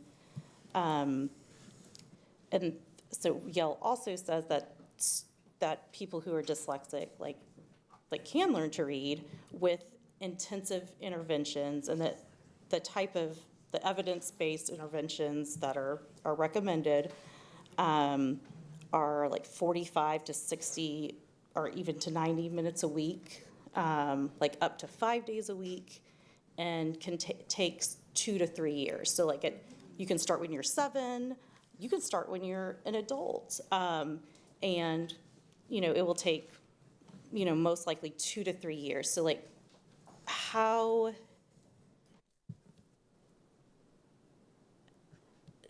I guess I wonder like how can we accomplish making sure every person like learns to read in our schools? If like only 5% are getting tier 3s or what, what could, that's just kind of. Well, a the question number I have. doesn't necessarily represent 5% and then we cut it off. Yeah. Right? We don't use that cap to say, okay, no more students than this are getting interventions. Now, like Oscar said, given enough time and money, we could do, any of these things. But there are always limited resources that any campus has. It's why going back to tier 1 is so critical. And that there's I would say in tier 1, there is a constant dance between tier 1 and tier 2 for students. Because, and almost like tier 1, I wouldn't even say tier 1 interventions, because that's not really a thing, but tier 1 immediate response to student needs. And so even throughout the tier 1 continuum, before a student is identified for targeted interventions at tier 2, for lots of students before that, you are monitoring exactly what is happening and you are intervening there in the moment, making sure that those skills that you're teaching over time, especially in the early literacy classroom, which is specific to what we're talking about, are landing well, and that students are truly having the opportunity for mastery of those skills, or all kinds of different ways that you're giving them opportunities for that mastery. And so it's not just a teach and hope everybody gets it, but it's a teach and close monitoring to see that everyone got it and immediately helping students that didn't. And so a lot of that falls within students who need help. This is not specific to dyslexic students, of course, but a lot of students fall within that area where students do need that help, but they're not necessarily needing to be pulled all the time outside or away from instruction in order to receive those interventions. So it's the 15 to 20% or the 5 to 10%, again, those are percentages that really speak more to a very strong tier 1 system. That it's not the case with real kids in front of you all the time. You can't just cut it off at 15 or 20% or 5%. I got, yeah. And I would say just my hopes with, it's hard to do what we need to do for kids with the limited resources we have, but just my hopes when we're going forward and making plans is to make sure that all our students who need intensive reading instruction in very small groups for 2 to 3 years get it. So I'm not at ACC like I am now with adults who did not get that and they want to be in 4 credit classes so badly. And then they're expected to take an 8-week class and just hurry up and then, so there's no room in that system either to teach them to read. So we're so focused on STAR scores, what I saw as a teacher, what I saw as a student happen to my peers was, okay, well, this year we have to pass STAR, so we don't have time to do 2 to 3 years to really teach you how to read. And just, I really hope that we make that investment, no matter where we catch it. And I hope that we're starting to do it really, really early. And do it for the students that miss that early window. And it's expensive and it's gonna take a lot of support. And, I think it's important to our community. And if we have to find funding outside of this, because we've maxed it out, what we can get. That's my biggest hope that we can do that. Because if we do that, then these students can do anything. And when they get to high school, they're ready. And I know, we're doing that hard work, and I appreciate it. So thank you. Yeah. Well, we'll be excited to share those early literacy outcomes with you. Thank when you. We Yeah, have them. They're nice. And Trustee Willie Chu, you bring up something that I think is we've talked about in the past, and as something that we have recognized and have made adjustments to support the whole system. And as Dr. Maxwell said, like these percentages, I mean, that's assuming there's strong teach, where the system is I would say a better version of itself than it was 2 or 3 years ago. And so when we started implementing MTSS, we saw that, well, we had educators that were novice, that were coming into the system after the pandemic. We were meeting their needs where we could, but we need to provide additional support really in Tier 1, and that's where instructional coaches came in. And then we took a cross-section and we realized that we had a lot of students that made this percent much larger. Instead of 15 to 20%, needing Tier 2 intervention or Tier 3, the number was like 30, 40% in some of our schools. Well, you can't deploy enough resources to get everybody back to grade level. So then we said, okay, well, now we have to go and figure out a way to fund content interventionists, which is really the tax rate election. So, it's really just acknowledging that you're right. We absolutely have to get everybody what they need. And at the same time, you have to balance both. Like strong first teach, we have incredible educators in the classroom, and they're providing our students what they need wherever they're at. And both have to be true. And 2 years ago, we had neither one of those resources. And so it's just building on and improving as we move forward. But no, your point's well taken. Thank you all so much. Could I just ask a clarifying question? So for the purpose of this, because I know sometimes tiers are interpreted differently, my understanding was not all special education, not all Tier 3 is necessarily special education, but special education is Tier 3, isn't it? Or are we considering it Tier 3 for the purpose of MTSS? For the purposes of MTSS, it is not considered Tier 3. And so that was actually a point of clarity a lot when we started the MTSS trainings and conversation this year. You really do have to allow for that Tier 3 space, because sometimes students that receive the right really intensive interventions progress appropriately. And if that is the case, then we're providing the appropriate service for the student. And it wouldn't be an appropriate referral at that time for special education, because if they are progressing and able to stay on level with peers and show positive results in their learning, then those Tier 3 intensive interventions are working and they wouldn't need special education services. That is not true for every student. And it's also, like I said, not true for every student that they have to get Tier 3. You could see anywhere in this process, this student should be referred for evaluation. And we as a group that works with the student really believe that, and with the family, and so we are referring for special education. So the reason I'm asking this is maybe I'll talk about it a different way. I want to make sure that I have clarity on the populations we're talking about, because if we have, around 12, 13% in special ed of the district right now? No, it's more than that. like That's over 20%. 20%, I believe, yes. So, I mean, if this is 15 to 20%, 5 to 10%, it's like 30%. And if we're not counting SPED as Tier 3, that's another. But a lot of our students receiving special education services are in general education classrooms with the first teacher. So that's. I understand. I'm just trying to check the overlap, because when we're looking at this, universal is what everybody's getting, right? So targeted and intensive are both extra services we're doing, and then we have SPED on top of that. And so what I'm kind of interested in is, what is the total population that we're looking at that is taking more resources or more intervention or more targeted? Because this makes it look like potentially just 20 to 30% of the district is requiring extra effort when. Well, this is not, to be clear, this is not what we are. No. I understand. I understand. Yeah. Well, I just want to have some clarity around that, because this, I think, to Trustee Whitley Chu's initial, questioning on this was, this is just one piece of a much larger effort that we're making, and I don't want this to discount how much the students are actually requiring, because if SPED's on top of this, and then just quickly Googling around, I can't find the MTSS manual, and I think that would be good to, helpful to look at more accessibly. So Okay. I don't know if it could be in a board update or something where that link is.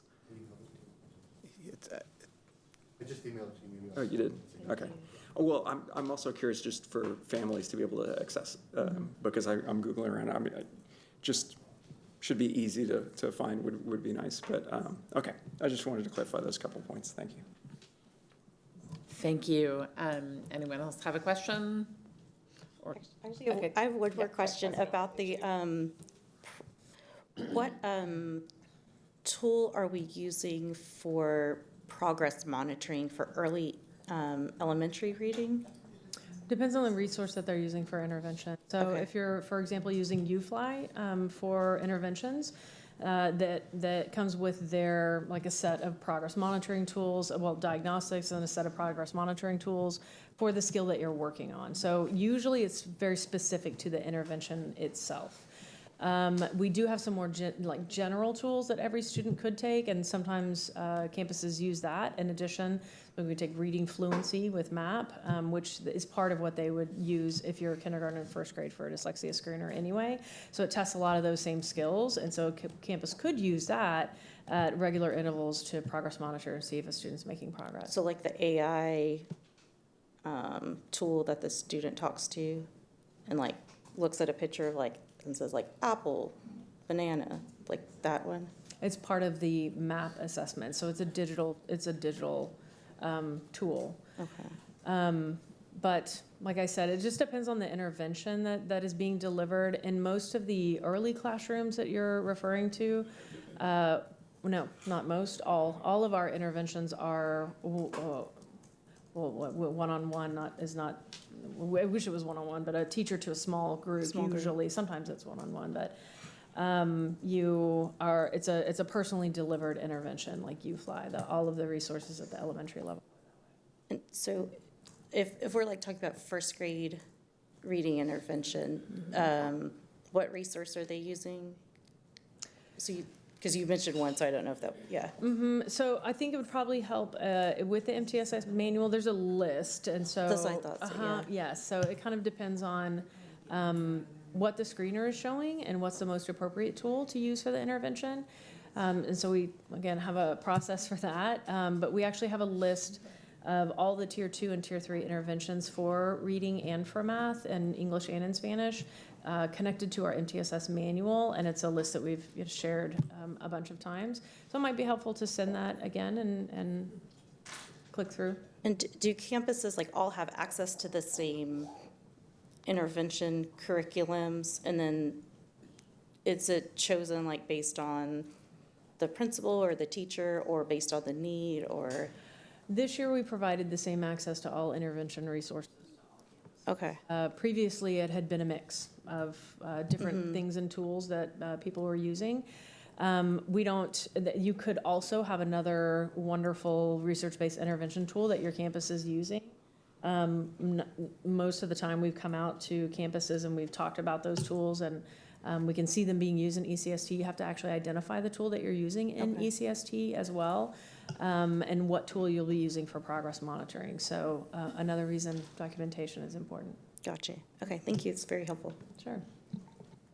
Thank you. Additional questions? I have just a couple. So I really appreciate, it's a really thorough presentation. I know there's been an immense amount of work, and I really appreciate just a deeper understanding of how we take a really big system and we're seeing that bridge down to that individual student level, in addition to our classroom level, our campus level, kind of how those fit together. So thank you for that. I have a couple of questions. Going back to the triangle, the tiers on slide 4. Really understanding, I know we're a long way from that ideal, but understanding how, as we talk about consolidations, we talk about the turnaround plan, we talk about the budget, how this really intersects with what we know that we have campuses where a third of our students move during the year. We have campuses where, 20 or 25% of our students are newcomers to the country who've been here only, fewer than 3 years. Many of them, some of them, depending on where they come from, may never have been in school or haven't had, a similar experience. So kind of how deep need and a lot of, kind of either trauma or, whatever is going on in our students' lives kind of intersects with what we see here, and that first teach isn't the only, isn't a complete solution, right? And how that really impacts the investments we need to make to get this right. Yeah, that's a great question, and it is the truth and the reality of what our campuses and our student population really have in their lived experiences. What we try to do as far as one of the things that addresses mobility is to have that intervention available at all campuses. We have mobility across our campuses, that definitely helps. We also have a lot of interventions that have some broad usage as well, so it could be something that it's likely that it's something the child has used or experienced before. A lot of the interventions too, we have recommended sort of pathways to identifying needs for students. And we've tried to pick flexible intervention solutions so that even if you're in 3rd grade, but you are just now beginning to acquire a second language and you've moved here from another country, though we have pathways that help teachers figure out how to use resources that might be a second or a 1st grade resource, but how that's appropriately used in the 3rd grade classroom. Because it is true, they can come at any time and have very different needs, and so you have to have also, that's why we have a list of intervention resources rather than just one to say, oh, this is the one that works for kids, because it really does need to be flexible. And then can you just speak a little more to kind of the portability of this data, that the data really does follow the student? It's not these teachers who have knowledge of a student and then talk to the teachers in the next grade, which works where there's very low mobility maybe, but how this really attaches to the student and goes anywhere the student goes, how it's doing something different. ECST is definitely designed that way, and we had some sessions at the end of the year to make sure what had been documented is being closed out appropriately, so that information is available the next year. So the data does follow the student. Really, any good MTSS system will have that kind of information or that kind of capability where the data follows the student. It's also another good reason why documentation of that data is important, because you can't always, you can usually have conversations that are familiar with the student that year. You never know the next year what might happen, or if the teacher leaves that had the primary part of that information, if it wasn't documented in ECST or our system, then you've lost quite a bit of that information. Thank you for that. And then I'd love to go to slide 12 really briefly. Let's see if I can see it. And the second bullet point where you said our classrooms scored consistently high in learning environment, classroom routines, procedures, behavior, instruction, that was a place where our culture seemed strong and we scored high. And can you help me understand kind of what you're looking for there and how that influences our students' academic success? Yes. The important thing to mention here also is when those CSTs get together, it is very rarely a conversation just about academics or just about behavior, because as soon as you start talking about one, the other comes into play to make sure that everyone understands how everything is working together for a student. But in the classroom routines, procedures, and behavior instruction, that was a portion of the MTSS walkthrough forms in every area. And connected to that, we had more information about, okay, this is what student engagement, these are some key things you could look for student engagement. So when we talk about calibrating on those forms, those are the things that we talked about and learned about and looked for as we were walking through together. So when we were talking about classroom routines, things like pacing and the setup of the classroom, was it set up for fluent delivery of instruction, and students being able to set up and receive that instruction, relationships are evident in the classroom, things like that. So we had it as a few bullet points as well, just as most things were, but deeper information that we really trained on and talked about. Thank you, and I appreciate seeing our investments in kind of climate and culture, the work that's been done. Absolutely. Post-pandemic, since Superintendent Segura came in, since, a lot of different things kind of come together to support our students in that way. So really appreciate that. We talked about Bruce Perry earlier. I mean, we know there's a lot here that goes on, and a lot that will preview our student success guide, a lot of it. So I appreciate seeing that bear fruit in ways that are going to show up in students' academics. So thank you for that. And then I have just one more question, which is, I know this was a big lift in terms of time and resources, including money. And what is the difference between how this showed up on our budget for 24-25 and what we're going to see now that it's well established for 25-26? What's our difference in the cost last year getting it up and running versus and training and all of that versus this coming year? Initially, right, we did make some investments in resources really across tiers, tier 1, tier 2, and tier 3. We'll always have to make continued investments in instructional resources. A lot of the, not all, but a lot of the intervention resources themselves that were purchased were in the form of kits or something along those lines. And so those are actually now permanent parts of campus. And so really what we're looking at is replacement costs for some of the parts of those kits, or some things over time tend to get scattered, and so we have to maintain that inventory, kind of like we're doing the math inventory right now. Things walk away over time, and so you need to continue to inventory and look and to see what the investment needs to be for that year. So there's an ongoing investment for those things. Fortunately, our training and all of that work that we did, we really conducted that in-house, and so those live as part of our system and are sustainable things that we can move forward. I think that the investment in the content interventionists, of course, is critical. And for campuses, I think we'll always need to continue to look at campuses that, I hate to refer to the triangle again because I think it got a little confusing, but for campuses that isn't the exact percentage, especially when we're first starting out with this system, that they will need more support and more resources to get not just tier 1, in as strong as a place as it can be, but a really solid intervention for a system for students that come Thank in you. and out of the campus. Yeah, thank you. And what about just the investment in kind of creating the software, the system, kind of getting it up and the system itself, getting it up and running? So I won't, there's been a significant lift certainly, but one of the things that we talk about, and we have talked about quite some time, and certainly Oscar can speak to it better than anybody, is that ECSD has been around for a while. And honestly, there are challenges with it as an overall platform, its ability to be supported long-term, the way that data recording occurs and what can be done kind of, after the fact. And so we had considered an initiative to kind of revamp that entire system, but recognizing all the things that we're tackling at the moment and the changes that have already been introduced to the system and the fact that we're going through a special education platform update already, and ERP just turned over, and we just went to Google, which has got a lot of people stressed out.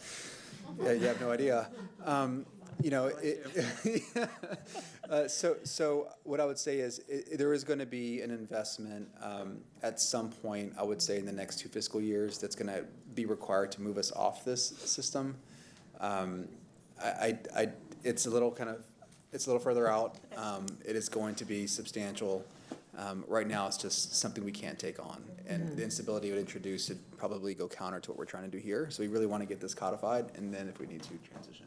That makes But the system has been around for a while, and it's kind of duct taped together a little bit. So we're putting this on top of the existing ECSD. Correct.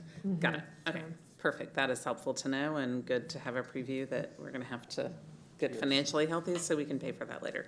Thank you for that. Any other questions before we move on? All right, perfect. Thank you. That was extremely helpful. Thank you. Really glad to see this moving forward. So, Mr. Segura, will you please introduce our next item? And this, just so we know, this is going to be our budget conversation ahead of adopting our budget.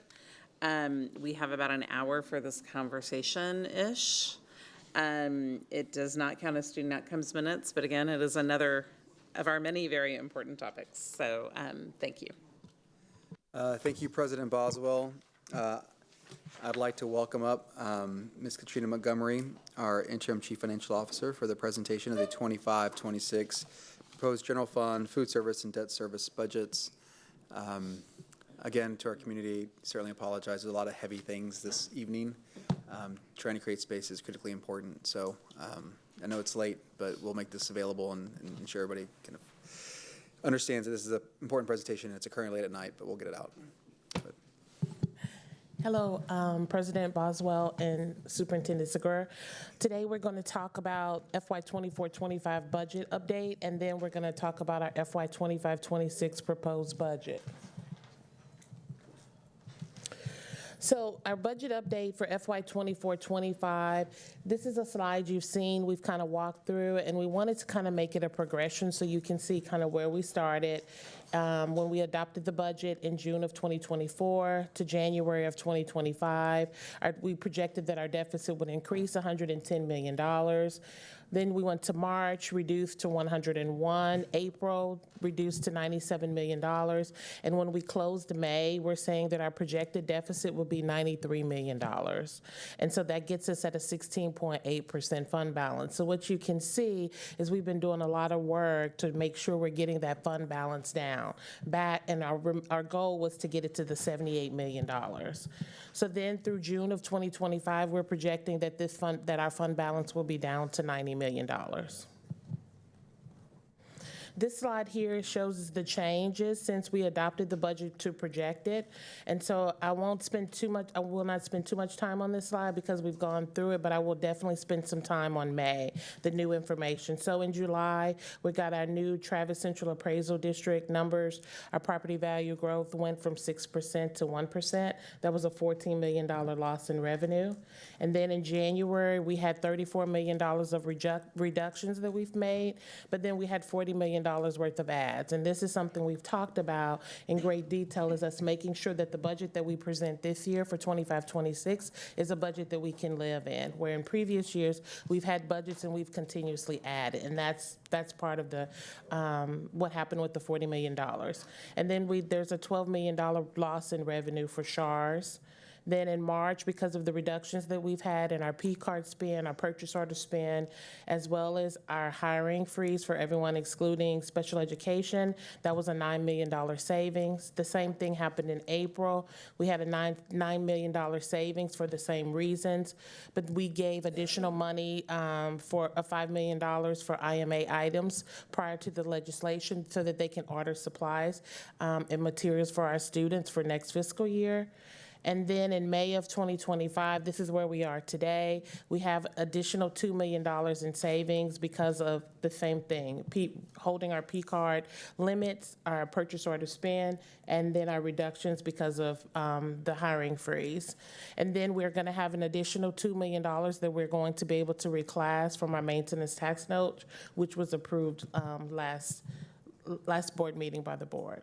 So what this is clearly just saying in a quick recap, we've gone to 93, saying that our deficit is going to be $93 million. I want to make sure that we're clear that this is not, we're not saying we're done. We still have work to do, but we have made a tremendous amount of progress between the work that has been done at Central, our departments, as well as all of the work done at campuses. So AISD is projected to end FY 24-25 with a 16.8% fund balance, which is below the 20% fund balance. So again, we know this is not where we want to be, but we're still making progress. We want to see this number get closer and closer to 20%. AISD is projected to end FY 24-25 with a deficit that is $15 million more than the adopted budget. So now we're going to talk about FY 25-26, and this slide shows, we've seen this slide, so I won't spend too much time on it, but this slide clearly shows how we built our budget. These are the assumptions we used. Our enrollment, the 72,303, is where we were at snapshot in October. Our average daily attendance is at 93%. Our average daily attendance in count is 64,100. And then if you go to the right, our tax collections change in property values, it's saying saying Travis Central Appraisal District told us in April that they think that our property values will decrease 2%. So that's what we've used. Our tax rate collection is 99%, and then you have our tax rate. So Katrina, can I hold you up there for a second? Of course. Would you mind going back to the slide? So there's been some feedback and input I've gotten over the last couple weeks around enrollment. And, you know, one of the things I'll be really clear about is overall as a school district, enrollment has declined over the last 10 years. That's been the case. At one point, we were well over 80,000 students. Now, as you can see, we're between 72 and 73,000. There have been some comments around us growing because of information that does get circulated regarding our current enrollment. And so one of the things that happens every single year, and it has for the last 10 years, is that we grow from the day we have snapshot, which is always the last day in October, in most cases October 30th, until the end of the year. And that's true this year.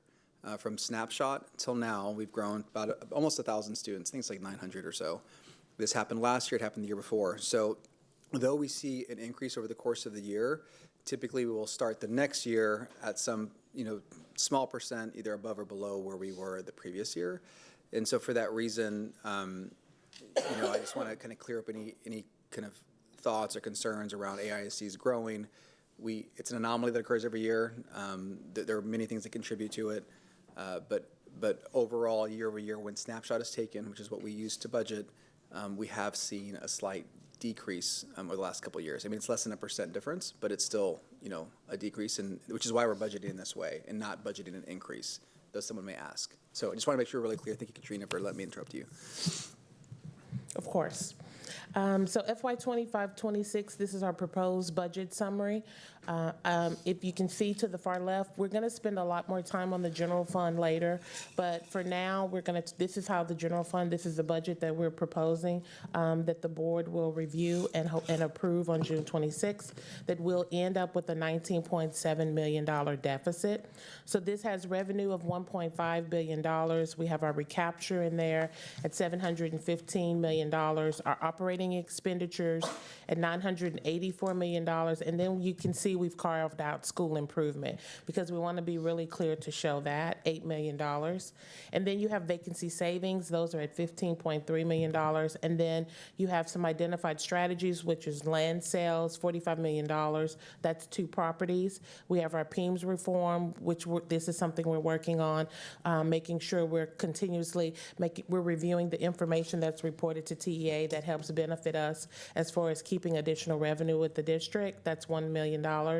State funding preliminary. So Dr. Reach will come up later and talk a little bit more in detail about what's happened at the legislature, what bills have passed, and the impact. What we've done here is we've done an estimate. So this is the net amount. So when Dr. Reach comes up, he's going to talk to you about all of the funds that we're going to receive as a district. This $9 million is what we think the net will be that we can use to apply to our deficit. Master schedule efficiency, we've talked about that. That's $2.5 million. We have some other strategies and force reduction, which we have more detail on a future slide. So once all of these things that you see here on the general fund happen, and again, some of these things are fully baked, and some of these things we still have a lot of work to do. These are things that the district is committed, the district administration is committed to making sure that happens. That'll get us at a $19.7 million deficit, which gets us to 15.21%. Then the next column is food service. This hasn't changed since we've seen it. Food service is saying their revenue will be $48.2 million. Their operating expenditures will be the same. Net impact is a 0. Debt service, our debt service revenue has decreased because our tax revenue has, as long as our tax rates are decreasing, our revenue will decrease on the INS side. So for revenue, we have $234 million, but our operating expenditures are $262, so we're going to need to take $27.6 million from our debt service fund balance. And then you have the total to the far right. This next slide is changes in general fund, total expenditures. This hasn't changed. It just shows where we were at adopted budget versus recommended budget. And then now we're going to start talking about, we've been constantly talking about our stable state. And the reason we do this is because we want to make sure that everybody's clear, like this is our North Star. We want to make sure that we can have a 20% fund balance and doing a balanced budget. And we didn't get there this year, but that is still where we're working towards. And we want to protect the quality of education for our students. We wanted to have a statement here that was very clear that the district administration is committed to a budget that achieves at minimum a 15% fund balance. And we all know that our fund balance is our savings account, and if you look at this slide, it just tells us why. We know that we have to have enough money so that we can make our obligations at the end of the year. It's having our fund balance at 15% gives us approximately 2 months worth of expenses that we can cover if anything happens. So this document shows us unassigned fund balance for 24-25, which is the fourth column from the right. It shows that we're going to land at 16.8%. And for the 25-26 budget that we're asking the board to adopt and approve on our next meeting, it'll show us at 15.2%. And then it shows what we've seen consistently in 26-27, we get below, we can have a negative fund balance. So even though we've made a lot of strategies and a lot of work, there's still a lot of work that we need to do to move forward to make sure that our district is stable as possible. So FY 25-26 proposed budget summary. So we had adopted in FY 24-25 the $78 million. Then our projection now is saying we'll get to $93.1 million, which will leave us at a 16.8% fund balance. And then we show preliminary. This is the information that we showed a few months ago. This is our preliminary. And when we showed this negative $65.5 million, we all knew we still had work to do. We knew that we were very clear that this is what we're saying, but this is work that we still have to do as far as force reductions and other identified strategies, because we can't leave our fund balance at 9.7%. And then for FY 25-26, this is the proposed column that you saw that we went over on a previous slide that shows, again, for the next meeting, we're going to ask the board to approve a deficit of 19.7%, and then that'll get us to 15.21. But I want to make sure that we're very clear. This is the district committing to doing all of these strategies on here and making sure that we come in at 15% fund balance. Identified strategies, we'll go over this. This is what we've looked at and we've talked about before. Central office restructure, we have a slide to go a little bit more in detail on this. Later, that's $10 million. Looking at and reducing supplementary programs, $500,000. Special education contract costs and financial monitoring. Again, we know that we want to serve our students as well as we can, but we have to continuously reduce our reliance on contractors. Centralized special education placement. This is also a strategy. Forced reductions. We have a slide that'll go a little bit more in detail on this $15.5 million. State funding, we've just talked about previously. This is an estimate or a projection that we're saying this is the net amount that the district could keep to use toward reducing our fund, to increase our fund balance or reduce our deficit. And then we're going to talk about property insurance. That's something we haven't talked about before. So we still have our current reduction strategies. Some of these have check marks. Some of these still have work to do. You're going to see you have your force reduction. We've talked about that. A hiring freeze for FY 25-26, excluding special education for non-campus staff. We know that our current hiring freeze ends June 30th. All revenue will remain with the source of the origin. So if a department has revenue that they've received, it stays with 199. It doesn't move or fluctuate. And then we're going to talk about continued spending controls. How can we continuously monitor our spending? So the central office restructure, the goal is to fully achieve the district goals. The superintendent has moved forward with a comprehensive reorganization of all central office positions in a single phase. The realignment includes eliminating positions. Some people will be reassigned, new reporting structures and cross-departmental alignment, Our superintendent would appoint with the focus on administrative and executive level positions and reducing the number of direct reports for our superintendent. The central office restructure will be completed by June 18th, 2025. So here's a timeline because we want to kind of make sure that everybody's clear where we started and where we're going. On May 22nd, our superintendent had a budget meeting, a budget update with our executive leadership team. May through June, there were planning meetings with the superintendent and his various cabinet members. June 5th, the new timeline was communicated to central office staff. June 18th, our employees will be notified. And on August 1st, employment changes take effect. So property insurance. I'm going to read this statement so we can kind of just make sure we're all aligned before we start talking about some strategies that we have at the bottom. The district is working to cut property insurance costs by up to 50%. Approximately $3 million through strategies such as adjusting deductibles, renegotiating premiums, and reviewing commission structures, all while ensuring adequate coverage and risk protection. So one of the things I want to say before we look into the actual the slide, that's the part that's at the bottom, the chart, is we've been working with our carrier, our broker, a lot. And so originally when we started having these conversations, they said, we could save you approximately 5%. But we've been pushing on them, being very clear that we're considering going self-insured. And so now their number has come up to a 20% reduction.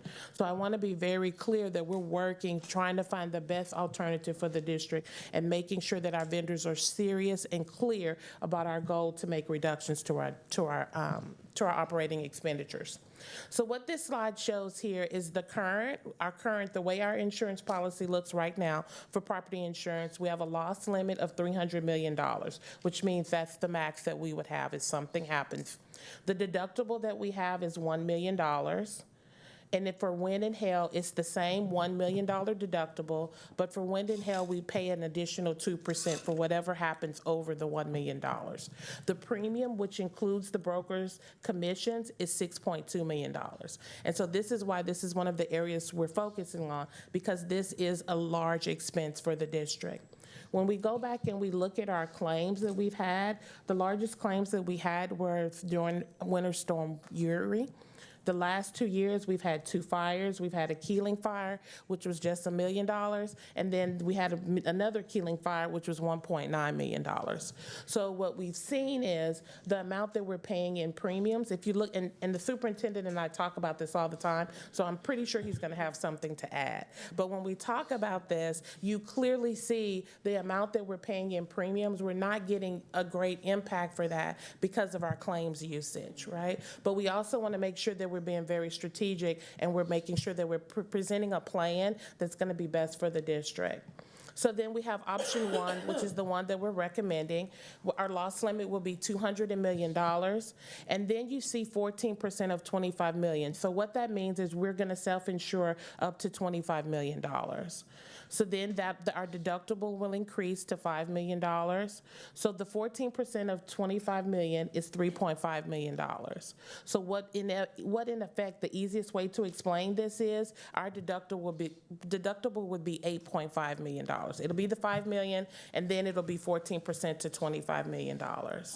Wind and hail, it's the same 5%. It's the same $5 million to deductible, but the percentage went up to 3%. And that premium would be $3.3 million.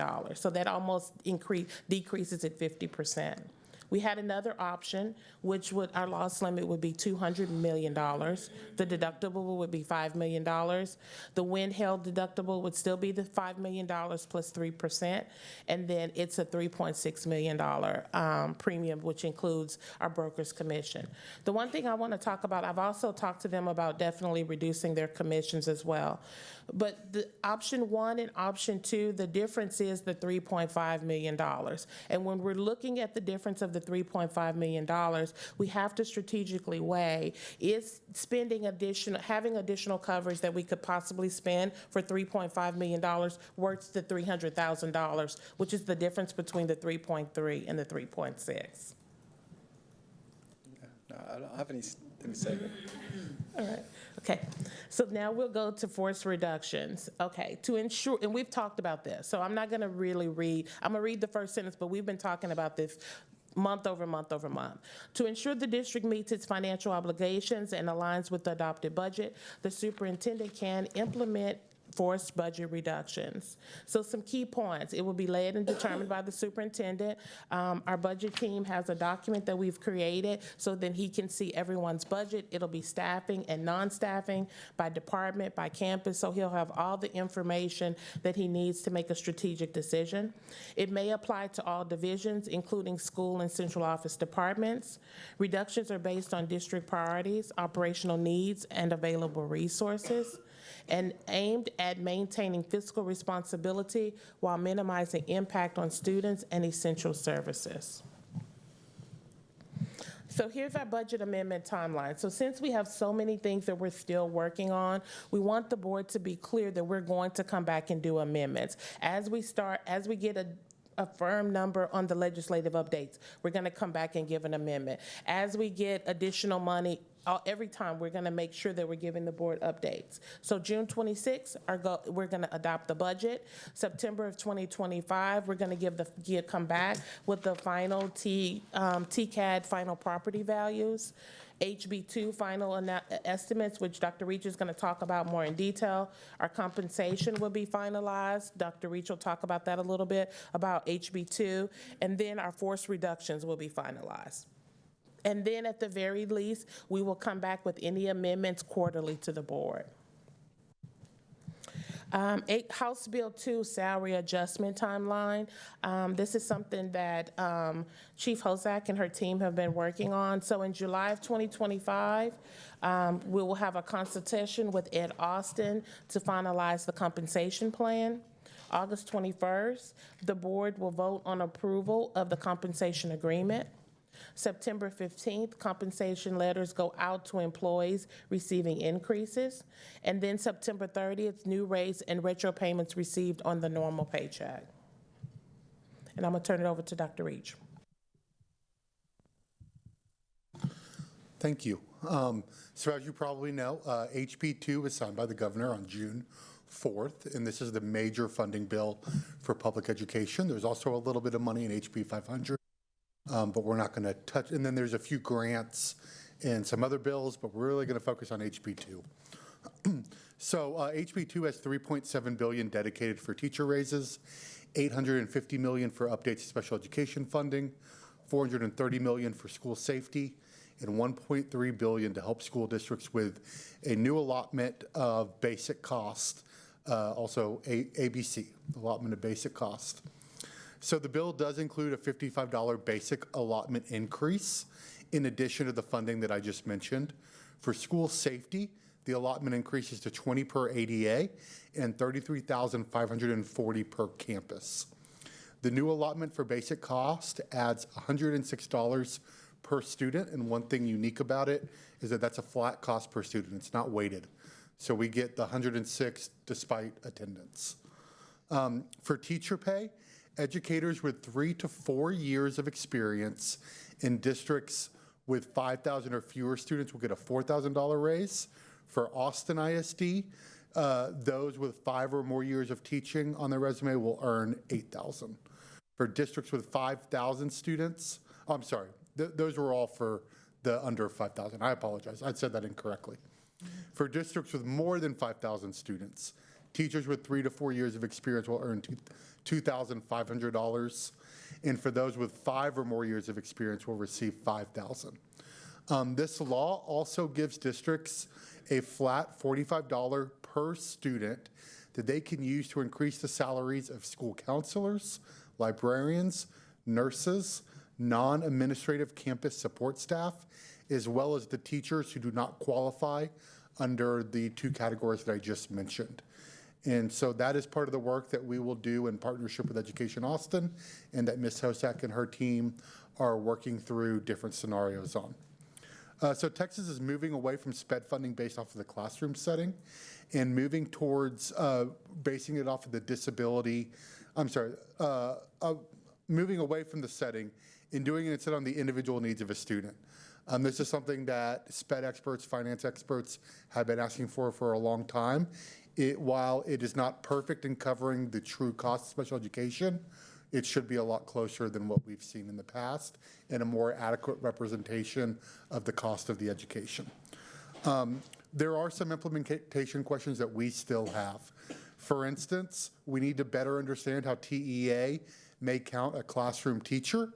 Now, I will say that just 4 hours ago, 5 hours, it's 11:40 now, around 3 o'clock, TEA actually did provide some guidance on some of this funding, and so there'll be something that Ms. Hosak, Ms. Montgomery will go over, but that's a question that we need to understand from TEA. What do they consider as a classroom teacher so that we know who's getting this funding and who's eligible? We also need more guidance on TEA around the early education allotment and the new requirements for pre-K, including new requirements that we must follow before we can expand or increase our own tuition pre-K here in Austin ISD. So we'll need those rules before we can understand both what our early education allotment could mean, but also what that could mean for pre-K in Austin ISD. Finally, we really need some rules from TEA around the support staff allotment and allotment for basic cost. These are brand new allotments that haven't existed before, and so it is expected that they will have some guidance on how that can and cannot be utilized, and we'll be waiting for that. We are expecting to get most of these answers within the next 10 days from TEA. I also will briefly mention that there were 3 major bills that created new tax exemptions. This included an exemption of appraised value of tangible property for businesses at $125,000.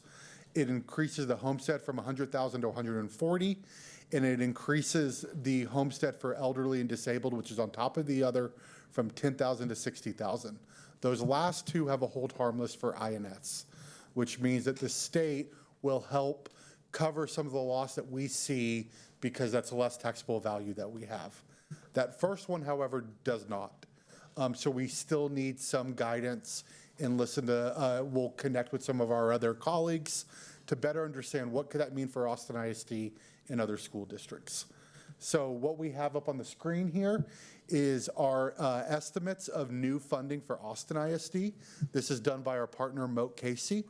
And they are estimating for Austin ISD about $3.4 million through the basic allotment. The other 2 that I'll highlight is the teacher retention allotment will bring in about $17.4 million, and that brand new allotment basic class will bring in about $7.8 million. So adding those ones, all except for the bottom 2, which are dedicated, adding those other ones up, and then considering some new fixed costs that we have with these bills. For instance, we'll need to cover benefits associated with the new allotments. We also have some new requirements around pre-K that we'll have to meet to access this money. There'll be some costs associated with that. So once that's all said and done, we're estimating about $9 million, which Ms. Montgomery had reflected in her earlier document. While we learn more about early education allotment, we may find if there'll be additional opportunity for Austin to realize more dollars because of our expansive pre-K opportunities. But that is something that we're really at a wait and see at this moment. So that's a summary of this current bill. It is in effect now. And we expect TEA to get us their first preliminary numbers in July. Thank you. Thank you, Dr. Reach. And then our next steps to complete our 25-26 budget. Today is June 12th. We're giving you the proposed budget. June 26th will be the budget hearing and adoption. And then we always note that in July of 2025, we get our final certified TCAT numbers. So I'm here, and Dr. Reach can come back if you have any questions. Perfect. Thank you both so much. Oh, I missed something good.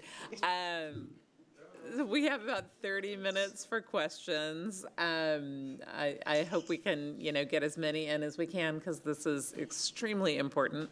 And we're going to start with Trustee Singh. Oh, hello. Thank you for this extremely tight and informative presentation. So a couple quick questions. One is, around what would be really helpful, I think, for the next, iteration of this, when we vote on it, would be to see, like, the granularity or like the certainty or of the different cuts and offsets. So for example, when I'm looking at slide 13, the master's scheduled efficiency, other identified strategy, there's all these places where we're going to be making cuts. I don't know, I don't have a great sense of like how much of those are like done, like you've already identified the exact line items and where these cuts are going to happen. So it would be helpful to get a sense of like how, where you are in the process of identifying the exact cuts, because the devil is in the details and it would be really helpful to be able to know that. Likewise, when I'm looking at slide 14, this probably is the most relevant slide where I would love to see that. So if you have an idea on, for example, like what contract or what special, what different programs and that type of thing are going to be cut, that would all be really, really helpful to actually name those, because typically, like that's what we're voting on. It's not just like these broad categories, but it's very helpful to have an understanding of what specifically is going to get cut. So, Superintendent, is that something that we can expect in the next iteration of this before we vote? So the first thing I would say is what I think you're expecting is not likely what we're going to provide on every one of these line items, and I'm going to give you an example why. So if you go to the slide 3, you can see Ms. Montgomery identified our current deficit for fiscal year 24-25 as $93 million. We still have one full month of value to capture, which is not included as a starting point for 25-26. So if you roll that $3 million as a starting point for 25-26, and you begin to net everything out, assuming nothing else changes, you'll see that the fluctuation with some of these numbers has a big impact on the system, right? So $3 million could take off supplementary programs. It could make it to where it's $3 million less in forced reductions. Clarity from TEA, maybe it's not 9 million we get, maybe it's 10.5. That's $1.5 million less than I would have to force across the entire system. So, I am very comfortable identifying the list of things that we would move through and in what sequence to get to that number. But I'm a little concerned around taking those cuts before we have extreme clarity around some of these things that are unknown, just because of how the state works and given where we are. So I will tell you that every one of these, from land sales, premiums reform, master schedule efficiency, we have been working. We have great granularity and I would say confidence in those numbers. So I guess I'm kind of struggling to figure out kind of the appropriate level, because I know if it's that last 1 million, and that last 1 million actually gets offset by something that we learn in the next 3 weeks, then it's going to create a certain response in the system, and it's going to maybe be that thing that we cut that we shouldn't cut. So I'm really looking for some feedback, but I can, depending on what the board would like, I can provide a tremendous amount of detail. Thank you for helping me understand kind of the variability. So actually, slide 9 is probably a really good slide for us to be looking at when talking about this. This is such a great slide. Thank you for putting it together, Ms. Montgomery. But it really shares on one page like what the biggest differences are from our current budget to next year's budget.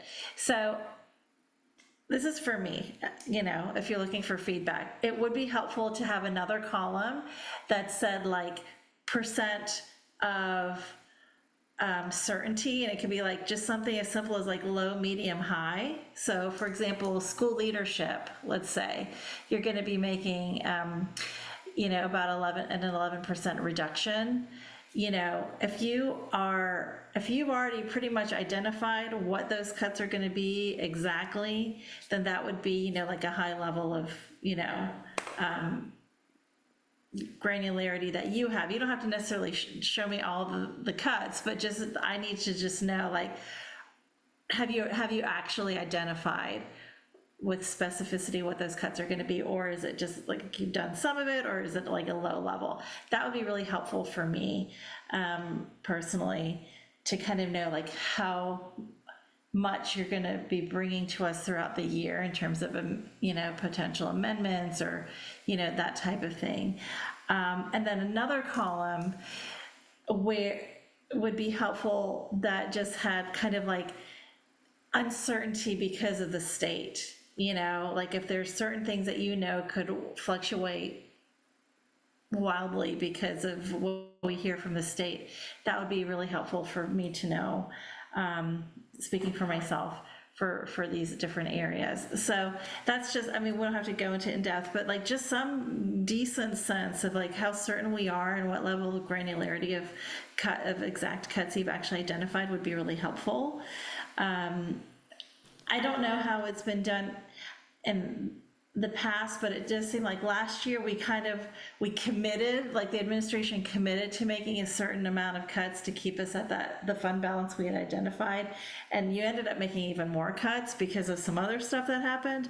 But I don't love the idea of us just adopting budgets with cuts when they haven't actually been identified at a certain level of granularity. Sometimes that's not possible, but I just feel, I don't know, I want it to be a little bit tighter, because again, the devil's in the details, and this is our opportunity to really, to kind of share whatever level of detail you have. So Trustee Singh, I think we can make some adjustments to provide maybe additional level of certainty regarding my confidence and really what's been taken and what we expect to take. I will say that on slide 9, many of those have already been taken, are confirmed, and are above the line. So this would actually be in addition to that percent reduction. So you say negative 11%, it'd probably go to negative 14 or 15%. So I'd have to add 2 columns probably. But I can work with Ms. Montgomery and we can figure that out. And then like another example would be, as my voice cracks given the late hour, property insurance. So, we wanted to, I am very confident in moving away from the existing structure and model that we have.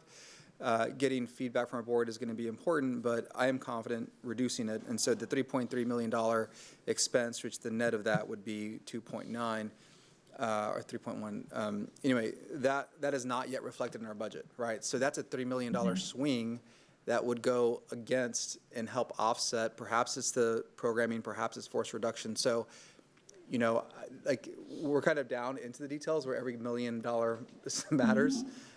So I hear you. I think with the feedback we've gotten today, I'm confident we can provide something that gives you extreme confidence that we're not just putting something out there that's abstract. Like we've spent a lot of time thinking through this. I'm just very mindful of putting something out there that creates harm when there's still some unknowns that could offset whether I have to take that cost reduction or not, which is really what's happening. That makes understood. And then for the property insurance, I'm good with option 1. Just FYI, if it's something you're wanting to hear. So those are all my questions. So thank you. And I really want to thank you and the staff, because I know this has been really a hard time for folks, and particularly with the reorg. And I really want to thank you, Superintendent, for just leading that with such sensitivity and transparency. So thank you. Yeah, I do want our family and communities to know that this is a very hard time for central office. I know that sometimes it feels like it's distal from the classroom, but every single person in this building, in this organization has a role to play. I believe that. And, we just have to acknowledge that there are some things that we can't do moving forward, and I've tasked the team with being very clear. As we reduce, there are things that we're not going to be able to do. I'm going to be very clear with our trustees, be very clear with our communities, very clear with our principals, that we just cannot continue on with the same level of service and not expect to have a mass like burnout. I mean, we're already lifting so much with so few resources. So I appreciate the comment, Trustee Singh. It is very difficult, and you know, I appreciate and honestly very much respect everybody in this room and everybody in this building for understanding the why, because it's hard. So Thank you. Thank you. Additional questions? Trustee Kaufman. If we could go back to the slide on the House Bill 2 funding, there were several categories listed on there. There wasn't a total. Do we have a total amount of money that we expect to be receiving from House Bill 2 action? Yeah, with everything considered, we are estimating 36 million in year one. It's slightly higher in year two. It would be around 39 million. That's because some of the provisions on special education are delayed 1 year. And then also the legislator they changed how they did the golden penny yield. Typically that increased every year after 2019 rule changes. They're now going to fold that into the BA. So the basic allotment will increase every year instead of that golden penny yield going up every year. So it would go up to about 39 million in year two. So when you're talking about 8.5 billion, that's over 2 years? No, that's 1 year, but that's funding that is not dedicated to a specific purpose. Funding that we could use for deficit reduction. I'm kind of getting a sense of what the state did for us. And so $8.5 billion that they're saying is coming from House I Bill 2. apologize. Yeah. Yes, 8.5 billion is for 2 years. Okay. I'm sorry, yeah. Okay, so out of an $8.5 billion amount, which if you, 9 million is after the kind of required spending, 9 million of the $8.5 billion is available for Austin ISD to work on the 5 years of underfunding that we've had. Is that accurate? Yes, you know, the way that they calculate funding, all of the money that we receive here will go into what our per pupil is.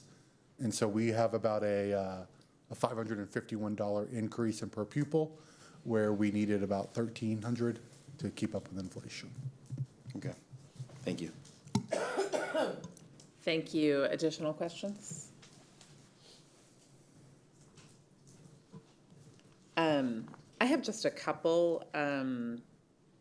I appreciate the insurance bringing that to us, and I will be very supportive of that, whatever you decide. The deductible, if we have a hailstorm and 10 schools get hit, is that 5 million per that whole incident, or is it per building? The deductible is 5 million in total for the year. For the year. Okay, that's helpful. Thank you. I appreciate that. Okay, then yes, I'm super comfortable moving forward with that. Thank you for that. I want to go to slide 9 and look at function 91, our recapture going down $105 million. That does not mean we have $105 million more dollars to spend. Can you just explain that super briefly? Yes. Why that's not ours to use? Yes, so the recapture here, the adopted budget was at 6% property value growth. And so our recommended budget is at a 2% decline. So that means we'll have less revenue, and less revenue means less recapture payment. But this is not an addition, I want to be clear, this is not an additional $105 million. And the state tells us how much we're allowed to spend per student. So no matter what, that money is not ours to use. Right, it's not. Yeah, thank you. Okay, that's hard to get your head around, and I know it's real. Thank you. Have just a request. I know we're committed to the cuts. We've been having a lot of conversations about the cuts in our one-to-one meetings. We know that some of the cuts promised last year didn't happen, and then some new cuts did. We had unexpected expenses, some bad practices that led us to adding toward the budget during the year. So really making sure that commitment is different this year as an administration and a board to our community. When we have amendments, I would love to really track those cuts as well. during the year, so we're really transparent with our community. And we don't necessarily need a presentation each time, although sometimes in bigger things it might be worth it. But I do want to be sure we're really having backup in board docs, not just kind of the budget updates as we have them, amendments as we have them, but really something that helps our community know. And I don't know if it's a thermometer that tracks each of the promised cuts and where we are, something on our website, but I want to be really clear with each other and with our community that we are doing that work we promised to do when we adopt this budget. It's a big deal to us to adopt a budget that's below our 20% fund balance. We adopted 21.65 last year. Lots of circumstances didn't meet it. We're actually talking about a policy and we'll be voting on a policy at the end of June to make a change in our policy, which is a really big deal. We know there are other districts. We've looked statewide. I thank the policy committee for that work. But as we do these things in this moment of real financial crisis, and as we do the work of closures and consolidations that we are trying to get back to a healthy place so we can do the work we need to do, I do think we need that extra transparency and really want to work together to figure out how we do that together. So thank you for that. And I do just want to add another real thank you about the central office restructuring. And I know really hard things are happening to people who care deeply and have given an immense amount and do really important work at the district, and it's really, really hard. And I know, we sometimes hear from our community, we'll just cut central office and that'll fix things, and we know we could eliminate central office and still not get to where we need to be. And that the work does support our campuses, and we're having to make really horrible, hard decisions right now. And I know any of these cuts impact people we care about and people who care about our kids and our work. And just want to name that, piggyback on what Trustee Singh said. And then I have one final question. When we look at that deficit on our debt service fund, what is the long-term impact of adopting a deficit budget to that degree for that area of our budget? Yes, thank you, President Boswell, for asking that. So I've been talking to our financial advisors about this. So we have a healthy fund balance, and I should know that number. I don't have that number with me right now, but we have a healthy fund balance, so it's going to be okay for us to do this. We just need to make sure that we're keeping a close eye on where we are when property or tax collections come in, and then the amount that we're going to need for payment. Again, we don't want to get into we don't want to have to increase the tax rate, right? But then we also don't want to dwindle our fund balance down to little to nothing. So we're keeping an eye on it. Okay, thank you. Yes, ma'am. And that is it for me on this. Any questions, any additional questions? Trustee Hunter. Thank you, Ms. Montgomery and Dr. Reach. This is where my two worlds collide, and I'm trying to see how we could be beneficial. So I know a lot of times when we're looking at HB2, we're just looking at K-12, right? But we are impacted by higher ed and what's happening with teacher prep. And I had already talked to the superintendent about some concerns I had about, I guess, a rumor that, the board only wanted certified teachers. I want somebody in every classroom. That's my personal opinion, right? We'll be lovely if they're qualified, if they're highly qualified, if they're certified. Yay, right? Is there any point, because I know they're not going to give it to us, but I'm assuming they're just going to give it to LEAs when it comes to the $3,000 mentorship and paying for, student teachers are getting paid for the actual student teaching and that sort of thing. Like, is there any word about how that money is going to come to districts? So it's mostly going to come through grants. That's what I assumed. Yeah. Okay. But now, since I'm just going to ask this, because the crazy math, if you have more kids and more issues, you get less money. If you have less kids, you get more money. Don't really get that math. That's not mathing. But in this case, I would assume if you have a huge school, again, this is crazy because I'm thinking logically, but I'm assuming that if you have a larger school district, that you would be able to get more resources because you have more spaces for teachers. We have like some places like over 50 subs in places, right? That's a lot of subs, right? So I don't know, can we get some feelers out to, let's be first in line, We can, so TEA potentially has the opportunity to do both the discretionary grant, where you apply based off of, here's the program we're going to do, and we need this much money, or they could do formula. They could sit there and say that, hey, we'll give X amount for every qualified person that you're going to have in that program. So tell us how many qualified people you're going to have in that program. If that's the case, then you may see the larger districts receive, to be proportional between districts. So there'll probably need to be a little bit of rulemaking from TEA. Yeah, of course. On that. But we can certainly, I have no doubt that Ms. Hosak and some of the other organizations that are closely focused on that are probably giving some advice right now. Okay. On some good ways to spend that. Okay. And if they need any help understanding, we should be like, hey, have you thought about, so we can kind of, I don't know, they're listening to us, but there you go. Thank you. Thank you. Anything more? All right, thank you both so much for the work, the presentation, and I know more work to come before our hearing and vote on the 26th. So thank you so much to you and your team. I did want to make a quick plug for our report that we're working on, our summary supplemental document, just to provide our community and staff kind of a brief report that highlights the history, kind of the strategies we're deploying, and really just kind of paint a picture as to kind of what all this is and what the work means, because sometimes the numbers are good, but the story, I think, needs to be told. And so we've been working on that, and we'll have that out before too long.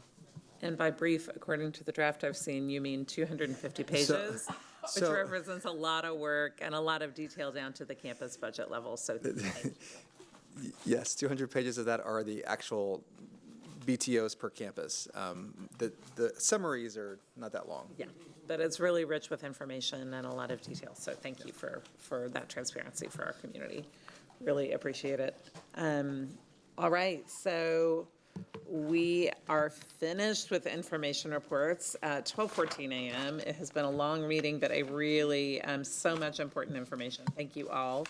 Now we'll move into the preview of agenda items to be considered for a vote at our next regular board meeting on June 26th. And staff is available to answer any questions for tonight's preview. We're going to start with item 7, which is agenda preview for upcoming academics and curriculum items. Does anyone have questions on any of those? All right, we're going to move to section 8, board administration. Any questions about those? All right, we're going to move to 9, business and finance. Any questions on those?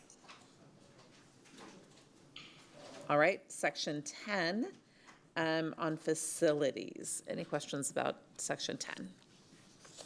All right, next is section 11, talent strategy. Any questions on talent strategy? And I want to be sure we highlight, there is going to be an addition under talent strategy. The administration during this meeting shared that they have learned they need to bring forward the teacher incentive allotment spending plan for board approval. They thought it was due in August. They have learned that we have to start spending in July, and so it's actually, the vote is actually due in June. And so they're going to be bringing that for board approval on June 26th. It is not listed on our agenda preview, as is our custom. So we're making an announcement about that, and to be sure that the community has a chance to learn about it and get more information so they can make informed comments ahead of our meeting if that's of interest to anyone. The administration will host a public meeting next Tuesday afternoon to share that teacher incentive allotment spending plan and take community comment on the plan, and people can also comment during our meeting. Additional information about that will be placed on the teacher incentive allotment webpage and on the district calendar, and then the board will vote on that plan on June 26th. So with that caveat, are there any questions about section 11, talent strategy? All right. Oh, yes. I just want to note, I don't know all the details yet, but I do see a rescission of a proposed termination of a professional employee, and from the details provided thus far, it demonstrates some compassion and concern and care and some course correction that I appreciate on behalf of our employees. Thank you. Next section is 12, policy. Any questions on those? I know we have some important policies coming, just to let people know. The fund balance policy we mentioned, a cell phone policy, some transfer information, facility naming, some important policies. Thank you to our policy committee for that work. Trustee Singh. And Trustee Singh. Yes. Okay, so I'm looking at 12.2, which is the fund balance policy. Yes, and thank you to the budget, to the policy committee for working on this. I did want to probably make it a little bit, have a little bit more teeth. And so I notice it says, like, in the event of extenuating circumstances resulting in a deficit budget, you know, the fund balance can go below 20%, but we don't say like what that floor would be. So does that mean it could go down to 9% or 5%? You know, I don't think any of us want to see that. So I would like to suggest that that we put a floor in there, and my suggestion would be 15%, because we know that's something that the administration has already committed to. So that's one thing I would feel really good about seeing in there. And I don't know if there's any way that we could, I mean, I would feel more comfortable seeing this be a 2-year period rather than a 3-year period. So that's kind of what, that would be my feedback for this. The other thing is, I know that this provision would expire anyway, but who decides what an extenuating circumstance is? And so I guess we're in one right now, and that's pretty clear, but I would not want this policy to just permanently be in our, you know, this particular, you know, policy to be in as part of our official policy forever, because it puts a lot of the power in the superintendent's hand to define what an extenuating circumstance is, whereas I think that should be like a board decision. So anyway, that's my feedback, is put a floor of 15%. And I would like to hear a little bit about if it would be tenable to make this a 2-year period rather than a 3-year period. Thank you for that. And can council for the district or for the board kind of share a little bit about how would we consider those changes during our voting meeting by pulling it from the agenda and having a discussion? Is that the best way? Or would it be better to go back to the policy committee to consider what's the best approach to that? I think considering it's like your next is the vote, right? Mm-hmm. So if there's legwork to be done, it needs to be done probably, at least some advance work needs to be done on it before an actual meeting, because that will be hard to do in real time. Okay, to get the information and the impact and all of that. Mm-hmm. Okay, thank you. And I don't know if anyone wants to comment on that, if, you know, how we want to handle it, if we want to handle it outside this meeting. President Boswell, I'd be happy to work with, you know, Jacob or Trustee Kaufman. I think you're the chair of the policy committee, to just propose some language, and then you guys can take it, and maybe we can have 2 versions at least prepared. So we had those same discussions that you're asking now in the policy committee, and that's why we brought it to the board for the discussion. The only thing I would ask you to consider is, we hope this is as bad as it gets, but if it's not, we've locked in the next board or whomever. So that's why we wanted to have that discussion. And to the board council, you're saying that there's legwork to be done. Would there just not be discussion and then a vote? Well, I guess I'm saying if you guys want to entertain any revisions, it'd be better to do some work on that, not on the dais. Okay. Does that make sense? I understand. So can we have Trustee Singh, Trustee Hunter as chair of the policy committee, and Dr. Reach and maybe Ms. Montgomery kind of have a conversation between now and the 26th, and yes, and Edna. Butts as the person who staffs our committee, yes. Matthias will want to be in this one too. And Matthias as Not well, you. yes. Lots and lots of people. Thank you for having that discussion and with the background of what you've already done. Thank you. And thank you All for right. mentioning Edna Butt's name, since she's been waiting here for 6.5 hours for this Thank you, agenda David. item. And thank you, Edna. Do we have any other policy that we want to discuss to make Edna's time worthwhile? Yes, so so as part of our policy committee meeting, we were expecting a different version of DH Local to be brought to us. And so I wanted to see if that was a mistake or, okay. Thank you. So I just would ask that to be uploaded to board docs, and please notify the board when it is fixed. Thank you. And so is that an item that's missing from our agenda preview? It's on 12.1, attachment 5. Oh, under the TASB update. Got it. Not as a separate, yes.